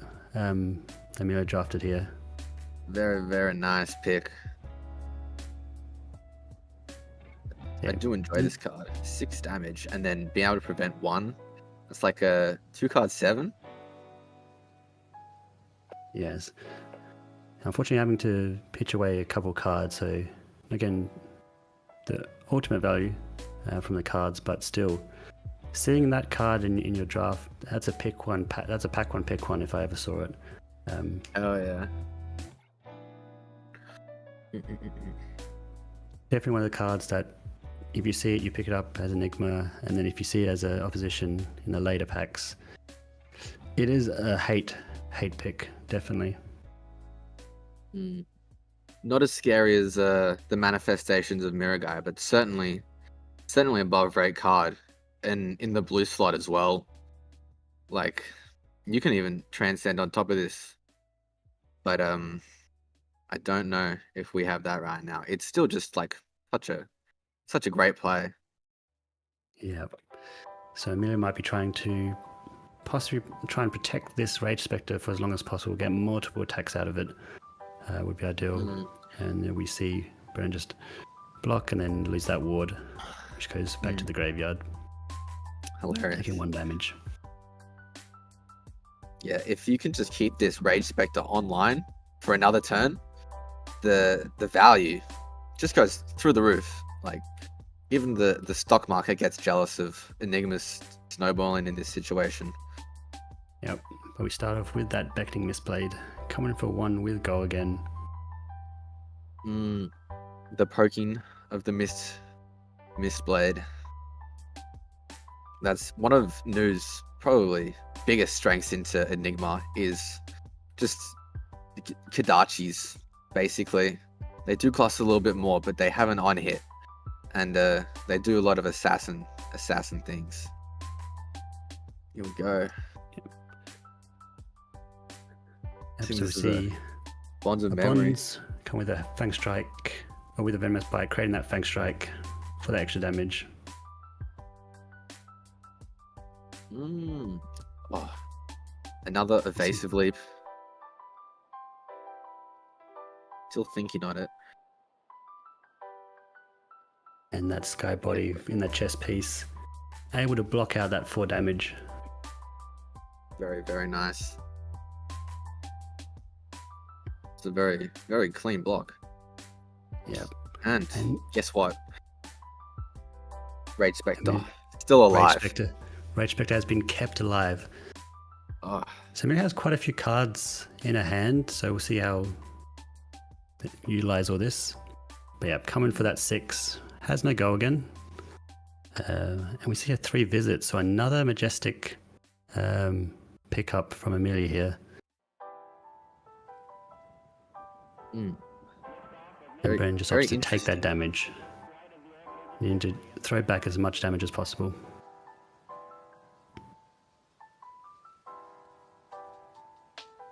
Here we go. Mystic attack here. I mean, I think it's a wash away or something. Not sure. Yeah, it looks like a spillover, so Mm. without Yep. a tidal surge. I think it's a So spillover. either come for 3 or 4, and then plays Path will Travel to give it go again, Very which nice. is another blue card, which will buff that Mystic attack an extra 2. Yep, so it is that tidal surge. So it's now coming for Oh. 7 since that blue extra card has been played. So currently 1 over the top. Does Amelia have another? No, it does not. So opts to just get that Rage Spectre warding 1 into another Another 7. tidal surge. Taking 7. Dude. There's 7 to 7. That will pull the game back for you if you ever want to do that. Yeah, that works. That works. Definitely explains why Brendan chose to go down for that turn. 7 into 7 is definitely a hand that you look at. It's like, Yeah. I'm not going to block with this. This is too much Double damage. title surge. But we see Amelia coming in with a Haze Shelter. Since pitch that blue gets that extra ward. Mm. Here we go. New, absolutely just coming back into this game. Enigma was at 19 or 18, and now it's down to 8. Like, there's a very good chance now. Alluring.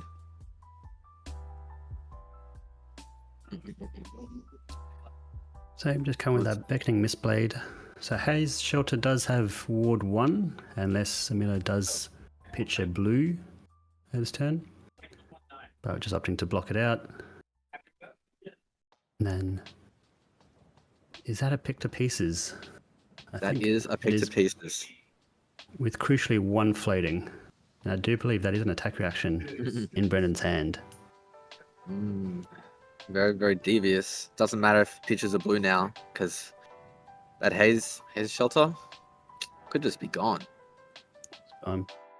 We see Amelia definitely thinking about this. Only Not 5, the card 6 you want to on see. card deck. Yeah. So we are getting, with these 30 card decks, they do, once you go through them, fatigue is definitely a possibility here.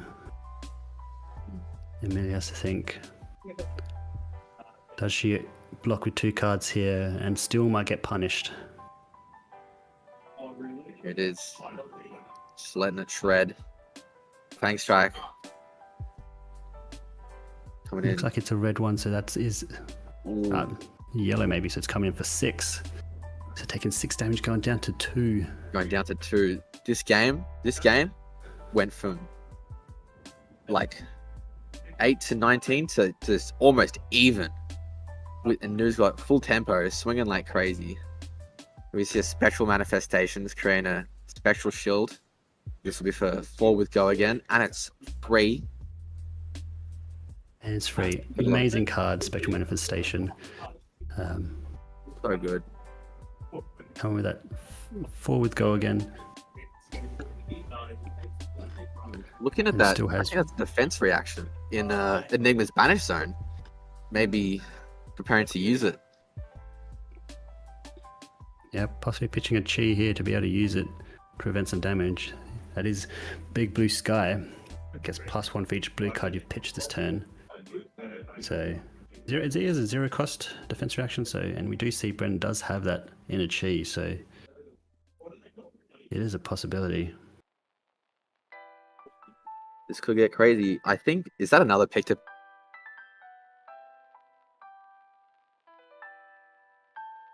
Could be. I think it could be.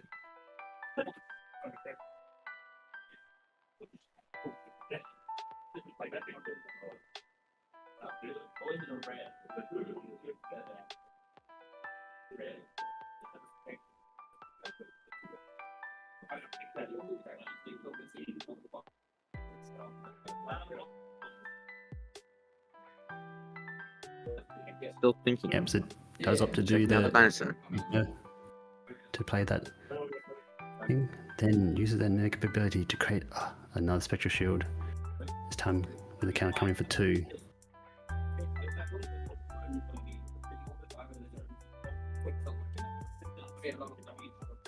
Another spectral shield. Enigma's favorite weapon in the world. Yeah, blocking with that Blanche. Leaving 2 cards in hand. Yeah, 2 cards in hand plus that Arsenal Priest. And we see that blue Gravekeeping has now come back around.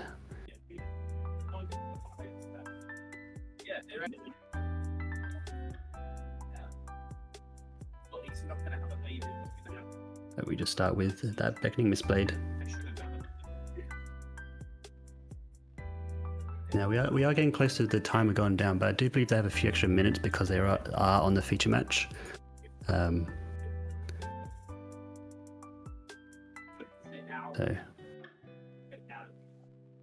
we should be fine here for time. Super close. Uses that 2 and shield, 2. then comes in with another Beckoning Mistblade for another 1. With 1 floating.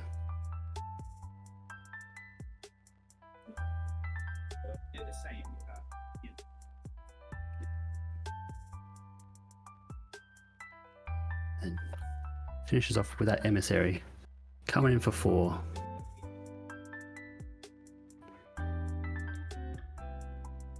Emissary, very, very epic breakpoint into Enigma right now. I think there's only 2 cards in hand right now. Here we go. Another evasive leap. Another evasive Cleanly leap. blocking this.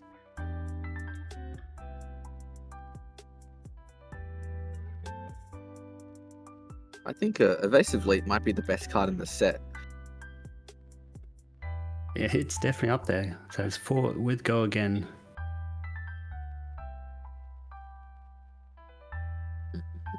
Blocking for 3. Taking 1. Then we just have to see how far Enigma can go here. Pitching that Chi for Enigma, creating that another Spectral Shield with 2. Pitching that 3 visits, coming with 2 go again, forcing another card. And looks at what can be done. And we see a 3 Chi hand. We see Powerful Traveled, Homage of Oh my Ancestors, and an God. Inner Chi. Can anything be done right now? Is the D-React still in Enigma's banished? No, but there is that drop in the ocean, which can give it to a -1. We've played. Mm. And I think that was a homage to Ancestor. So may be able to to hold on to this. The key thing to note is that when you do play a transcend card from your opponent's banished, the transcended card will go to their hand. So Yes. you should always track if they've used their hero ability this turn or not, especially if you're trying to close the game.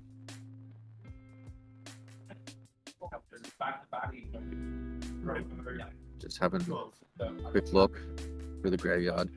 Maybe they're able to banish something, or they've got a grave keeping.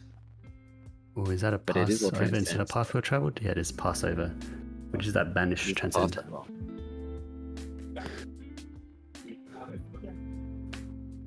Here we go. Double transcend.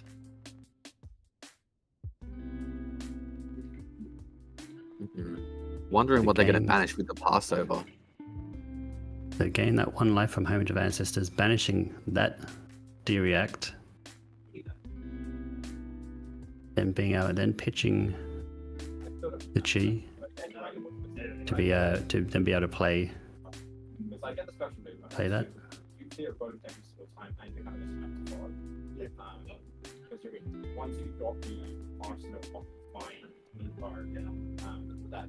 Leaving with the card.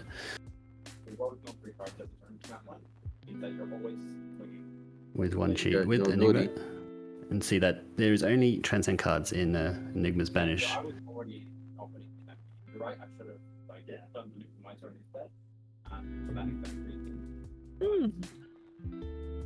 I think he's naturally just got this Chi, so he's never transcended this turn. So maybe he's able just to play the cards and they won't resolve transcended. Yep, so Begging Misplayed will be just prevented by that Spectral Shield. And we see another Inner Chi played, create another Spectral Shield, then coming forward, go again. I think one of the cards in Amelia's hand is that 3 visits. We get buffed with the amount of blues you have in your pitch zone. So another 2 go again.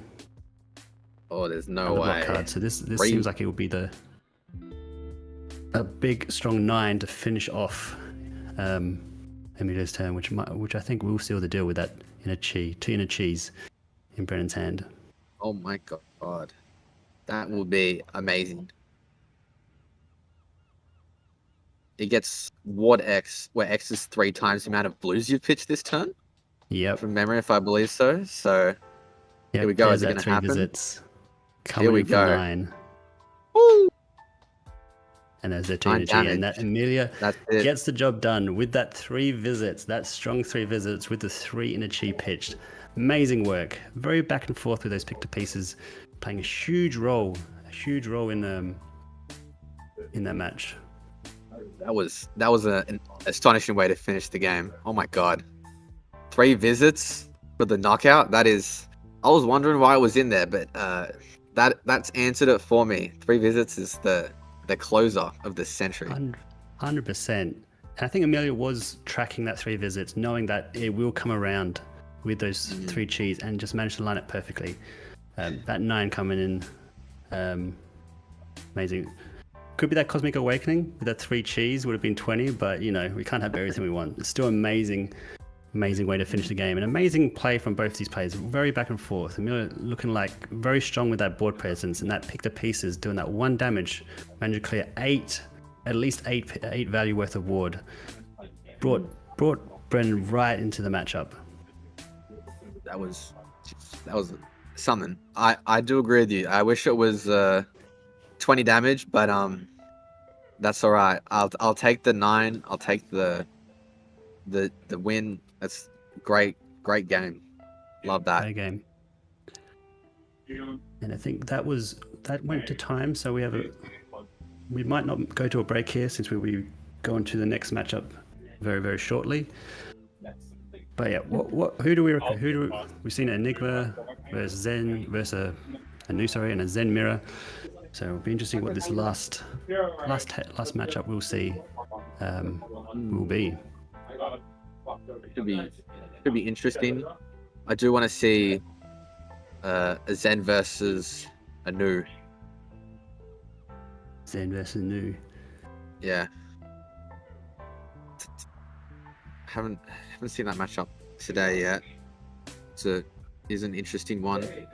Zen does have a lot of blues, and most of them have go again. And if you can create a tiger on that turn, especially, it's about like death by a million cuts. Death by a million cuts, yes. Being able to banish all those blues that Zen does like to play, and all these heroes do like to play, can be quite strong, especially with those go-agains that ninjas love to have. But yeah, I would like to bring it back. Amelia had managed to draft 2 Majestic, the Rage Spectre and the 3 Visits, both doing an amazing amount of work there. And then Brennan with those multiple pick to pieces knew that Enigma might have been a problem and just snatching those as soon as he saw them, it seems like. Yeah, that was something to see, and I especially liked how the Nu was banishing the defense reaction to block with it. That was something really cool. I Passover and Homage, banish the card that you need and use it, and it's a toolbox. It is. Yeah, I think that Brennan on that Nu played that D-React at least 2 or 3 times from banish. I think the player didn't get to play it. He played it once or played it not at all. So got quite good of value from that D-React. From that being able to play it out. Very, very helpful drafting from the Enigma there for the Nu player. I do love the flavor of Nu being able to use the opponent's cards against them. And there it is in action. The flavor of the set. So awesome. All right, here we go. I think this is a Nu, but I'm not sure who the opponent is. We see the feed, so we're just going to get these players' names. It does seem like we have at least one Nu when we do switch over to them.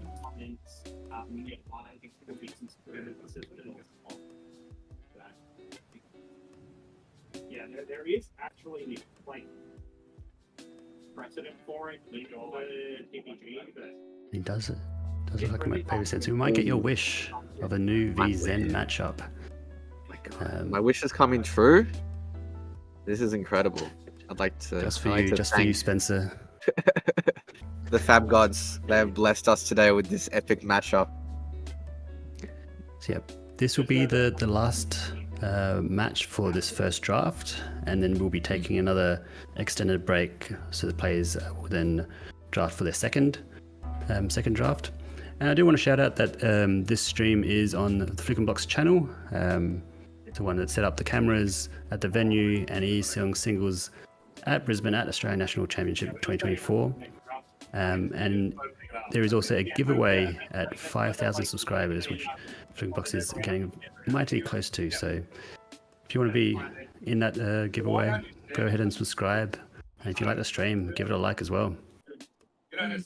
Yeah, shout out Flukenbox. I've got the guys literally right next to me, so I'm looking at John. I love that guy. He's so good. Yeah, subscribe, like, it's all the good stuff. Basically, Yeah, definitely not. it's a combination we have down to the TO's preference and Lachlan so LSS on Zen here. levels of event. That But would be other than that, the TO can There you go, there's on Zen, fist bump of the game. All the and time. then Matthew Clark on Nu. Ooh, People seem to be Matthew Clark. they're a bit like weirded out, confused with how we're doing it at first, but I think they've realized Once why we get it's like that. But we've had so many people We are. incorrectly like filling up. Not sure who's going first. Yeah, I think it's the. Alright, well, we'll the switch. Zen. switched over. It seems like they're getting pretty close into the game.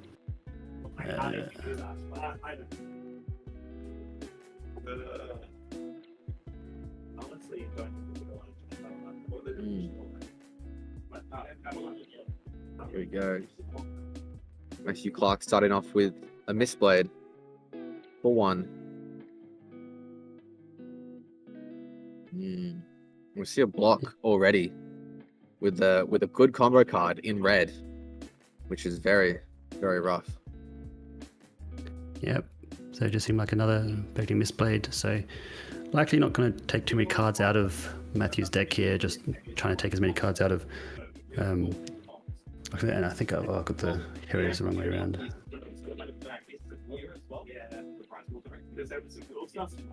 Yeah, keeping the cards in your own deck against Zen means he's playing 28 cards in his deck, so he's going to probably fatigue maybe a little bit faster than you are. So it's always something nice to keep in mind. And 6 damage.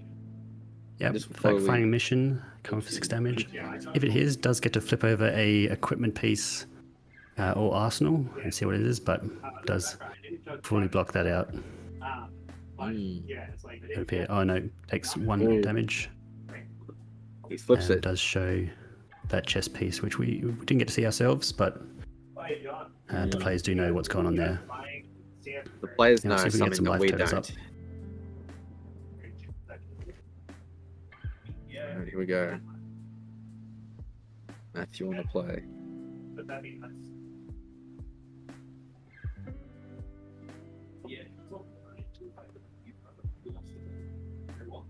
Here we go. Bouncing pause. I believe that's a red, 4 damage on hit, creating a tiger with that nasty breakpoints that are very hard to block. Let's see what happens here. Right, players getting out the life totals. Yep. There's always a race to figure out who's pulling out life. I feel like it's first person to take life to get out the life. I feel like that's a moral. Yep. So yeah, we see it. Yeah, 20 the 18 there. Yep. So some life totals to be seen by everyone. So appreciate the players showing up the life totals on their phones so we can all see what's going on here. Very kind of them. Blocking with a red wounding blow, taking 1, and creating that tiger. Perhaps getting some value out of it. Yep, that breed anger doing that damage, getting extra crouching tiger, and then we see that Kakara coming for another 2 with go again, and will buff up that tiger that has been created in the banish zone.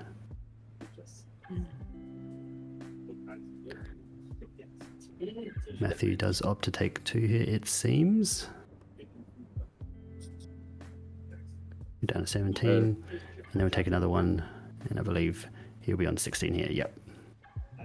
Too easy. Still has go again. Still a couple more cards left for Lachlan here to utilize, but just opts to pass with 2 cards in hand. Interesting. Maybe he's got some crazy combo in his hand. And I think it's a 1 for 3 that creates the tiger, but he might not have pitched a blue. Possibly not. And we see Desires of Flesh come from Matt here. If it hits, we'll banish a card. Real spooky. With Just the get blocked. blue council. And that Venomous Bite coming in. No blue pitch, so it does not create that Fang Strike, but is coming for an extra 3 damage over the top. And we see that Evasive Leap, one of your faves, Spencer, being able to fully block out that Desires of Flesh. Yeah. Dude, Evasive Leap is basically Sigil. I don't know if we've discussed this on the stream yet, but it's very similar to Sigil, and I do like it in that regard. Yeah, speaking of Sigil, I think we see 2 Homage of Ancestors in Lachlan's hand. So a nice cheeky double Transcend here, gain 2 life and double Transcend. So Zen off to the races with those inner cheese, being able to pitch and have some free resources as well as getting that life back. It's always a great feeling to gain life. And here we go. We start off with Harmony of the Hunt, creating that tiger in hand, 3 damage, and he's gonna be able to pitch to Zen and create another tiger in hand. So if he's got a chase to tail in the deck, that would be real nice. Otherwise, he's got options for days. He can tuck her into a tiger, into a combo, into tiger. I don't know. I feel like she just unlocks any card he wants right now. Yeah, so probably just thinking about what the best option is here. He does have that 2 floating, so Kakara is likely coming in, which we do see. Now, Matthew, if he was keeping track, he should know exactly what the 2 cards in the Zen's hand are right now. So while he's holding 2 cards, it is open information that Matt should know about. So Indeed it is. But decides to block the Kakara. With a 3 block as well. It's 3 block as well. That first Tenant of Moon, I believe. And we do see that Crouching Tiger coming in with that 1 damage from Tiger Kakara, and we do see that Zen activation, so creating a Crouching Tiger in his hand, and then finding a combo piece. So we see what sort of combos he has, and we do see a Pouncing Key. So coming for 4, and since the Crouching Tiger has been played, does have go again. I did see, as he was flicking through his deck, I think it was a Tooth and Nail, or something along those lines, the 0 for 4, where you can reveal between 1 and 3 tigers. So I'm Tooth keen and to see Claw. that. Tooth and Claw. So we'll see if that manages to get some good value out of it. Here's 0 for 4, that blocks for 3, which is quite good. It's But we do great. see Matthew deciding what he wants to do. Do you play that Desires of Flesh? No, he just opts to play that Becting Misplaced. Coming for 1, so the on hit does hit, and then we have, that Desires of Flesh. Yep. Oh well. Does have stealth. Something to remember against Nu. Anything you do block with is going to get banished if it's blocking a stealth card. So straight away we saw that Pouncing Chi get banished in blue as well. So it'd be a little bit scary when blocking Nu. Yep. Any action cards does get moved to the banish zone because it is a stealth card, and we see the activation of that cloaked piece, giving it a +1, and then we see the preventative effect from the Sky Body Cacao, the chest piece. Very nice. No damage taken there, but we do see one of those cards should be, I believe, moved to the banish zone from that stealth ability from Nu's area text. And we just draw up. Draw up. See it. Here we go. Each of blue. I believe this is the one that creates a tiger in your hand. Picture blue. Yep, another Harmony of the Hunt. It seems like, was that no? Look, Companion of the Claw. Companion of the Claw. I can never seem to remember its name, but I know exactly what it does. Yep, and then we see that Untamed. So with that Crouching Tiger, that should be credited to its hand. The next Crouching Tiger will get +1 from Untamed. I believe we do know that Arsenal card is also a Crouching Tiger. We do, and this is the Wombo combo, creating a tiger, buffing a tiger, and it's all on cost curve. That is very nice. About a 3 card, 8, 9.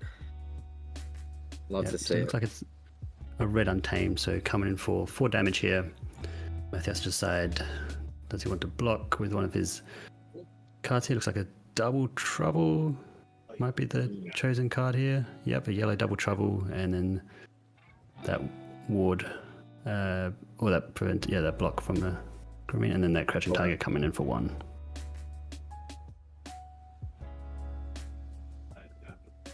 So easy.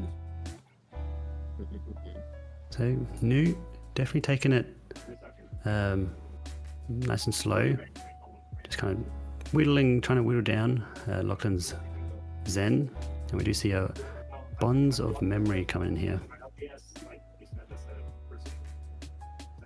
Bonds of Memory. I think this one's a red one, coming in for 3 damage.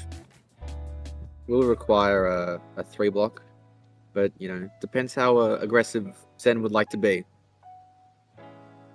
Yeah. When it hits, banishes the top card of their deck, and then they may banish a card from their graveyard. And if it banishes another card with the same name, New will gain a life. So definitely not to think about here. Do you block with a card, and that will go to banish, or do you let this hit and possibly banish a card from the top of your deck and graveyard?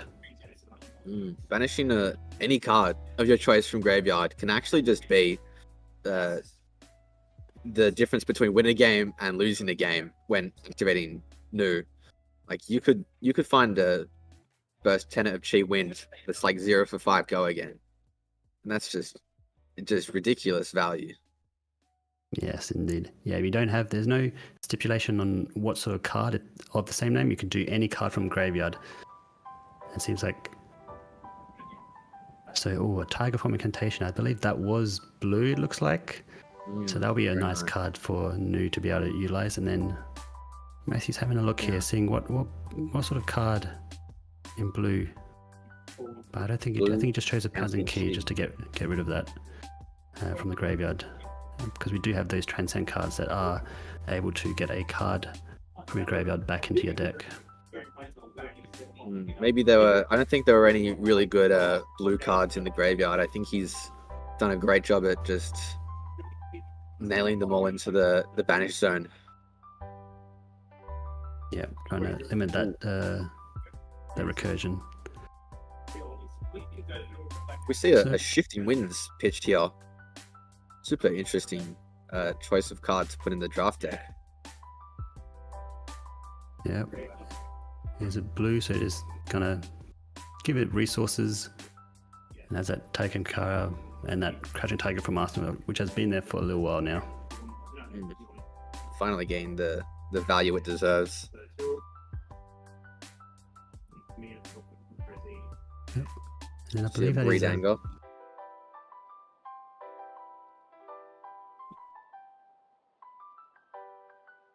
Breed Anger, create a Tiger in the banish zone.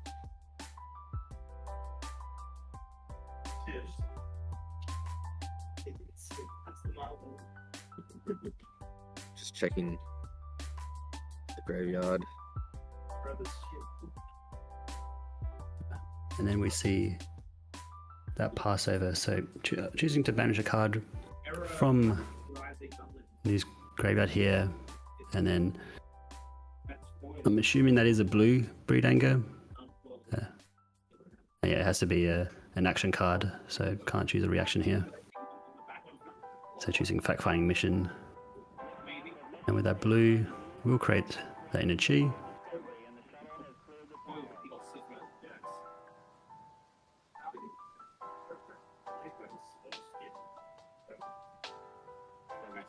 Activating Zen here. Creating another Crouching Tiger in hand, and then going for a look for a combo card. We do see another Pouncing Key. Possibly not too many combo cards to choose from, but that does have Go Again now because of that Crouching Tiger, so can utilize another one of the cards from his hand. I believe that's the same Pouncing Key that he put back with his mask, so good to see it back, gain a second life. We'll just have to see what the blocks are and what the follow-up could possibly be. Yeah, I think I did spot a Evasive Leap on Matt's side. Not sure what color it is, but we do block with a Stealth card there, and with 3, and then just a 0 attack Crouching Tiger just to get rid of it. We don't need it in hand, and we'll just Arsenal that last card. Evasive Leap per chance? We'll have to see. I am keen to see. Here it is, Nimblism to pick to pieces. Yep, so likely not going to get that that ability from pick to pieces, that +1 power, by activating attack reaction due to that one card, and I think all attack reactions are 1 cost, so pretty safe to know that we will just vanilla damage here. Yeah, lucky the Zen didn't go play Enigma, otherwise it'd be a lot scarier. Yeah, I think the Zen would still be okay with it, because yeah, no, the attack reaction is what creates that unpreventable damage, so just vanilla damage it seems. But we do see the Zen finding an inner chi, pitching that 4. I can't quite see what the card is. I believe this is the pause, the one with the on hit. Yep, Flex Claws. Flex In claws. red. That's it. That's it. Flex claws is such a good card. Here we go. Battlefront Bastion and the evasive leap. Still got 1 prevention floating and fully blocking this. Flex claws. No tiger, unfortunately, but Yep. Yeah, that Battlefront Bastion was only blocking with 1 card when we went through, and that evasive leap is a defense reaction, so still having that 1 preventative effect. And we do see that that chakra coming in, giving the next Crouching Tiger +3 if it's red. I think it's red. I think I can see it. Yep. Hell yeah. Activating Zen here, getting the tiger and any card he chooses. Yep, so it looks like it's going to be coming in for that Crouching Tiger for 3, finishing with that Pouncing Key. Super cool turn. I think Matthew's counting the cards in the Zen's deck.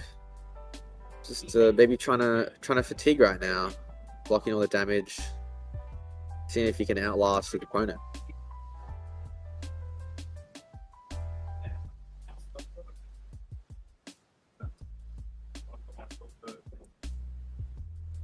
This is the last one. I think it's got more around it than another draft. Yep, coming in with that Crouching Tiger, coming in for 3. So both these heroes just kind of slowly whittling down each other's life totals. Both at 10 apiece. So new, just both of them checking how many cards they have left to play around with. And we see that Pouncing Key coming in for 2. Here's a blue, does have Go Again, and does have that extra card in his hand. He just opts to take the 2 here. Matthew does. And the Kakara now.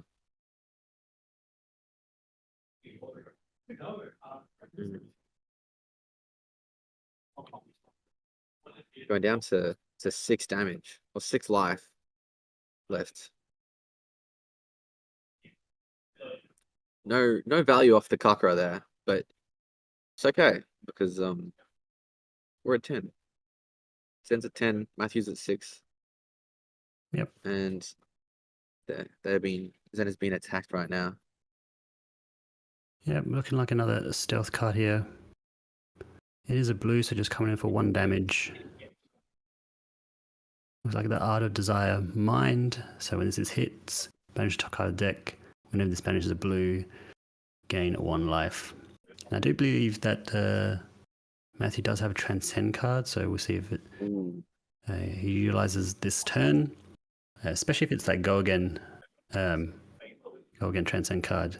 Given this stealth card Go Again, transcending that card and being able to activate new to then play some of Zen's cards.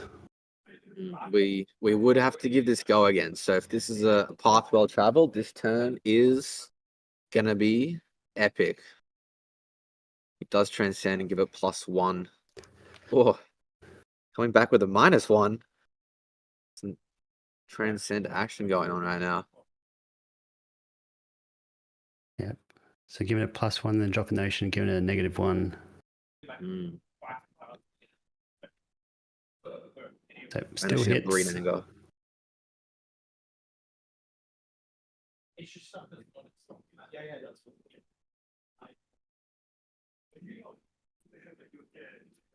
And then just uses that inner chi to banish another card. So really trying to kind of make that Zen deck a lot smaller. More options for when that inner chi comes back into his hand to be able to utilize those cards. A little bit of an investment for the future of the deck. Not sure how many cards left in both decks, but when the cheese start rolling back around, turns will be played. Indeed. Also, the cheese do not block, so you don't want to be filling up too many of these cheese come back around if you're at a life total. But both of these heroes, both of these players still have a life totals to play around with and to utilize, because life is a resource. But yeah, we'll see what Lachlan decides to do here. He has an energy in his hand, and maybe another Harmony of a Hunt there. Can't quite tell. Does look like it. Oh, it's the shifting winds that we saw earlier. Ooh, and he has played an energy, so he gets those 2 Crouching Tigers to his hand. Best part is he can name them whatever he would like. I don't know if they have to be. I think they have to be real cards, but sometimes I like to call them Jerry or like manifestations of Mirror Guy. Who knows? Scare your opponent. Yep, then we come in with the Kakara, blocked with the Water Seeds, and then a Crouching Tiger coming in for 1. Matthew opts to just take this 1 here. Coming with another Crouching Tiger, 0, and then Mauling Key, is that? Or is that just a Key Unleashed? Key Unleashed. Oh, So again, love that that +4, I believe. So just blocking that out. All blocking it. Big damage. Here we go. I think 5 cards left in Matthew's deck. No cards in hand. Definitely gets the pointy end.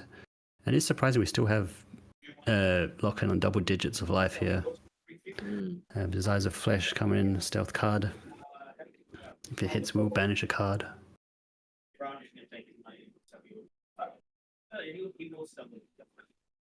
I believe this is a full block. Or it's. Did he just. I think he just gained a life. Because it hit. I'm not sure. But next in Nimble Strike in hand. Interesting. Ooh. So it looks like Lachlan just opted to just Arsenal pass.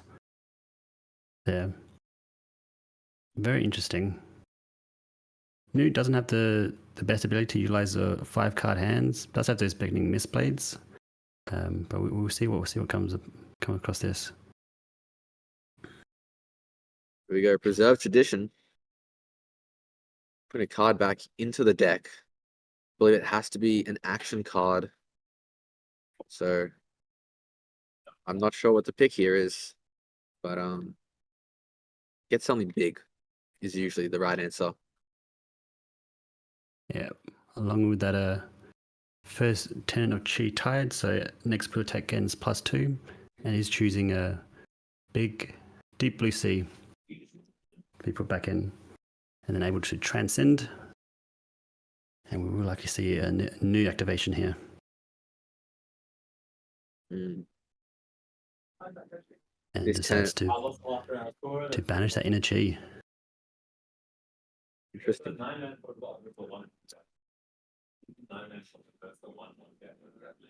believe the card he plays gives +2 to his next blue attack this turn. So I have to see what would he like to play first. Ooh, getting that chakra, getting that +3 to his next Crouching Tiger. That's we do see that Tiger form incantation, so we'll create that Tiger. Grabbing the Tiger. Tiger will be coming in for like 4 or 5, I think. Yeah, so I think coming in for 4 with that Tiger form incantation, giving it +1 plus that 3 from that Wind Chakra. 4, go again. Very nice. Lachlan takes it, and I think we do see a pouncing key in there. Yeah. Oh, Breed Anger. I think we're gonna start off with the Breed Anger to let the pouncing chi have go again.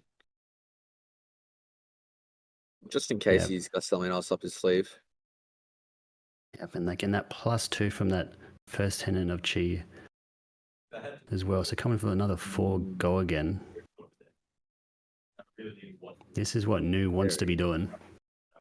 This is it. This is the death by 1,000 cuts I was talking about earlier, and here we are going pretty wide, doing what Zen wants to be doing.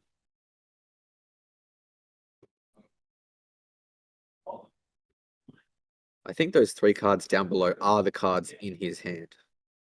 So Yeah. there is Just showing totally that pouncing key is ready to be utilized. And then we see that crouching tiger coming for 0 here. But just turns on that pouncing key again, that go again. Another 2 go again.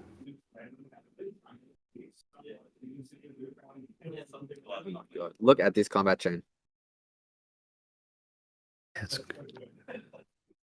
Yeah.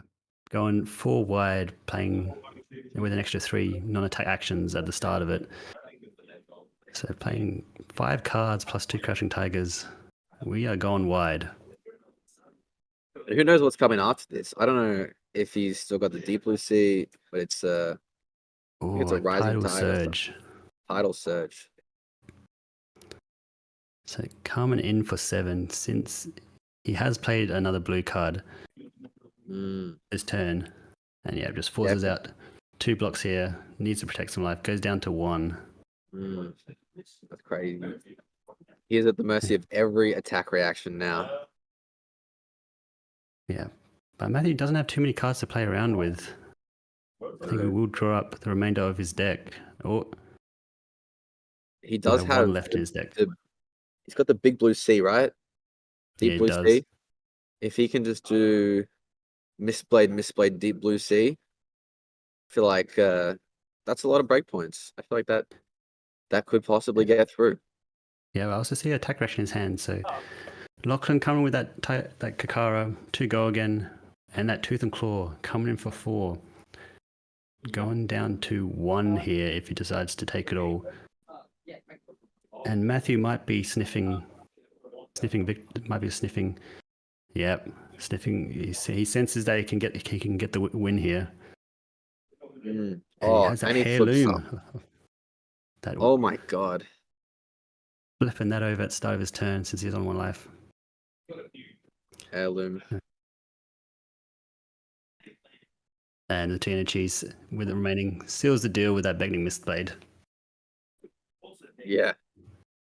Mistblade. And he had the follow-up to it as well. Very nice. Did not need the heirloom with the snake hide. Not at all. So yeah, both players getting very, very tight, very small deck sizes, and the Nu just able to play out all these cards from the banish zone, swinging back, doing what Zen likes to do, and just able to kind of get out, kind of like plan for that end state and get there. Yeah, that finisher that Nu did was quite epic. I enjoyed that. I enjoyed watching that. And the Matthew was prepared. He had that heirloom snake that he could have used, but he pitch stacked it so that he could win. But eventually, the Zen just had cheese in deck, and he ran out. Yeah, cheese, getting those no blocks. But yeah, being able to go 5 wide and then finishing with a tidal surge, getting that +2 going for 7. It is a very strong turn. Really kind of swung the tempo definitively in Matthew's way. But both players did amazing there, going back and forth, kind of trading parity on life totals until Nu did that kind of final turn and being able to play all those cards. And I think Matthew was really planning for that state, just taking it slow until flip that switch. Yeah, you could tell that he was setting up that big turn, and that's Nu's whole game plan. It was real close the whole way down, and the Nu popped off in the end. Yep. So that was, even though it didn't say on the stream, that was actually round 6. Just wasn't updating that, unfortunately. So that is our first portion of draft completed. So I think the round time has still got a couple minutes left, and they'll be starting their second lot of rounds. So we have a bit of an extended break there while they do that.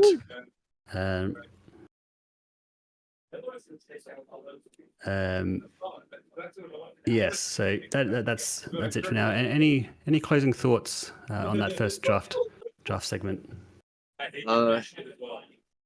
Not really. I thought that was some good drafts. There were a lot of majestics, as I thought that might be at the start. The 3 visits was great. The new turn was awesome, and the Zemmer at the start was unexpected. Yes. Some amazing games. That is round 6 of Australian National Championship 2024. We'll be going to a bit of a break here while the players do their next draft, and then we have 3 more draft rounds to close the day. So until then, we'll see you in a bit. See you next round.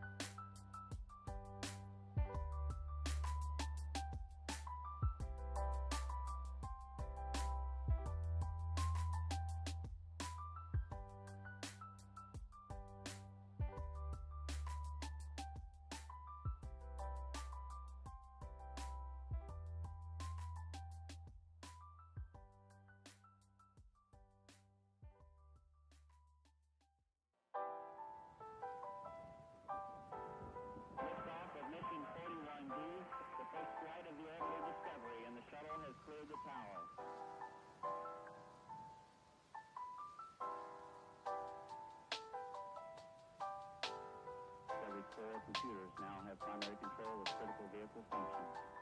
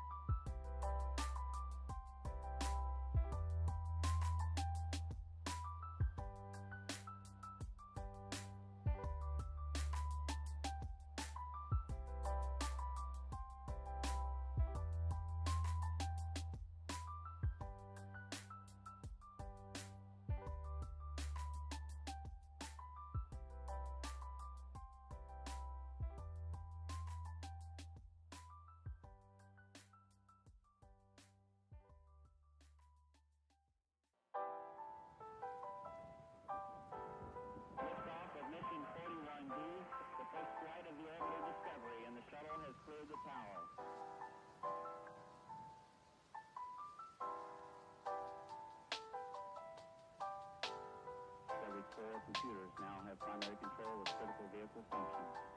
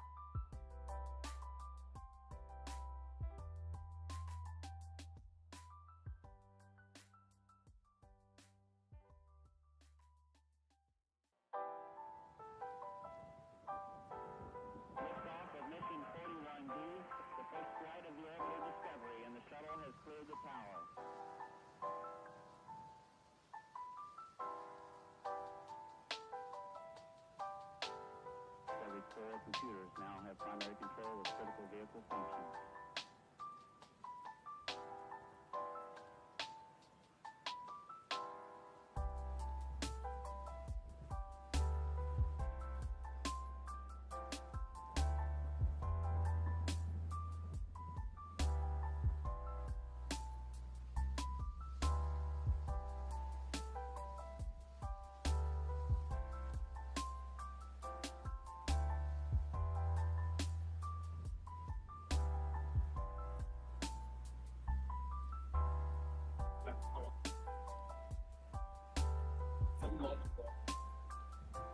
Yeah. I love when people say my mum and dad say. All right, welcome back, everyone. We are here for round 7 of draft. Yeah, it looks like we have got Zen Enigma on stream. How's things are looking in Brisbane at the venue, Spencer? Things are looking good. It's getting dark over here, but we're still alive and well. We're still hyped and ready for the last 3 rounds of the day.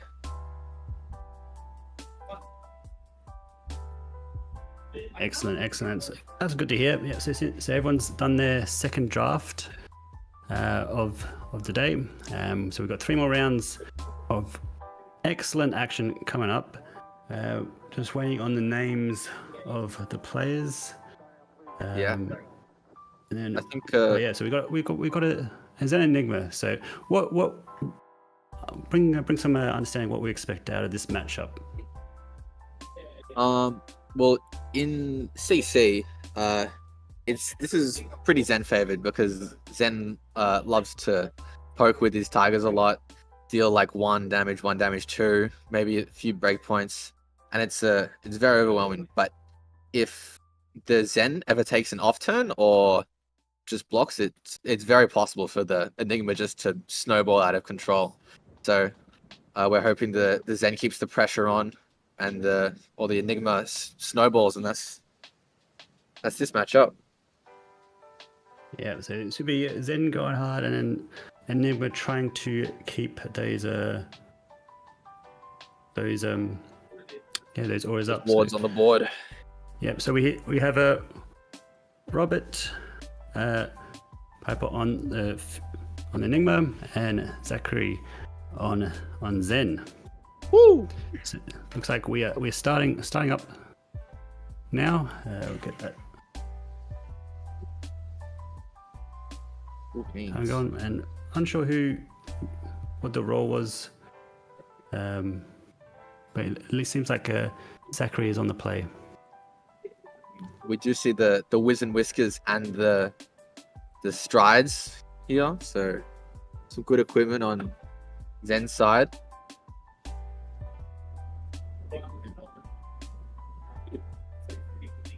Yep. Here we go. And on Kakaro. Enigma side, we do see 3 cloaked equipment there, but we're just starting off strong with the Takara, forcing a block out, and then we'll be going to Enigma. Yep. Just blocking with a single-minded determination. Just a good blocking card in general. And starting off with a Waxing Spectre and attacking with it.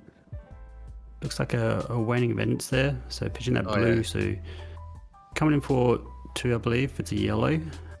Yeah, there we see there. No go again currently, no counter.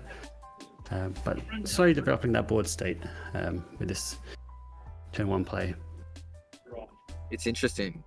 Enigma still has 2 cards in hand. So hopefully there's an instant that can be thrown after this, or summon, and maybe an arsenal to set up. Yeah, might be seeing that uphold tradition in the arm slot if that is one of them. But no, we just see one of those cards being put into arsenal and another card left in his hand. So not getting full utilization out of the 4 cards he had there, but we'll go on with Zen here, starting with a Tiger Form Incantation. Looks like a red one there, so next Crouching Tiger will be coming for +3, as well as creating a Crouching Tiger in his hand. And we have a Kakara, so giving another +1 to that Crouching Tiger. 2 damage. The Kakara makes the Tiger actually come in for 4 damage total, which means it's a nice little breakpoint. So the Enigma might have to give up 2 cards here, or just let the Vengeance pass into the grave. Yep. So Crouching Tiger coming in 4/4, and losing that Waning Vengeance on the board there, taking 2. They're finishing up with an aspect of Tiger body, looks like red. So, and then using a single Mind Determination, blocking that 3 damage.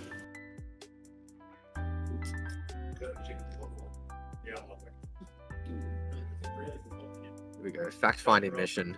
I think it's a yellow. On hit, look at a face down equipment or arsenal.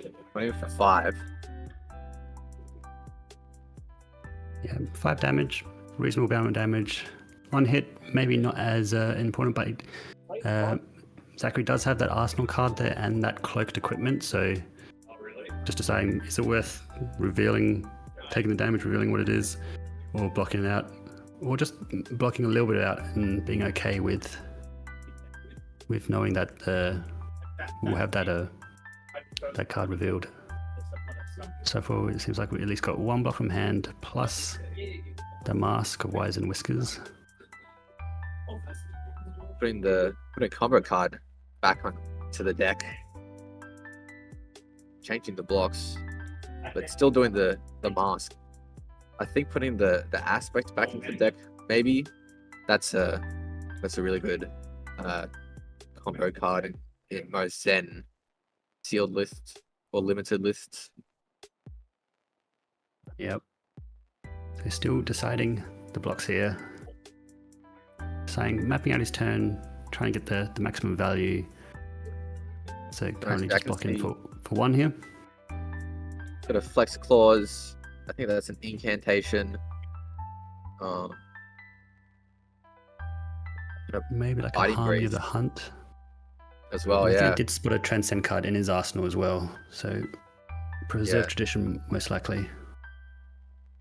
Yeah, I'm not sure he's got a blue in hand though. But I'm not 100% sure. If he has a blue though, he'll be making Tigers 100%. Making that Tiger assertion for that combo. It seems like he's deciding the blocks and it's just going to be that Mask taking 4 damage, revealing that arms card.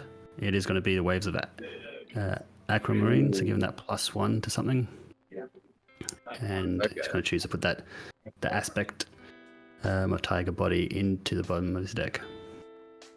This is interesting because now that the Enigma knows about the arms, they kind of have to play around the +1. Like they can't go to 1 life anymore. They're forced to always stay at like 2. Otherwise, they can just die on the spot. Yep. And here we see coming for 4, go again, getting that on hit. If it hits, creates a Crouching Tiger that can be played this turn. It's a Breed Anger. Enigma really has to decide, is taking this on hit and being able to have that Crouching Tiger being created going to be important.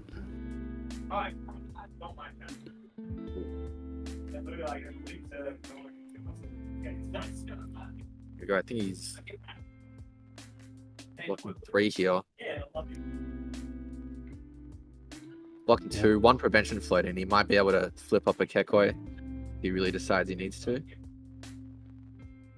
And he's just gonna take it. Yeah. Side, it is fine, so that Crouching Tiger is created. It is Banished Zone. Keep those equipment for maybe a more important on-hit or that more important damage that needs to be blocked out.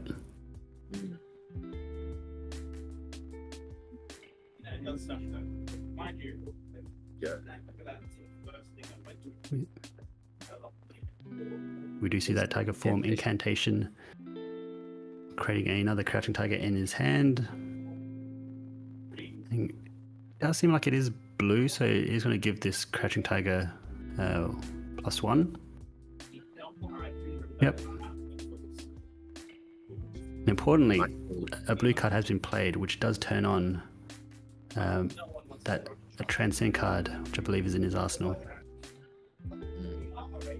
So he's got a lot of targets. He could probably use them quite effectively if he wanted to. Got 2 floating. If he's got a Chi Unleashed in deck, he's off to the races on this turn. Yeah, comfort 2, and then we see that Preserved Tradition being able to search an action card from his graveyard to put it to the bottom of his deck. Using Flex and Claws. also transcending, getting that inner Chi.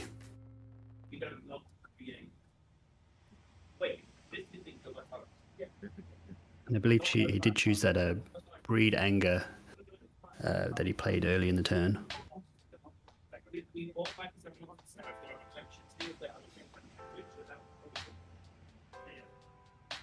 Just take another 1 damage from the Crouching Tiger, getting the +1 from Kakara. Activating Zen's ability with that inner Chi, creating that Crouching Tiger in his hand and searching for a combo card. Oh, And it looks like he Unleashed it is.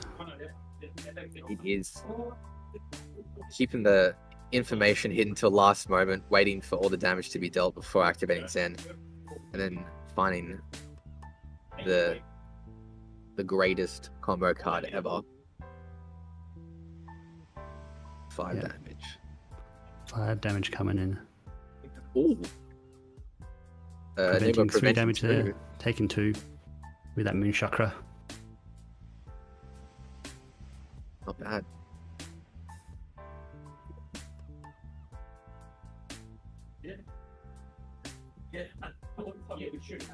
Now we see a Waxing, another Waning Vengeance. No, Waxing's, yeah, Waning Vengeance.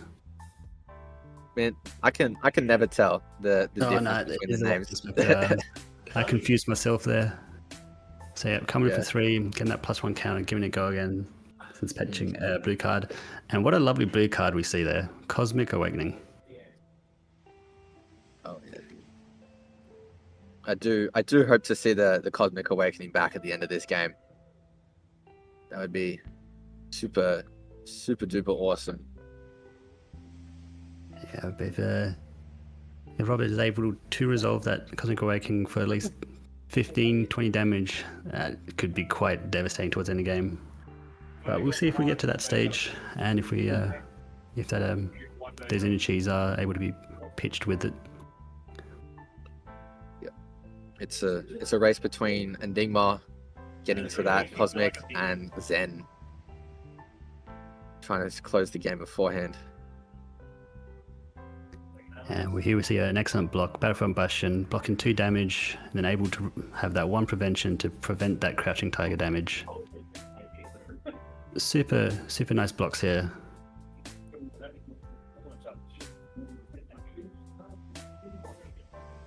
Very clean. And we see that Preserved Tradition and Drop in Ocean. So gonna target that Crouching Tiger, getting it to 0. So still getting that preventative effect from Battlefront Bastion active, and putting a Battlefront Bastion, which is an action card, back to the bottom of his deck for later. And then double transcending. Very nice. So excellent play here by Robert, being able to still keep 1 prevention up, and we see a Battlefront Bastion from Zachary himself coming for 7. Good old 2-card 7. 2-card 7. 2-card 7s are very nice in this format, especially with all the blues. It's really easy to find a blue to play these out, and they're always at the right time. Yeah, and this is threatening quite a few blocks to be able to try to keep that Waxing Spectre around. If he has 2-3 blocks here, he is able to, but yeah, obviously has the 2 inner Chi, so has 1 blocking card. We'll have to lose this Waxing Spectre, and as we have a D-React in Arsenal here, or another Moon Chakra. Moon Chakra would be nicer around now. Blocking 5. And we see a wash away. So getting an extra +2 since a blue card has been played. So it's coming up for 5 block, and we see Uphold Tradition as well being played. So 5, 6 preventive effect, getting a nice clean block with all that. That's very nice. Absolutely astounding. Yeah, very, very astounding play. It's just great play there. Being able to utilize that D-React, since he had the blue, get an extra value from Wash Away, and that preventative effect that he managed to keep around, managing to fully block out. And we have a Wax Inspector coming for 4 now, with Go Again and 2 resources floating from Robert here.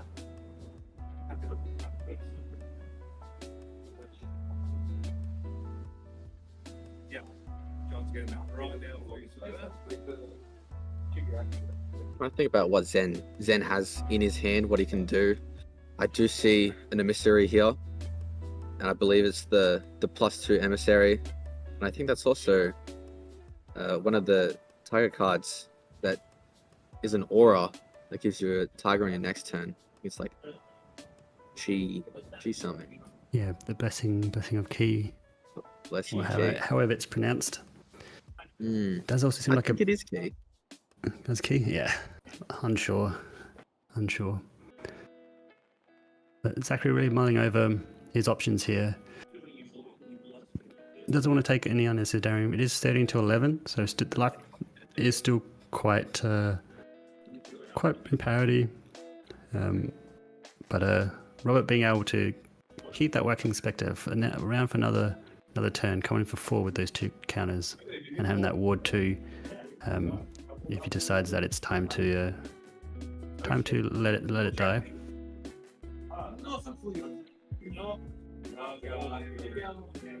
Here we are blocking with the stride, scan tiger in hands.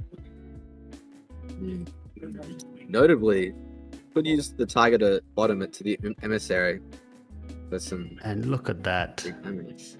Here we go. Levels of alignment. What a card to be able to draft and pick. Giving that +2 for another 5 damage since pitched 1 blue card. Talking about some great powerful M's being drafted. Levels of alignment, Cosmic Awakening. Great all-rounder. It's a great finisher. Can draw you a card. The levels of this card just go through the roof. So we Great start on with so many levels. Untamed, I believe, giving the next Crashing Tiger +1. We just see a block, 3 block there with the Illusionist or Great in that tiger. Another double transcend, another drop in the ocean, which negates that tiger +1 damage, coming for 0. And he's transcending. A little bit of deja vu to the previous turn. Here we go. The blessing. Set up for the next turn. And with an arsenal as well. So it could be a nice juicy next turn.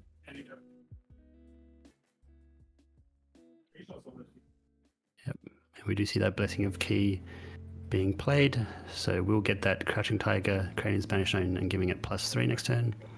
And Robert deciding to use one of his energies to create that Spectral Shield this turn.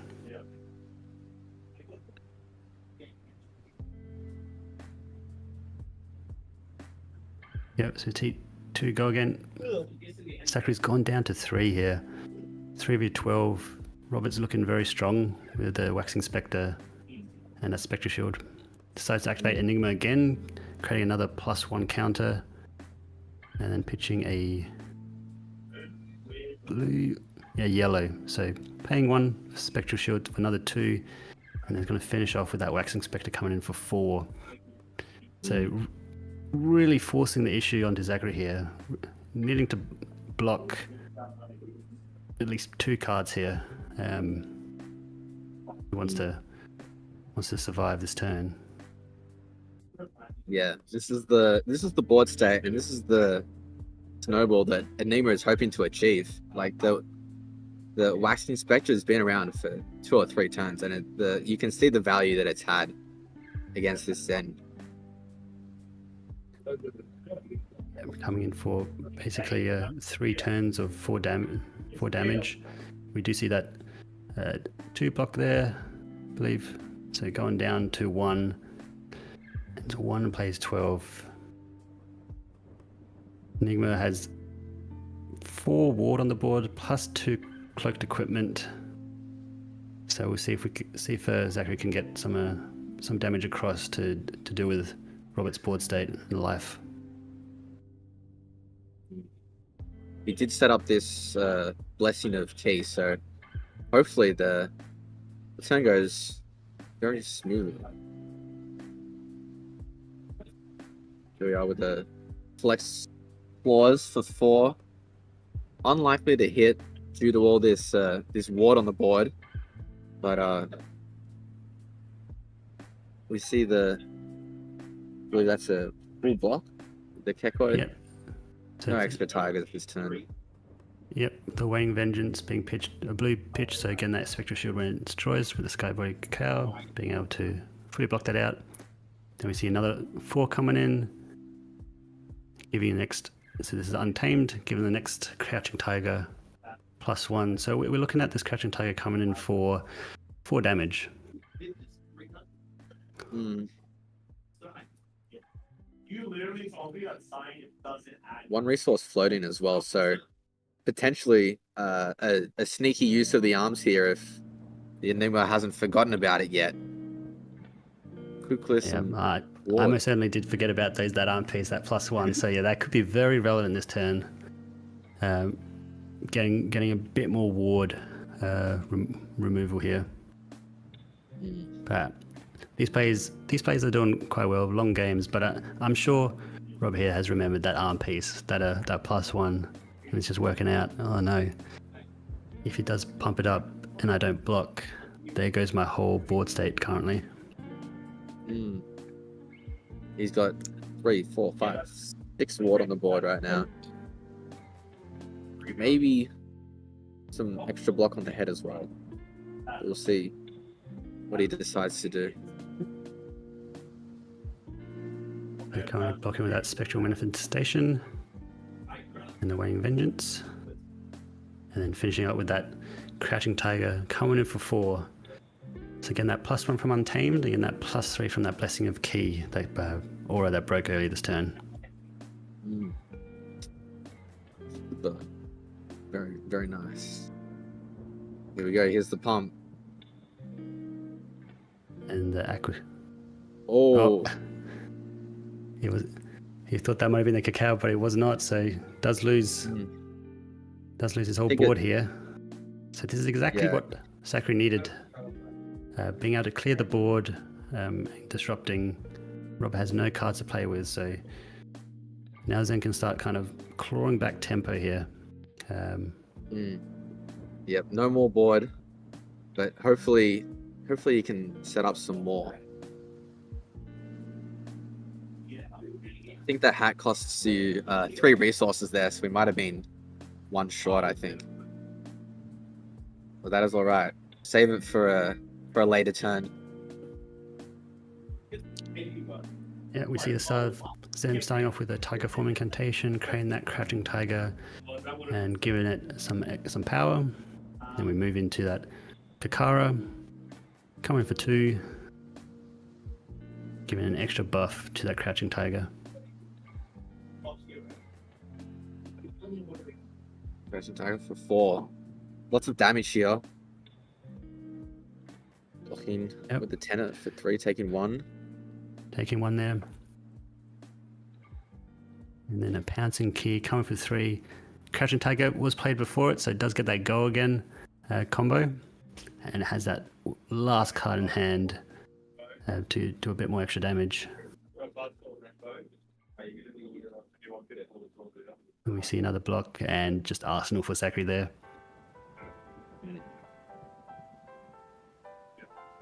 Haze Shelter. He's pitched a blue, and it's coming in for 4 damage. This isn't instant, so he is able to attack with it straight away. Yep. So forcing Zachary to block with 2 cards here. That 1 life total with that on Really, hit really of, punishing. of death, meaning that has to respect it. Has to just force out 2 blocks there. You know, running I'm a riptide. That's all I'm like.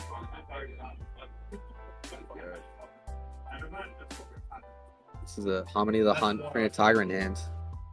Making some more tigers to pump this turn. Still be coming in.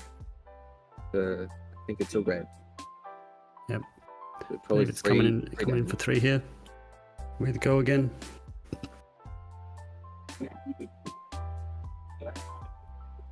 Haze Shelter is only 1-in-1 right now, so somehow the Enigma player is going to have to pitch a blue to activate it, get the full block out of it. Yep. That is able to pitch for that Aquasine Shell, pitching a blue to draw a card. So which could be something could do there. But decides to just lose that Haze Shelter and then take 2.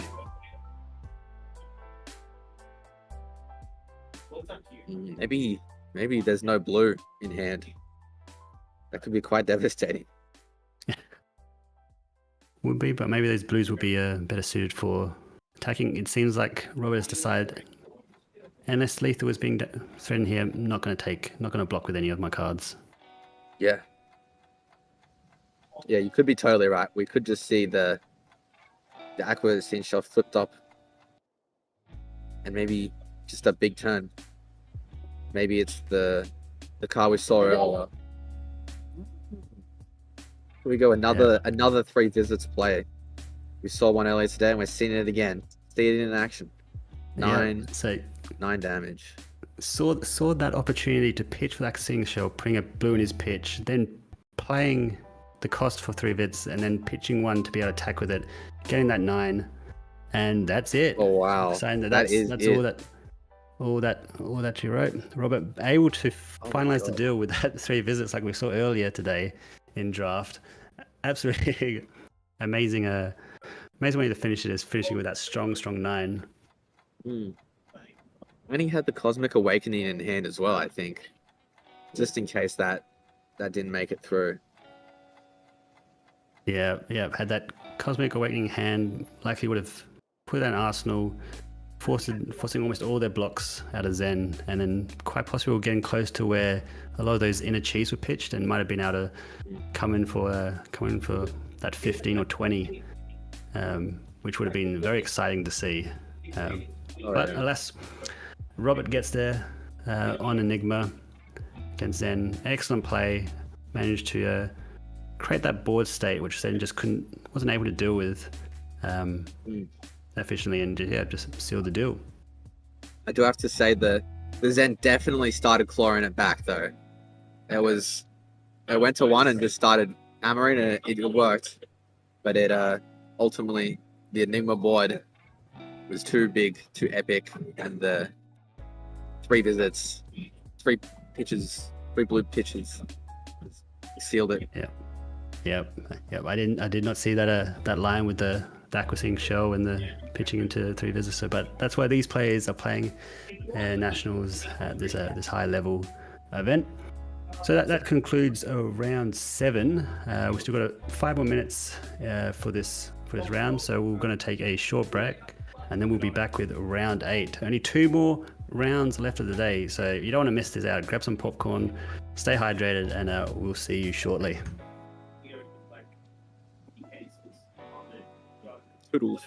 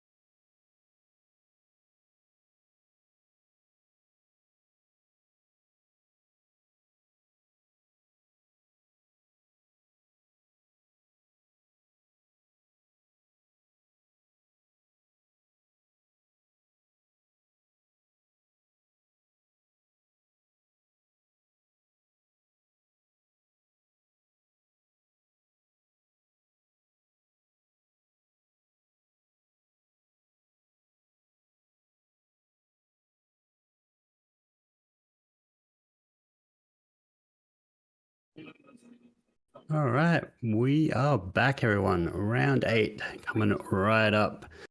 We don't have our pairing as of yet on stream, but well, they'll be there shortly. And we had a great match, Zen versus Enigma last time around, with the Enigma managing to seal the deal with that 3 visits, coming in for 9. We just love to see that. Oh yeah, that was spectacular. I always love a good finisher or a good closer in a game, and 3 visits is just one of the best. Yeah, over the course of the day, we've definitely had quite a few games had those really big kind of finishing cars coming for either 9 or 7. We really love to see. It looks like we've got our plays coming up to the table. Just getting the information on who we're going to be watching for round 8. Penultimate round of today. This is a very, very long day. If you've all been here the whole day, well done. It's been a long one, and hopefully you've enjoyed all the games so far. It's been quite a long day. I'm sure most people would like to go to sleep, but the day is not over. We must keep fighting, and I'm ready for this next matchup. I'm not sure of the matchup just yet, but it's going to be played on these awesome playmats. I don't know whose playmats these are, but just this like Arcane Rising and Welcome to Wraith artworks, like really been doing it for me all day today. Yeah, it really has been lovely to see these playmats. So I think I do spot Thomas Dowling from last year's Melbourne calling run on Dash.io. Not sure what he's playing yet, and we're still getting the information on his opponent before we transition to that table view.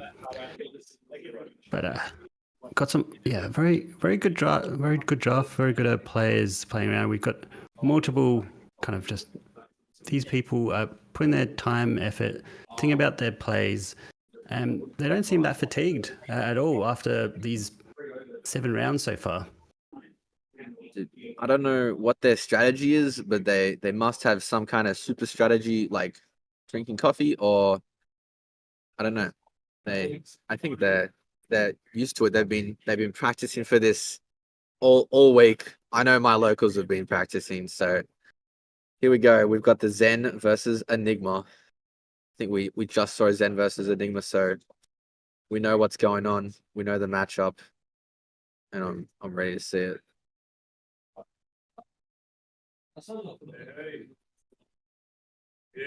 Yeah. So far, I think there's 3 equipment on the Enigma side, and I don't know if Zen's running more than 1 equipment here.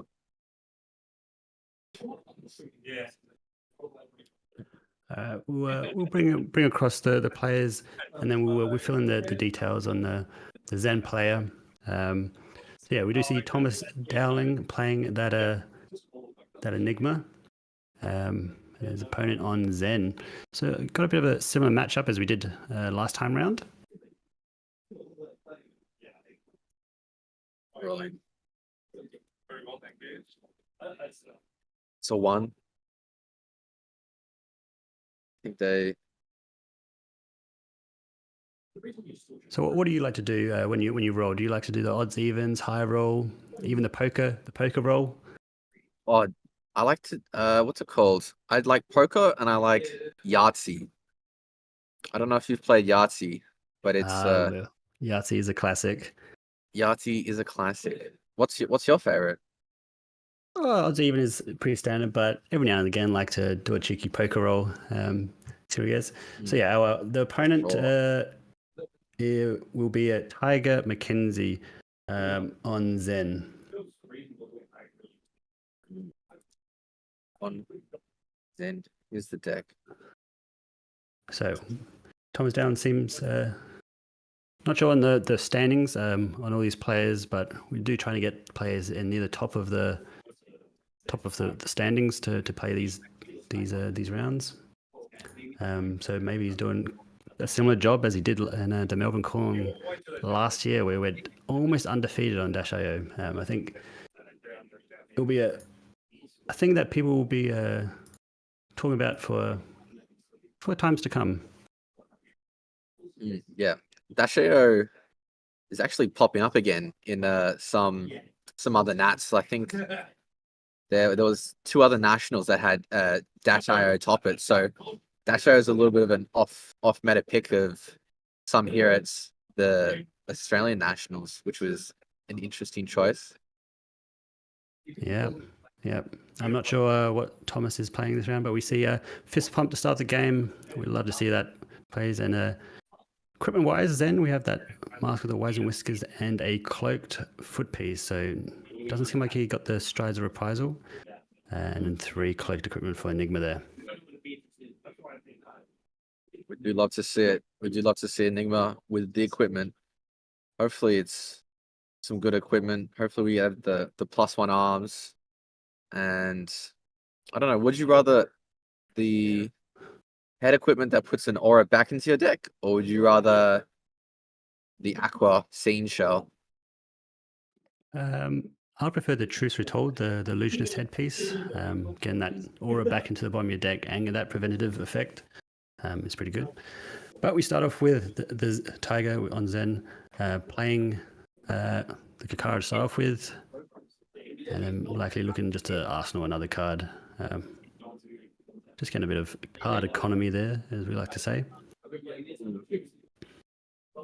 It's always good way to start the game. No cheeky instance from Enigma turn 1, however. So maybe this is a pretty face-up damage turn to come back with. Yeah. Playing against Enigma, you definitely want to keep an action point up just in case they do want to do an aura. But we see a Haunting Spectre there being played. It is a action aura, so that is going to be the end of Thomas's turn. But importantly is the effect of when this leaves the arena, create a Spectre Shield token, and if it's the only other Illusionist aura, there's no other, it gets a +1 on it. I believe that is yellow, so it is warding for 3. Still a good rate for a yellow aura. Yeah. Zen just pondering, playing Kakara for 2, giving our next target this turn +1, and blocking with a Battlefront Bastion alone, so preventing one on the next attack, which is very cool. Yeah, blocking that Battlefront Bastion, getting a clean block of 2 in that preventative effect. And then we see the Untamed coming in. So next Crouching Tiger, if one is made, we'll get +2. And then we see a Nimblism. What do we went into an Emissary? I believe that is the Emissary of Emissary of Tides. Emissary of Tides. So he does have that one card in his hand, but opted not to put it to the bottom of the deck. Let's see, we're coming in for 7 here. Really we're putting the pressure on the Thomas here. Could be the turn that the Haunting Spectre goes, or maybe throw some equipment in there for the block. But 7's quite the number, as we've seen throughout today. 7 is the number to beat. Yeah, so Thomas just thinking about it. He's got a ward 3 plus that preventative 1 there. So opting to take 3 here, losing that Haunting Spectre. And then since no other auras are on the field, gets to create that Spectre Shield with +1.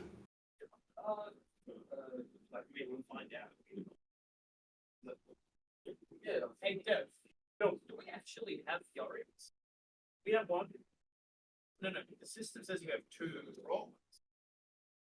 Oh, we probably did the thing we graded them as negative out. Yep, starts the turn with that Spectre Shield coming in for 2 with Go again for free, and then bumps it up in an instant, giving an extra 3 counters in the reaction step with that Estral Etching. So coming in for 5. Damn, that's a lot of damage just out of nowhere. Astral Etchings is just a powerhouse in this deck. It can be like it can almost just be a reckless swing and just close the game that you were never expecting. But here it's just a lot of damage, and if he can keep that up, that's a 3-5 damage every single turn. Yeah, so we'll see if Thomas is going to try and keep this Spectral Shield around for as long as possible. But yeah, that little combat trick with Astral Etching, 2 damage, you're okay with taking that. 5 damage, maybe if that was more front up, maybe a block would have been had there. But we'll see what a Tiger comes back here with.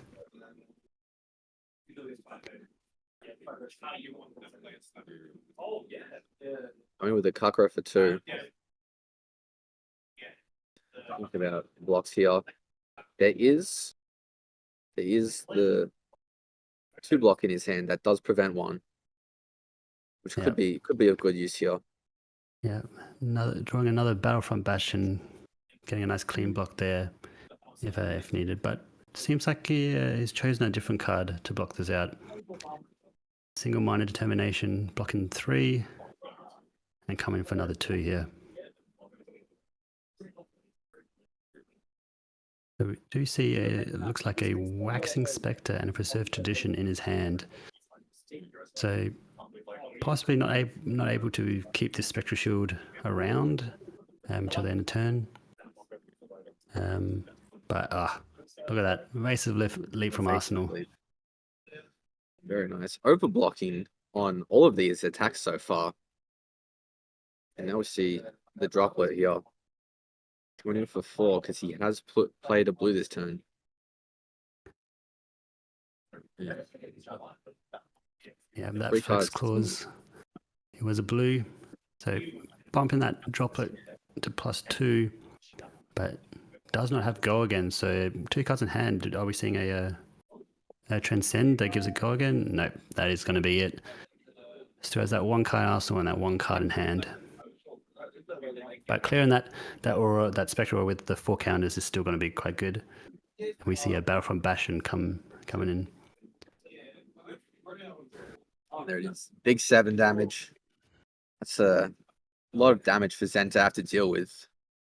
Zen doesn't usually block very well. Most of his cards either block 2, 3 if you're lucky, and then the Transcend cards obviously block 0. So the Enigmas don't usually have a lot of power like this. Yeah, Zen definitely gets his power from going wide, so forcing a few blocks out of them really kind of lowers the damage output that Zen can accomplish. So coming for 7.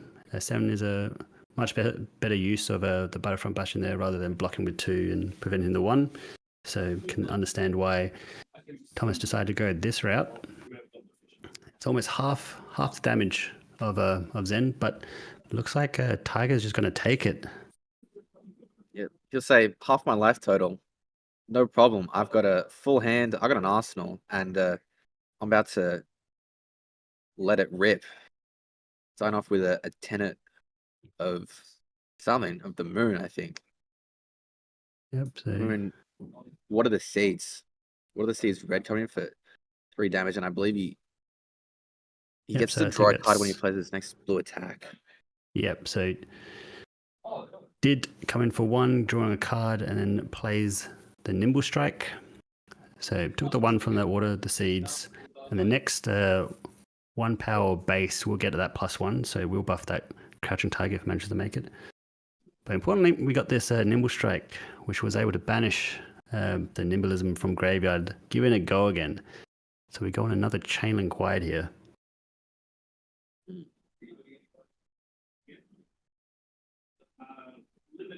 Here we go into the mystery. This is a big damage turn from Zen here. We've got 3 into 5 into 4 in all the different breakpoints. Yeah, finishing with a nice emissary there, coming in with the 4 damage, 0 for 4. Bringing, so you can see why deciding to take that 7 damage there. Was going to come back with a 10 damage turn himself.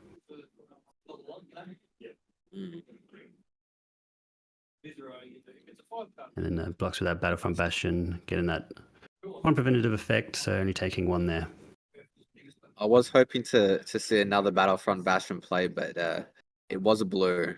So we'll see what else he's got in store for us. That's a Wax Spectre yellow. I believe it's coming in for 4 damage. Or 3 damage. It is a yellow. Has that Ward 2 plus that +1 counter, so getting that 3 damage across, and has Go Again, so he's able to possibly play another attack. It's a 0 cost in his hand, or that might just be a Arsenal card and save it for later.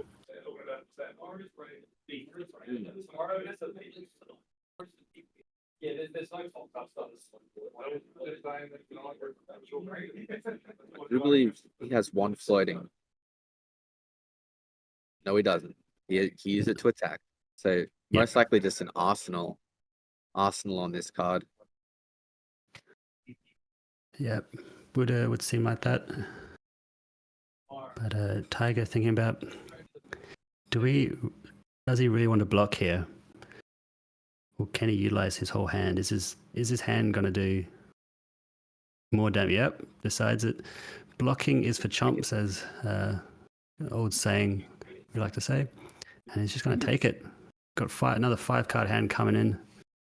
Wow. And we don't know what that Arsenal card. He hasn't played it for a few turns now. Also, something to take note is that no armor has been used at all yet. We're still waiting on our first cloak to be revealed, and no hits for the Mask of Wizard Whiskers. Yep. And we do see a tidal surge coming in for 5, but I have a sneaky feeling that this is gonna not be the only thing coming up this turn. I do most likely a Transcend card, possibly something that gives it Go Again, or maybe that foot piece is the Aqualapse. But no, we do see the path well traveled. Given that tidal surge, Go Again, and it's a blue card that's been played, so buffs it up by 2. I was suspecting the Aqualapse as well, but path well traveled does the trick right now.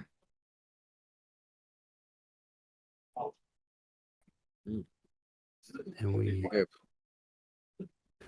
see a Chakra being played here. Has transcended, so we'll give that a Crouching Tiger that extra amount of damage. Does seem to be a yellow here. So +4? +4, I believe, yeah. To this Crouching Tiger. And then with his inability, getting that Crouching Tiger in his hand and then opting to get that Pouncing Key. So it looks like we're going to do a 4 into a 4, and then we'll see how he decides if there's anything going to be coming after. Does look like a Preserved Tradition in his hand, so that might be just left in his arsenal for another turn. Keeping a cheat card for later turns is always a really nice way just to round out your turn with a Zen activation and find that all the power cards in your deck, or he could just pitch it for the Kakara, but there'll be no Tiger after it. So I feel like an Arsenal is the best option right now. Yep. But obviously, Thomas does not know what that card is, so he might be thinking that might be another Emissary. That might be another 4 coming in. So he really has to think about the blocks here. Getting down to some precarious life totals. It is very close. 6-5 to Enigma right now. But I feel like Thomas has got some tricks up his sleeves. He's still got his armor, so he could be all right. Yep. We see the Battlefront Bastion deployed there in defense, blocking 2, preventing 1, taking 1 damage, and then we have another 4. Combo card. Oh, and Thomas just opts to just take that damage. Go to 1. That's wild. Goes to 1. Maybe read that. All right. If you have that 4 damage, go for it. I mean, you're not dead until you're dead, right? So Life's just a resource. Yeah. Now Tiger's thinking here. Does he pitch this Transcend card to come in with the Kakara? 2 damage. He's threatening lethal. He's going to threaten the card out of his hand.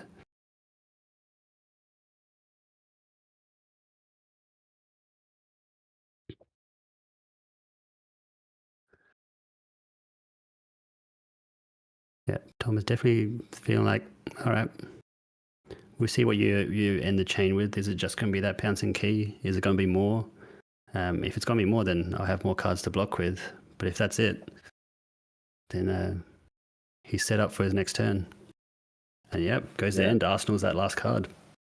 Coming back with a lot of cards. I think that's 4 cards. 3 cards in hand, 1 card in arsenal. I think this is quite the card.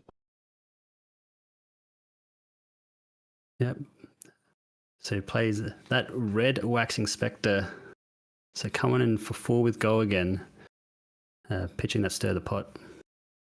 It seems like it's time to use that Mask of Wise and Whiskers for Tiger here.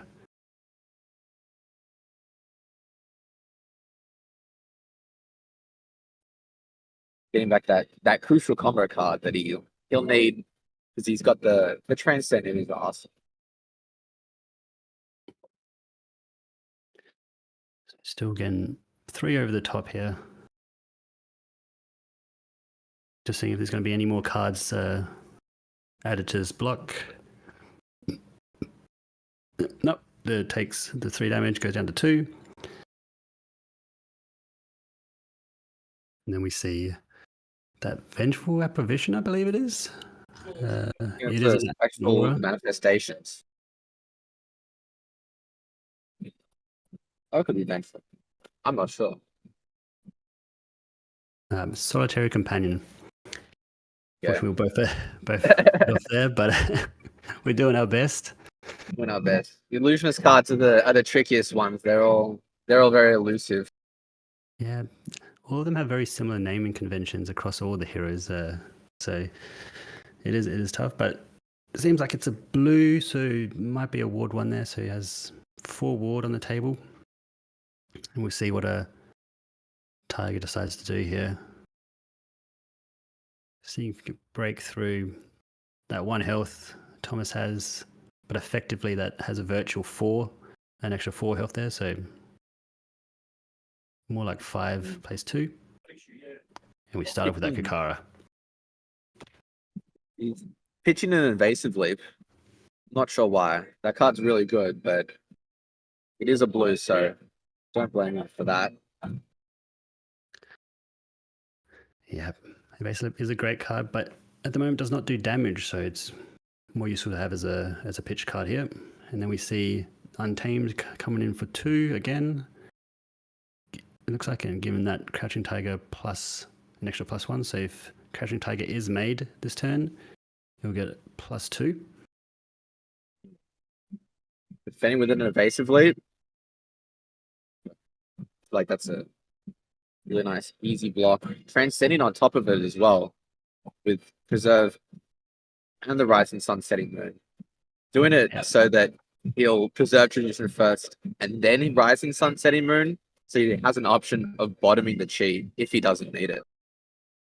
Yeah, that is a good call out there. Great sequencing by Tiger here.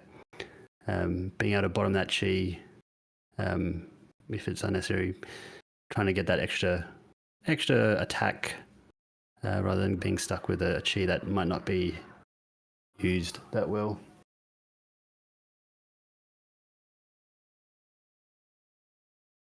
And then we'll go to Resolve, Rising Sun Setting Moon, and sees his options there. And looks like, thinking about it.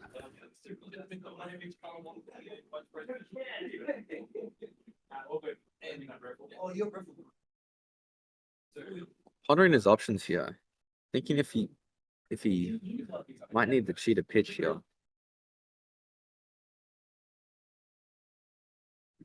Yeah. So it seems like we do have a Harmony of the Hunt or Companion of the Claw. I believe it's a Harmony of the Hunt in his hand. but decides to keep that chi in his hand, and this other inner chi will be created, and then he will activate Zen, still in the reaction step, it seems. Looking for a pouncing key.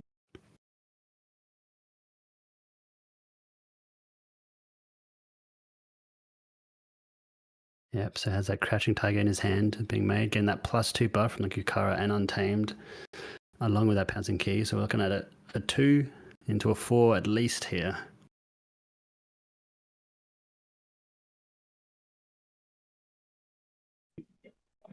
Every point of damage here matters. Like, even if it's 2 damage, you just gotta get through this wax inspector.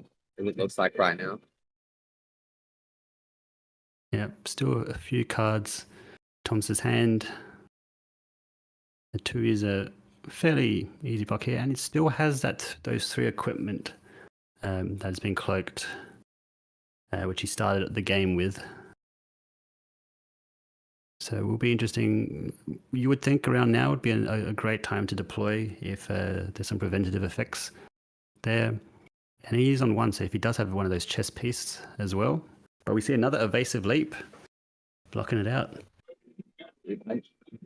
Another evasive leap is actually wild. Like, here we go. We got a Kekoi being used here to prevent some of this damage, attempting to keep this waxing alive.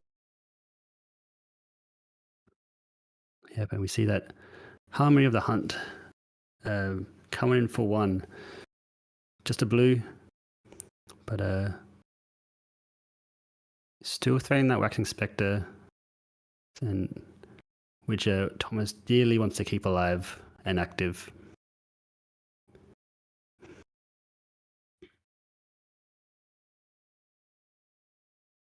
So we'll see if the Waxing Spectre goes, or if he has another Kaikoi in his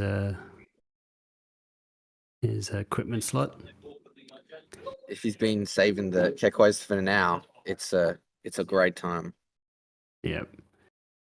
Does seem like he might not have a Kekoi here. Otherwise, I would have thought that he'd just be instantly declaring no blocks here and flipping one of those equipment slots. So it seems like he might need to just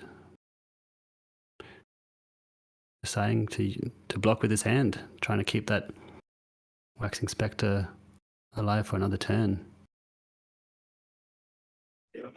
Yeah, no cards in hand, so he might not be able to pitch for the Wax Inspector, but he might have the headpiece, which wards 1, and maybe one of the chess pieces that wants him at 1 life, and maybe we'll see him flip here.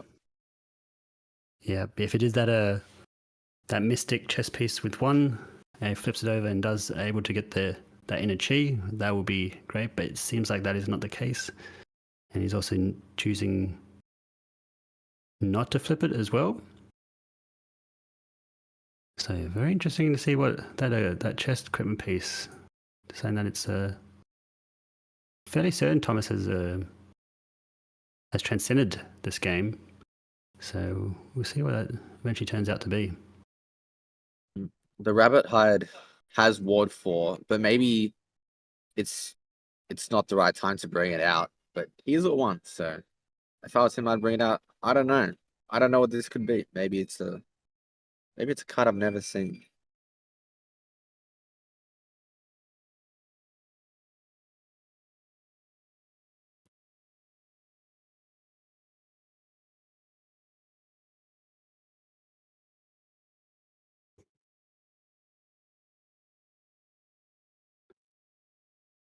So coming with that Tiger, that Kikara coming in for 2.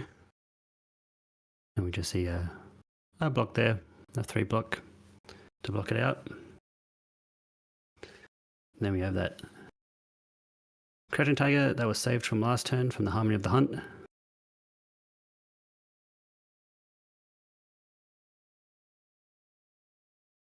And is a Truce Retold. So pitching a card to put an aura back to the bottom of his deck, and then has that Ward 1. And wasn't able to play it last turn, as still had to use the card from hand anyway to block out, so just opted to block it instead of flipping Truth Retold.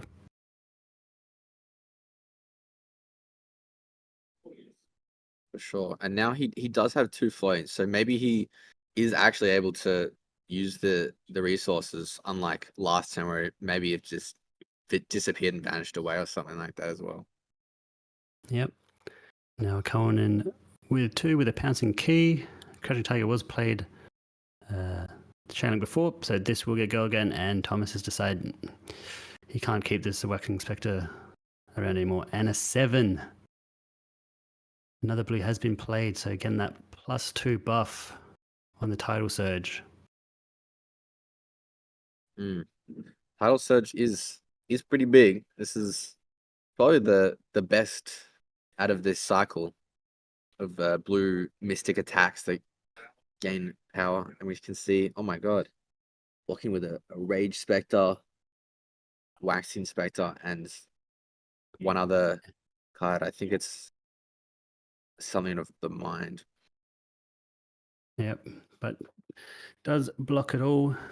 And moving on, so yeah, two action illusionist with 3 block, and then those 2 floating resources plays out that illusionist instant aura from Arsenal. And I do see 2 transcend cards in Thomas's hand, so at this life total, this could be problematic.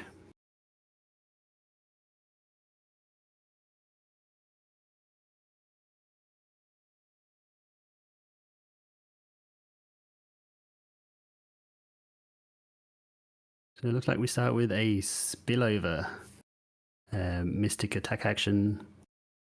One of those gets +2 if you play another blue this turn, but currently has no go again. And it is that Aqualapse.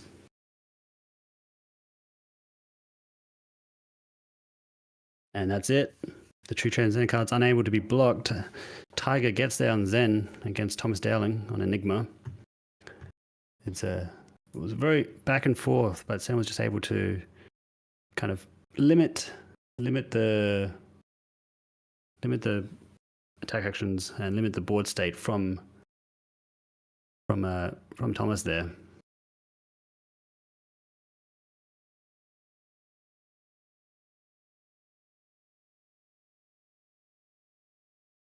Oh no. Hello? Oh, welcome back. Just lost you there for a moment, I guess. Yeah, I know the internet decided to cut out, but it's okay, I'm back. That'll be the end of this round. We've got another 3 minutes, and then we'll be there for round 9, final round of the day, and around the day. Oh.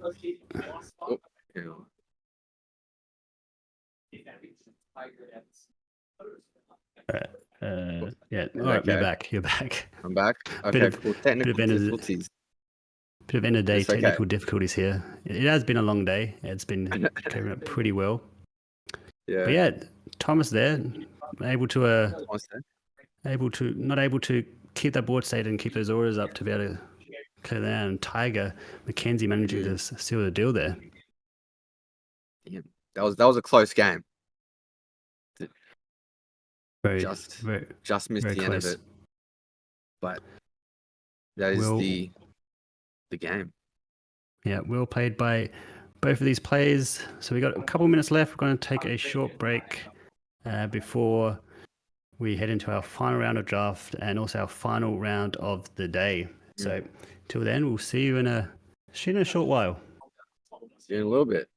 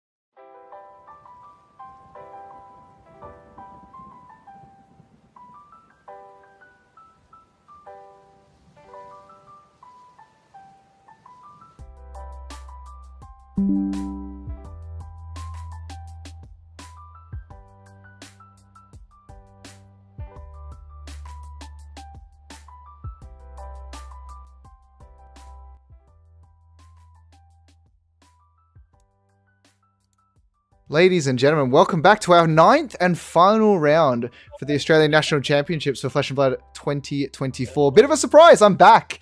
I didn't expect to be back, but Spencer and Phil have definitely been holding down the fort. Spencer, tell me, what have I missed in the past 5 rounds of what sounds like it's been a pretty wicked draft day?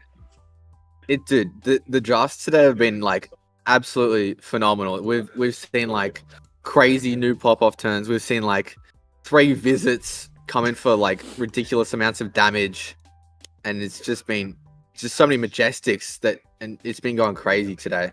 Yeah, it sounds like it's been a pretty wild day overall, and we're coming in on that sort of important 9th round. And when it comes to sort of this point of the day, there are going to be some people who are sort of considering whether or not they are staying in the tournament, whether or not they're actually going to drop from nationals and play in the battle hardened at the moment. But from what it seems like, and from sort of the players that I've been speaking with, there's a lot of people still in that contention for day 2. Yeah, there's been a few people that have dropped because there's a little cheeky blitz tournament going on that everyone wants to get in on, the Rainbow Fall Flick Flack promos. Like, oh, that's so pretty. But there's still a lot of people going strong in this final round of draft, the lucky last round. It's good to see. Absolutely. Now, we are just getting our final sort of players sort of situated, and then after that game, we'll go through a little bit about what tomorrow looks like as well. But just to remind those of you who are sort of joining us late in the day, tomorrow is going to be 3 rounds of Classic Constructed in the morning, which will be the last 3 Swiss rounds, and then we'll cut to top 8. Myself, Spencer, and Phil will be doing all of the rounds together, so stay tuned. We'll be hanging out as a nice big group. But cutting back, we're in that last little section. We're going to be looking towards the sort of higher end seeds when it comes to the games. And from what I saw when I was tuning in sort of in my availability, pretty spicy decks. Yeah, absolutely. The 3 visits is a card I never thought people would be running, and a few washaways. I saw like 7 evasive leaps today actually played. That's a card I never thought I'd be running, but it works. You can play it from Arsenal, and it's basically as good as Sigil. So, yeah, Wild West. And it seems like from what I saw, and again, from what I sort of saw, it seems like representation's been relatively even when it comes to the draft. There's not been one sort of really dominant thing, and I think that's mainly due to the nature of the set. Yeah, it's been a pretty even balance. I think we only saw 1 mirror today, and then the rest has just been just normal matchups. About like 3 news, like 3 Zens, and I think 4 Enigmas roughly on the stream today. Yeah. Have you personally drafted the set very much? Yeah, I've been practicing with all my fellow locals for Nats. So they were doing drafts like last night, and basically whenever there's a locals, it's always draft. Like, I think I'm a little bit sick of draft. But I have been drafting quite a bit. Yeah. But I mean, from what I've seen, it's also a fantastic draft format. Like, it seems to be very fun. Seems to be sort of very open. There's been some draft formats in the past that have just been like, hey, let's play this deck and just force it over and over. Shout outs to Fi. Back when it was just like, I'm just going to pick every ninja card I see. And, technically you could do that here, but it seems like there's a lot more game in it picking any of the 3 classes. Yeah, absolutely. Like, you could play Cheerios 5, but this ninja here, Zen, there's a lot more depth to him. It's not just 0 for 3 go again, leg tap. There's tigers involved. There's +1s. There's on hits for tigers. Your Kakara relies on tigers to get value out of it. And also just there being chi in the pack is a lot more interesting than normal, because all 3 decks rely on the chi, right? Yeah. So you never know what chi you're gonna get, and you're never gonna know how you're gonna use it, but it always works out somehow, and it's great. Absolutely. And I talking about sort of how the game is evolving and stuff like that, one of the really things that I do love is the fact that when it comes to like our draft and sealed format, draft in particular, is the fact that things like legendaries are no longer actually in the draftable section of the pack. Same thing with like the random, obviously not random in regards to like the product, but when it comes to like the expansion slots, they're part of the tokens of the pack now, which means that overall you're not going to have someone who, if you remember Monarch, if you spiked a Carrion Husk, then it was just kind of like regardless of what you versed, you were winning. And I think that's a really fantastic design change for the limited section of Flesh and Blood. Yeah, it's really, I think it's made it a lot more like skillful, whereas like if you drafted, as you said, Carrion Husk, that's just 6 free value that you get from nowhere for nothing, and it's a little bit just of a free win. But here it's like this is Flesh and Blood, this is skill, this is how are you going to draft this deck to make it win, and if you put in the effort and pick the right cards, it shows, it comes through. Absolutely. Absolutely, like things like that. What do you think? Yeah, I 100% agree with you. Just to sort of think about in regards to like, what are the cards, if you're drafting this set, right? And I've only drafted it, I think, once, and I kind of was just like, I'm just going to pick whatever. I wasn't thinking about archetypes, and that's, at this level, a really, really big part of it. What are some of the cards, if you see, that kind of are like, you open pack one and you're, the obvious one I'm going to say is Mirror Guy. So like you open that and it kind of is like, oh, okay, I'm just going to like slam this Enforcer. What are some of those other cards though that you think are almost draft defining? There's obviously draft defining cards that'll just straight up put you into a class. Like I think Waxing Spectre Red for Enigma is just such a powerhouse, or Haze Shelter for No, it's probably a couple red attack reactions, or one of the Majestics, like Bonds or Persuasive Prognosis. Some people like to get crazy and just start hate drafting every single chi that they see, and then they're on. I forgot what the card is. What's the card that deals 20 damage? Oh yeah. Cosmic Awakening. They're on Cosmic Awakening Tribal, and I'm like, you're crazy, but it works. It actually works. Oh my god, so, Cosmic Awakening Tribal. That's hey, I'll be really impressed if we can see that. Look, I'm not surprised. Like I don't really know in a draft format how you come back from a 4-card 20, but whatever, it is what it is. Yeah, like no one else has chi in the deck, so you're the only one with it. Yeah. I don't know. That's a little bit suspect to me, but in fairness, I've not done it. So it does look like we're going to have Enigma is going to be our first of the 2 heroes, and I'm not sure who we have on the left. We're getting those details for you as well. But just to remind you all, this is our 9th and final round for day number 1 of Australian National Championships, which is really exciting. It's been a long day for these players, and I know that they have been playing and drafting super, super hard. So shout outs to anyone who is just competing, and particularly if you've made day 2. Yeah, this will be the 3rd round of this draft, and this is gonna be, they're both 2-0s, if I'm not mistaken, and it'll be like the final test. And this Enigma here has Enigma sleeves, so I think we're about to see some pretty skilled Enigma players, hopefully, if I'm not mistaken, and we're against a Zen, so this should be a spicy matchup. Absolutely. In Classic Constructor, this personally, I feel like this is definitely like a Zen favored matchup. But how does it usually go in draft? I feel like it's definitely more even. It's definitely closer to even. It's not just an auto loss for Enigma for sure. There's a lot more. There's a lot less breakpoints that Enigma has to worry about. Most of the cards will be doing like 3 roughly, and if there is a cheeky breakpoint, you can block with 2 cards, or use an equipment that you've drafted. That's one of the reasons why equipment in Enigma is so key to protect your board. It's because of ninjas trying to get through with their 1 damage cards. I really love the cloak mechanic for draft. I think it's just so cool because, like, obviously equipment's like like cloak in constructed, obviously there's usually the correct decision. I don't know how we're generating side here, but they were rolling the armor dice. But yeah, I like cloak because particularly when there's like multiple choices that it could be, and particularly that chess piece is the one that I think drafting a chess piece is super important, even if it's not, you know, the super high powered one. I'm just trying to get the name up now. The Sunblessed Kimono. That one in particular is really, really strong, as well as a couple of the others. And I think having that chess piece to be able to be like, hey, I have something, and you have to sort of constantly be afraid of actually putting them to one. Hailing with the Snake Hide as well. Yeah.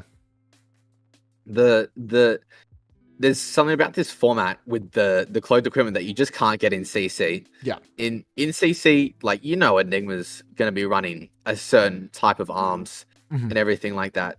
And yeah, maybe you could switch it up a little bit and make it the +1 when you throw a CNC, it's 7, and that's unexpected. Yeah. But when you're playing this format, you never know if the legs are going to give go again.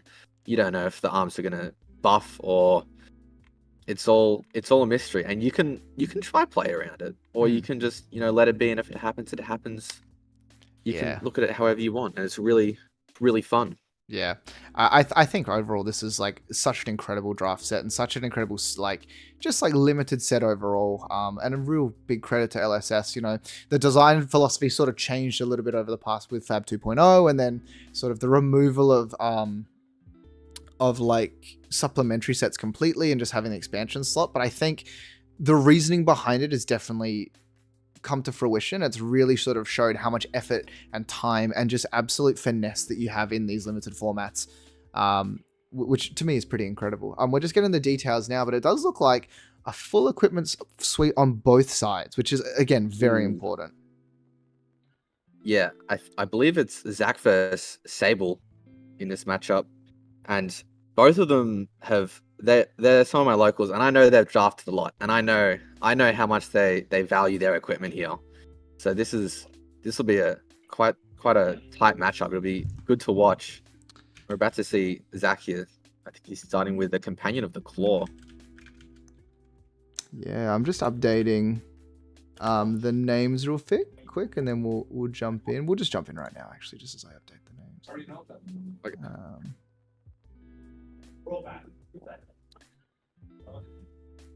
Oh yeah, pondering on the first action, I think he might just be trying to pass priority.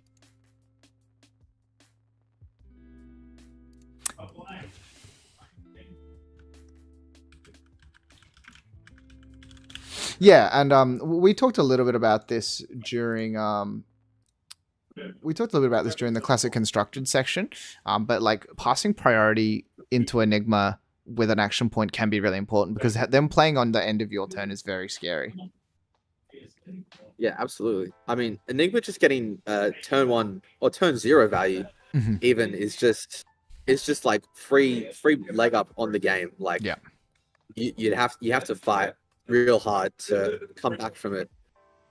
And you know, you never know, like, if they're just gonna snowball from that, or if they might just let it die and come back with something even stronger while preserving their life. It can be quite a daunting thing to face, but it's okay, because this game, I think it's okay. Yeah, I agree. And yeah, it's one of these things where it's just like, whenever you have the opportunity to like play stuff on their turn and not be punished for it, it's definitely good. As we see the first sort of attacks coming through from Zen here, going to attack over with the Timer Taming Kakara. A really interesting weapon, and a weapon that I've really come around to. I think it's really cool. Yeah, I love it as well. I think it's like, it reminds me of Syrian Emberblade. I think I said it already this stream, but Syrian Emberblade was a 2-for-3 without go again, unless you had played a Draconic card, and the Tiger Taming Kakara only gains the value if you've played a Tiger. So it's really fitting that ninja weapon theme. Yeah. We talked a little bit about it sort of as the cards that sort of pigeonhole you into Enigma, and that's definitely one of them. The Waxing Spectre looks like it's in red as well. So, that one is just the yellow. So it's going to be Waxing Spectre. It looks like it's coming in for 3, but regardless, Waxing Spectre, a card that automatically 9 times out of 10 comes in with that go again counter, and it just presents that threat nice and early. Yeah, that's why Wax Inspector is one of the pack one pick ones, just because of the counter allowing you to go so wide. If you can get the counters on the cards and go wide, that's the ability to snowball, and that's what you're looking for when you're playing Enigma and drafting it, especially. Yeah. Just takes the damage on the side of Zachary, and a draw up starting to happen. I'll get those life settles moves a little bit as well for you guys in just a second. But yeah, it's one of these things where it's like the Zen turns are obviously a lot less explosive than a Tune's constructed deck, but they're always going to go a couple of wide. And I think having a weapon that just says go again on it will always sort of guarantee that. Yeah, absolutely. Speaking of go again, some players in Classic Constructed have been playing Talishar instead of the Zephyr Needles, and it doesn't say go again, but they can never break, which is very, very interesting tech to me. But here we just see the normal Kakura here coming in for 2 damage. Do you think if you were given the option of Talishar in every draft, would you run it? I think there's definitely decks that would. Absolutely. It's such a good aggressive card if the game's going to go less than 3 turns in a Zen Mirror. Like, it's just such an above rate card. The normal Kakura here is only 2 damage, maybe 3, whereas Talishar is 4. That's almost 3 points of extra value, a whole card even, that you just might not have access to normally. Yeah. We do also apologize a little bit about some of the quality issues that we've been having with our main camera. We're getting them resolved for tomorrow. It's just, for whatever reason, a little bit of inconsistency, but it's coming through. And we see Zen for Sable just wanting to defend that Wax Inspector, and for what it looks like, they've been able to successfully do so, except for, and I love the inclusion of this, the Nimblism. Just really, and this is, again, one of the things I've loved about the recent draft formats. It's just the re-inclusion of some of those classic generic attacks and non-attacks just adds a little bit of an extra layer to the draft format. Yeah, absolutely. Both of these cards are actually reprints from older sets. I believe it's Welcome to Wraith. Arcane Rising here. Was it? Oh, welcome to Wraith. No, you're right. It is Welcome to Wraith. I'm just an Arcane Rising fan. Don't mind me. I see. Great set though. Shout outs to my boy Kano. Absolutely great set. I do love Kano. That does appear to be the turn. The Nimblism and Wound Blow are so, like, they're such an easy draft pick, and in red, it's just, you can slap Nimblism onto any card you want, really. In Zen, it's phenomenal. Also in new as well. Like, it's good in both decks, which is cool. I'd love to sit down with them and sort of just, and just sort of determine like how they figure out which of these like reprint generics go into the set. Like, I think it'd be a really fascinating and interesting thing. Yeah, I think, I don't know, I'm not sure if we've seen Critical Strike reprint, but Wooden Blow in this set just being 0 cost is really interesting. I could see them reprinting the 3-cost one, but I think we're gonna have to wait down the line to see that. Yeah. But anyway, pushing it through now as we see. Zach tanked a little bit more of that damage, gone to 8 to 15, and I love this from Sable, just sort of accepting the fact like, hey, this Wax Inspector right now is my win condition. This is the way that I'm actually going to get the damage and win the game. So defending it as much as that they can, I think is great. And I think sort of identifying the spot that you are. And, if this is a giant turn from Zach here where he's presenting a bunch of damage, I'm sure they'll just let it go and then just rebuild with something else. And I think, some of these cards, like these, so some of the weirder ones that you don't see in Classic Constructed definitely shine on the Enigma side when it comes to draft. Yeah, absolutely. Most of the cards in drafts you don't really see in Classic Constructed, but learning to master them in draft is a little bit of a skill on its own. And here we are staying off the turn with a Kakura, just providing value for the target that he just created, and just giving up the Wax Inspector instantly. Like, just saying it's not going to live, and I've got something better than I can probably rebuild with. And that's a scary thing to think about as well, right? Like that's always the thing when the Enigma player is just like, cool, yep, I'll take it, and they let their board die. It's like, what have you got? What's sitting in their hand there? What am I afraid of? Yeah, what's better than a wax inspector that has been put in work this entire game? Yeah. Like, if there's something spookier than it, you don't want to say it. You'd be shivering in your timbers. Exactly. You're kind of sitting there like, please block this. Like please try to protect that because I don't want to face what else is there. And who knows what it is? Thinking about using the chess piece here. Could be a Keko, but not entirely sure.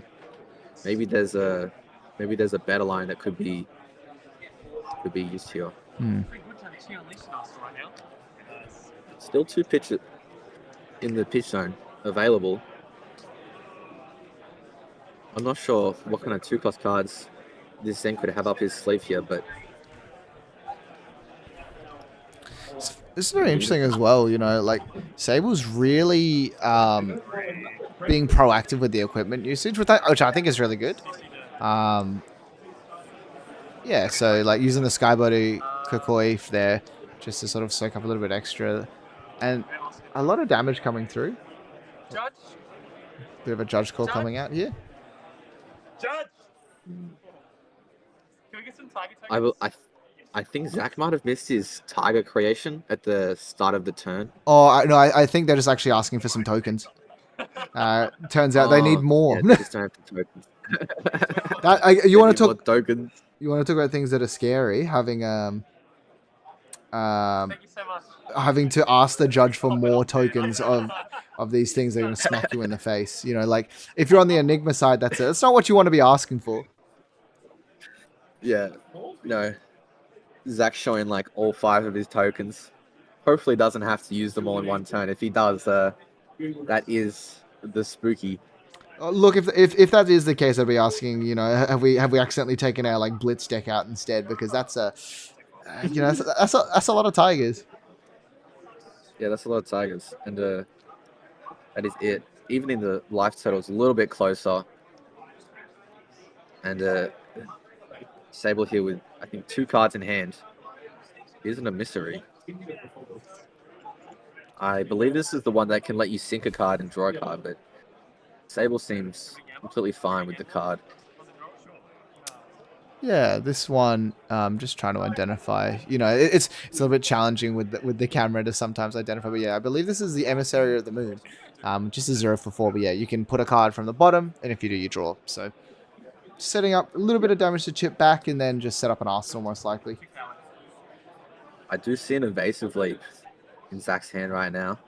I think it might be blue, so it's not the best for blocking, but I am a fan of the evasive leap, so this could be a good turn.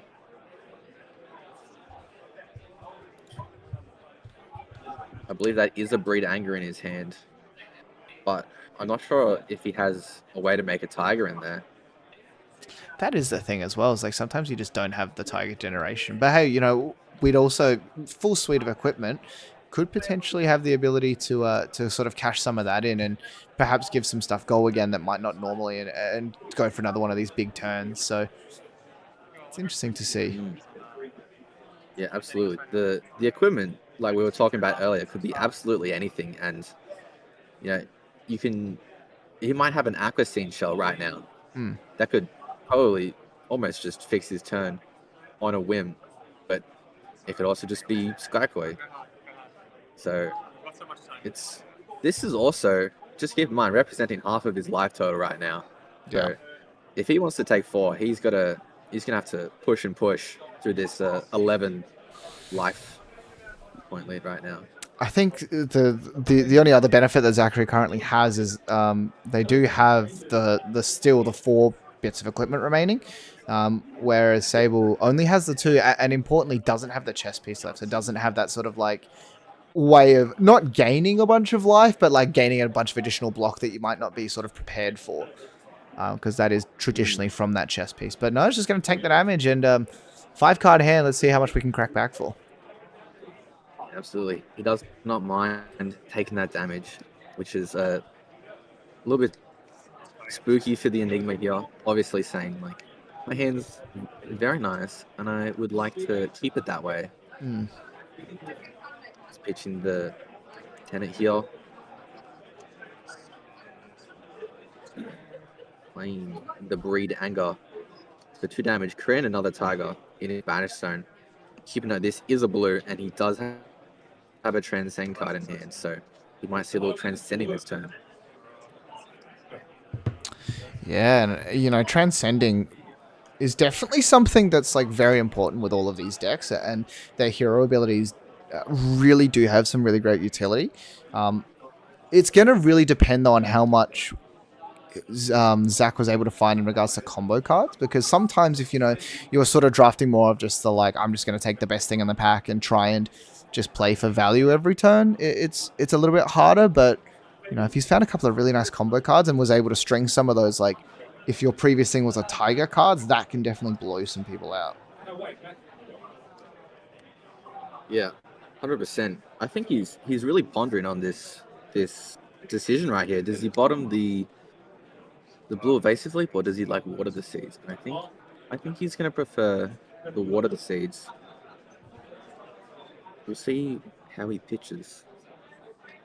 I do believe he has Zen still available to him. Yeah, absolutely. But it might just be easier to throw this water the seeds. It's one of these things where it's hard, when we can sort of sit here and we can see a lot more about the information of both hands, and we don't have the room around us, we don't have the pressure, but, sitting in that seat, particularly when you're on stream as well, really can just make things like unnecessarily more challenging to consider. Yeah, absolutely. I can get quite nervous when I go on stream, because I feel like people are watching me and judging my play patterns, and even at locals, when I'm playing a long game and everyone's standing around, it can get quite tense. Do you ever get like that?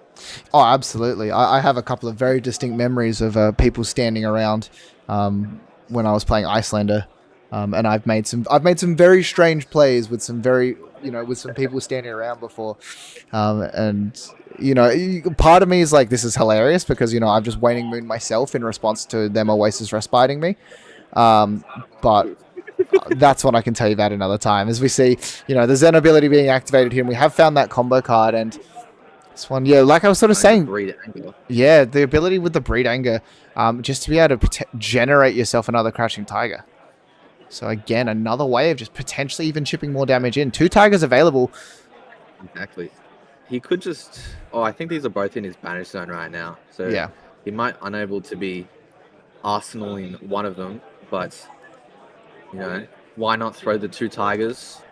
Who knows what he could have under those arm pieces? Maybe a +1 that Sable's not aware of. Ooh. Okay, so we're revealing a couple of Majestics here, and sadly we're having to block with them, so both of the players look like they wish that they could have gone with it, because Cosmic Vibrations, yeah, when you defend with it, it triggers. Yeah, so blocking for 5.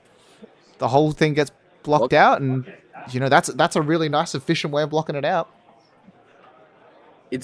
Yeah, when a tune hits and you can attune with those Cosmic Vibrations, that it's a 0 for 5, and it's quite a good rate. Oh, it's a fantastic rate, because it doesn't, it gets around things like it's not a defense reaction, it's a block card, and it's a card that's kind of hard to run in Constructed because you could verse so many things, but in these sorts of like limited and sealed portions of it where all the decks do have a very high density of blues, it's incredibly powerful. Yeah, whenever I'm drafting and I can get that just to flip the blue and get that 5 value, I'm just like smashing Grommet. Just this is what I want to see out of my Majestics, you know what I mean? Yeah. Why can't I just do it every time, I know, why can't it happen every time? Honestly, I've never missed with it.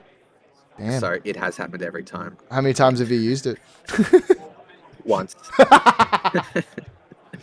Yeah, look, 100% is still 100% regardless of the times that we do it. But Exactly. going to 2... Ooh, hang on. Well, goes to 1, so Ooh. actually, yeah, attacked my him with the God. Spectral Shield, had to commit some of the armor, and, you know, that's one of the scariest cards, Astral Etchings. Instant speed answer if you control that Spectral Shield, and now all of a sudden, going to 1 versus Enigma is not really where you want to be, because the thing to remember as well is that Enigma does have the ability to not only block you out, but gain, well, pseudo-gain life. Yeah, absolutely. Like, Ward is almost Ooh. basically life. But oh my God, is this a transcend play off of a? I forgot what the card's called. Okay, Yeah, I'm grabbing the like it name. could be. Yeah, it absolutely is. It's the cycle one that they all have a version of. Yeah. Yeah, the wind chakra. Yeah, so it's the blue wind chakra because they've transcended. So it's going to get a +3. So a blue 3-block +3 go against pretty good, particularly when the life totals are this low. And again, being able to transcend means you can guarantee that Zach's going to be able to get himself a combo card to swing that in with as well. Absolutely, and with him transcending as well, if he pitches it to his hero, he's gonna guarantee that he has the Crouching Tiger in hand to get the value off. Yeah. It's got to line up a little bit here, and for Zach it is line up very swell. Yeah. We see the Kakara as well being swung. So this, yeah, Crouching Tiger's coming in for 4. Still has the ability to activate Zen here and pitch, and still has a singular card in hand. But no, it's just going to send it. And with the glare, I can't really tell what the card is, but... I think that's a Tidal Surge. Oh, okay. That hurts. So I don't know if this is 7 damage. Yeah, I believe so. This is absolutely good jab. And this is sort of like that really awkward situation if you are Enigma, where you have to start considering whether or not you start to commit this equipment and just sort of rely on the Spectra Shield to get you there, because 7 is not a small number, and this is sort of the turn that Zen needed to pull this back. It is 7 damage. Oh, I love to see it. Yeah, that hurts. But yeah, Sable's probably thinking that hurts, and there is 1 floating, so we could maybe get some armor in there. But let's see what happens. I think that's a Waning Vengeance. I've pitched a blue. Players in both events, you have just over 9 minutes left in the round. Yeah, so he's going to flash out this... Yeah, this is really smart. So he's going to flash out this Waning Vengeance here. So they're going to flash it out with the intention of probably losing everything. So it'll be 3, 4, 5, 6. So taking a single point of damage, but because a blue was pitched... Yeah, so he's going to flip... create that Spectral Shield. Yeah, and that's sort of, I think, the key thing, because it still lets you to pump back, and this demands a card now. Now, another point as well is that we did see that Zach has actually committed a piece of equipment here. Yeah, and I think that was important as well. Yeah, the Waves of the Aquamarine. So it gave it the +1, which is sort of, I think, the important thing. I'm not sure how much was actually being blocked initially, but, you know, blocked out that Spectral Shield, didn't have to commit a card, still has 1 piece of equipment, but Sable also has 2. I think there's also a Blessing of Chi in Zach's hand, which is a bit of a setup card, which is something that you don't really want to see when you're on 1 life and don't have life to set up. Yeah, I was going to say, But the we'll last... see if he pitches it. Yeah, it's this thing where it's like your setup cards are incredibly powerful when you have the time to do it, but at this point you're sitting at 1 life versus Enigma's essentially 4. Plus, you know, they both still have a bit of equipment available, so that's definitely something to consider. You know, particularly if it's a Kokoi. So here we go. He's going to come in now for 2, buffing up that Tiger, which is available in hand. I believe that is a red that buffs the Tiger, so this Tiger could be coming in for 4.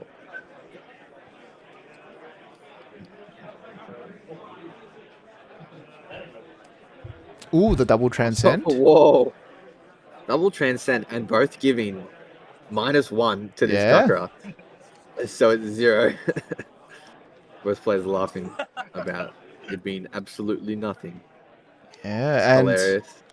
this is another really interesting point now, which is the fact of so Sable can very comfortably here block with 1 card and give up that shield, create a shield on this turn, and then create another one on the following turn if they don't have to commit it all for defense, and then just start swinging.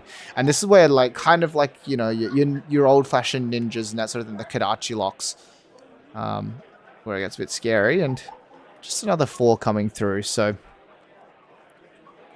making another tiger as well. Don't believe has a way. Yeah, so is that, it's a red companion of the claw? Yeah, it is. Yeah, so the red, so this it, is 4 damage. yeah, it's like, there's no way of buffing up that tiger, so just has to be able to deal with this one here. But it does only have, you know, the 2 chi remaining. So Yeah, I there's imagine we're going to no see buffs some to commit. equipment committed here. Yeah.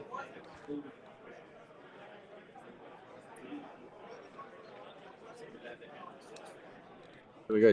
Truth for told, putting an aura back into the deck. Picking our best aura here. It's got to be the Waxing Spectre, right?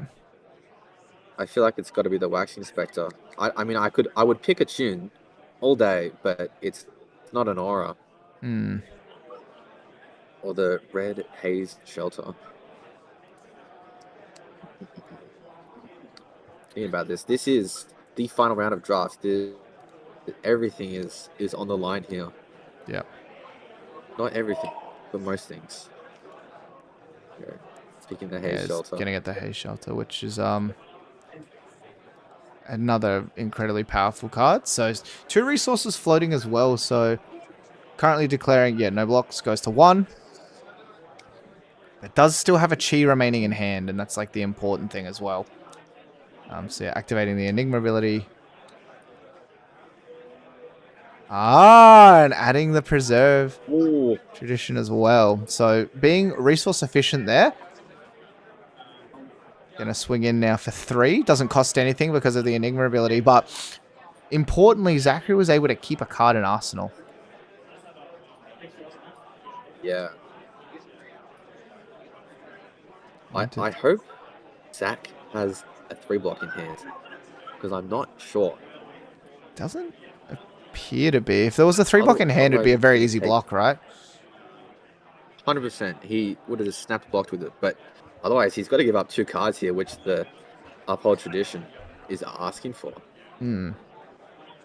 Yeah, Uphold Tradition can't swing, I don't believe. Because it's not, yeah, it's not an aura itself, but just adding that extra counter. And, you know, it's one of those things where I'm sure that Sable probably wanted to try and keep the, like, either have 2 shields to rip cards and sort of keep this for, like, a gotcha later. But, you know, having to present another 4 attack from Zachary definitely made that a little bit more challenging. And, you know, it's always great to, like, kill your opponent with, like, an attack reaction or something sussy like this. But, again, it's just gaining your life. It's forcing out awkward blocks here, so...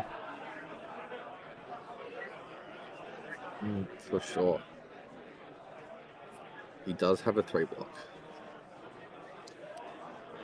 It is really good. Coming with the Kakura here. And this might be a follow-up with a Blanche, maybe. Yeah. You want to talk about scary cards. Blanche is definitely a card that makes things a little bit challenging. Absolutely. And the on-hit here might be slightly irrelevant because both players are on 1. So the final on-hit now is death. So I think this is just a game of damage. Yeah. The best kind of on-hit death. That is probably my favorite on-hit in the game, I'm not going to lie. Well, I don't know. Having someone get absolutely blown out by a pummel is pretty funny. Okay. Yeah, that's pretty funny too. I'm usually on the receiving end of that. I don't play any decks that run pummel, but, you know, it is quite amusing. Yeah. Everyone gets CNC pummeled once. And then after that, you've experienced it. You know it's coming. Yeah. Still doesn't make it any better. Does not make it any better. Still hurts like it used to. But that's okay. A lot of consideration coming through. Is that a Restless Coalescence in hand? I don't. Is it? A vengeful. It might be. See. If that's Restless, it is Restless Coalescence? Coalescence. It's the one that allows you to steal counters and make spectral shields, and also has Ward 2. Oh. Okay. I believe this that is a is. majestic. Yeah, it is. All right. That's So we're cooking with gas now, right? yeah, but it looks like it is a full hand of non-blocks, or maybe like one non-block. But you know, Oh my god. it's a little bit challenging. You do need to be able to.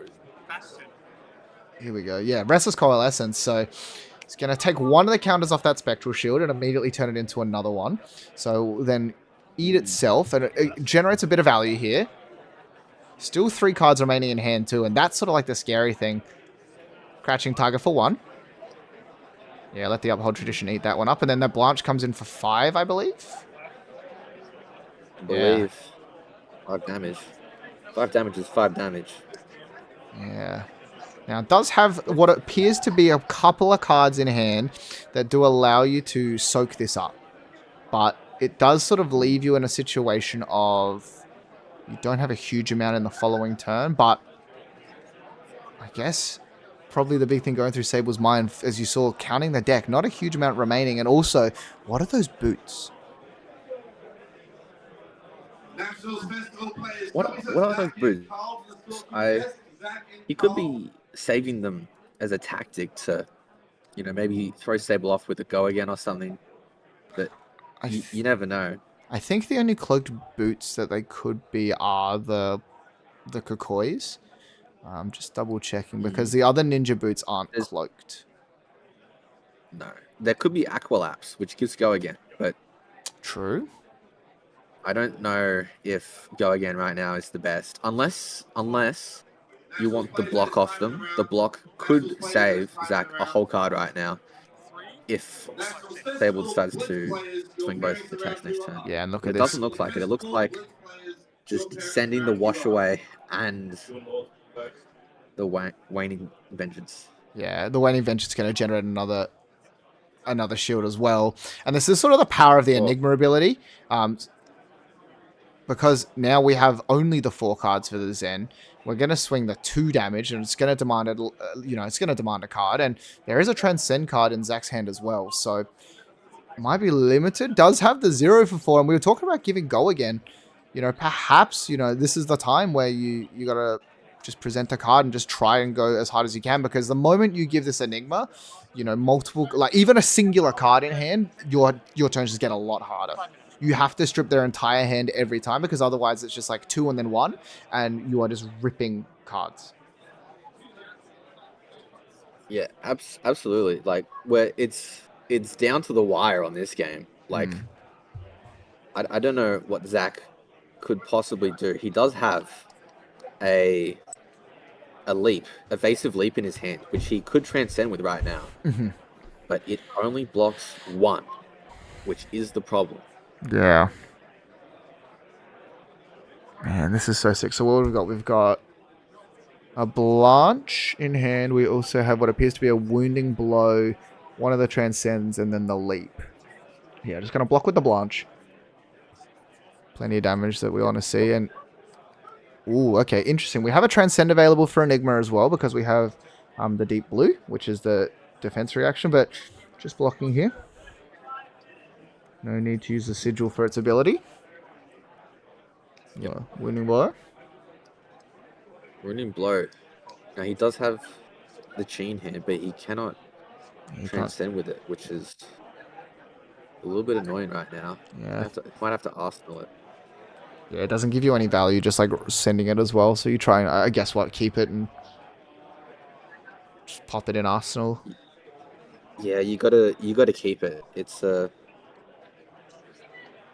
one of the ancestor ones that puts an action back into your deck, which can find him basically any card in his deck or graveyard. Yeah. And look at this here. So it's going to be that deep blue. Sorry, the big blue sky. And then, yeah, big blue sky into the rising sun, setting moon. And from there, be able to transcend to buff up this as well. If you decide to, pitch the chi, which would allow you to gain some... would allow you to gain an extra block value and also create another shield with go again. So I think that's probably the play. Yeah, I'm just going to do that. Transcend here. Make a shield with a counter on it. And this is the scary thing now when the Enigma player is asking for more shields. We talked about the scariness of having to ask for more tigers, but asking for more shields is probably even worse, to be honest. Yeah, 4 shields on the board can be pretty spooky.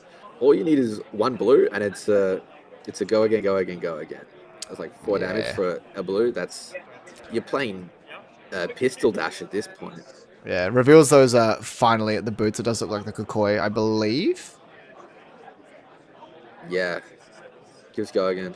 Feels like he might need this 1 block. Oh no! Look at his hand. He's drawn up 2 cheese and a transcend. Oh. Oh no. Oh, Not like this. He's going to just, remove -1. He's going to block this one, and he's got, double transcend, and that's going to be game. Wow. Sable only has 6 cards available left in the deck. The applause coming from the back, and Zachary just drew up, and this is the thing with the cheese. You are pitching them. At some point, they are going to come back, and, it looks like got there just a little bit quicker, but that's going to be that final round of draft for our Nationals as well as our final round for today. As we cut back to our casters, and what a fantastic day 1 of Flesh and Blood, Spencer. What a great day. We've seen. I mean, I think we've seen it all this draft. We've seen special shields. We've seen tigers. We've seen big cards. Lots I of want to say snakes. heavy hitters because that's another set. Snakes, venomous bites. Yeah, we've seen it all. It's been a great national so far. Yeah, it has been truly excellent. Well, that's going to be wrapping up day number 1 for Australian Flesh and Blood National Championships. A couple of little notes before we go. This channel, Fluke and Box, is actually doing a Alpha Welcome to Wraith booster box giveaway at 5,000 subscribers. So if you are here and you haven't subscribed to the channel yet, please do so. Flukeandbox.com as well. It's a fantastic place to get Flesh and Blood singles in Australia, New Zealand, and areas. Also has a bunch of things, including slabs, including promotional cards that it might be a little bit harder to find now. So absolutely get yourself onto that. A huge shout out as well to Spencer Horton and Phil Nagel for holding it down throughout these draft rounds and for absolutely pulling us through and making these games even more exciting than they would be otherwise. We will be back tomorrow from 9 o'clock. So 9 o'clock local time, so Brisbane time. I believe it's Eastern. I think is what it technically Eastern. Is that correct? Sure, we'll go with Eastern. I'm not. Oh, we'll go with it. Yeah, we'll go 9 o'clock Brisbane time. The stream will be up a little bit before then as well. We'll have a little bit of a chat, but it'll be myself, Matt Bramwood, Spencer Horton, and Phil Nagel. We will see you guys tomorrow. Thank you so much for tuning in to day 1 of Australian Flesh and Blood National Championships. Have a good one. Toodles.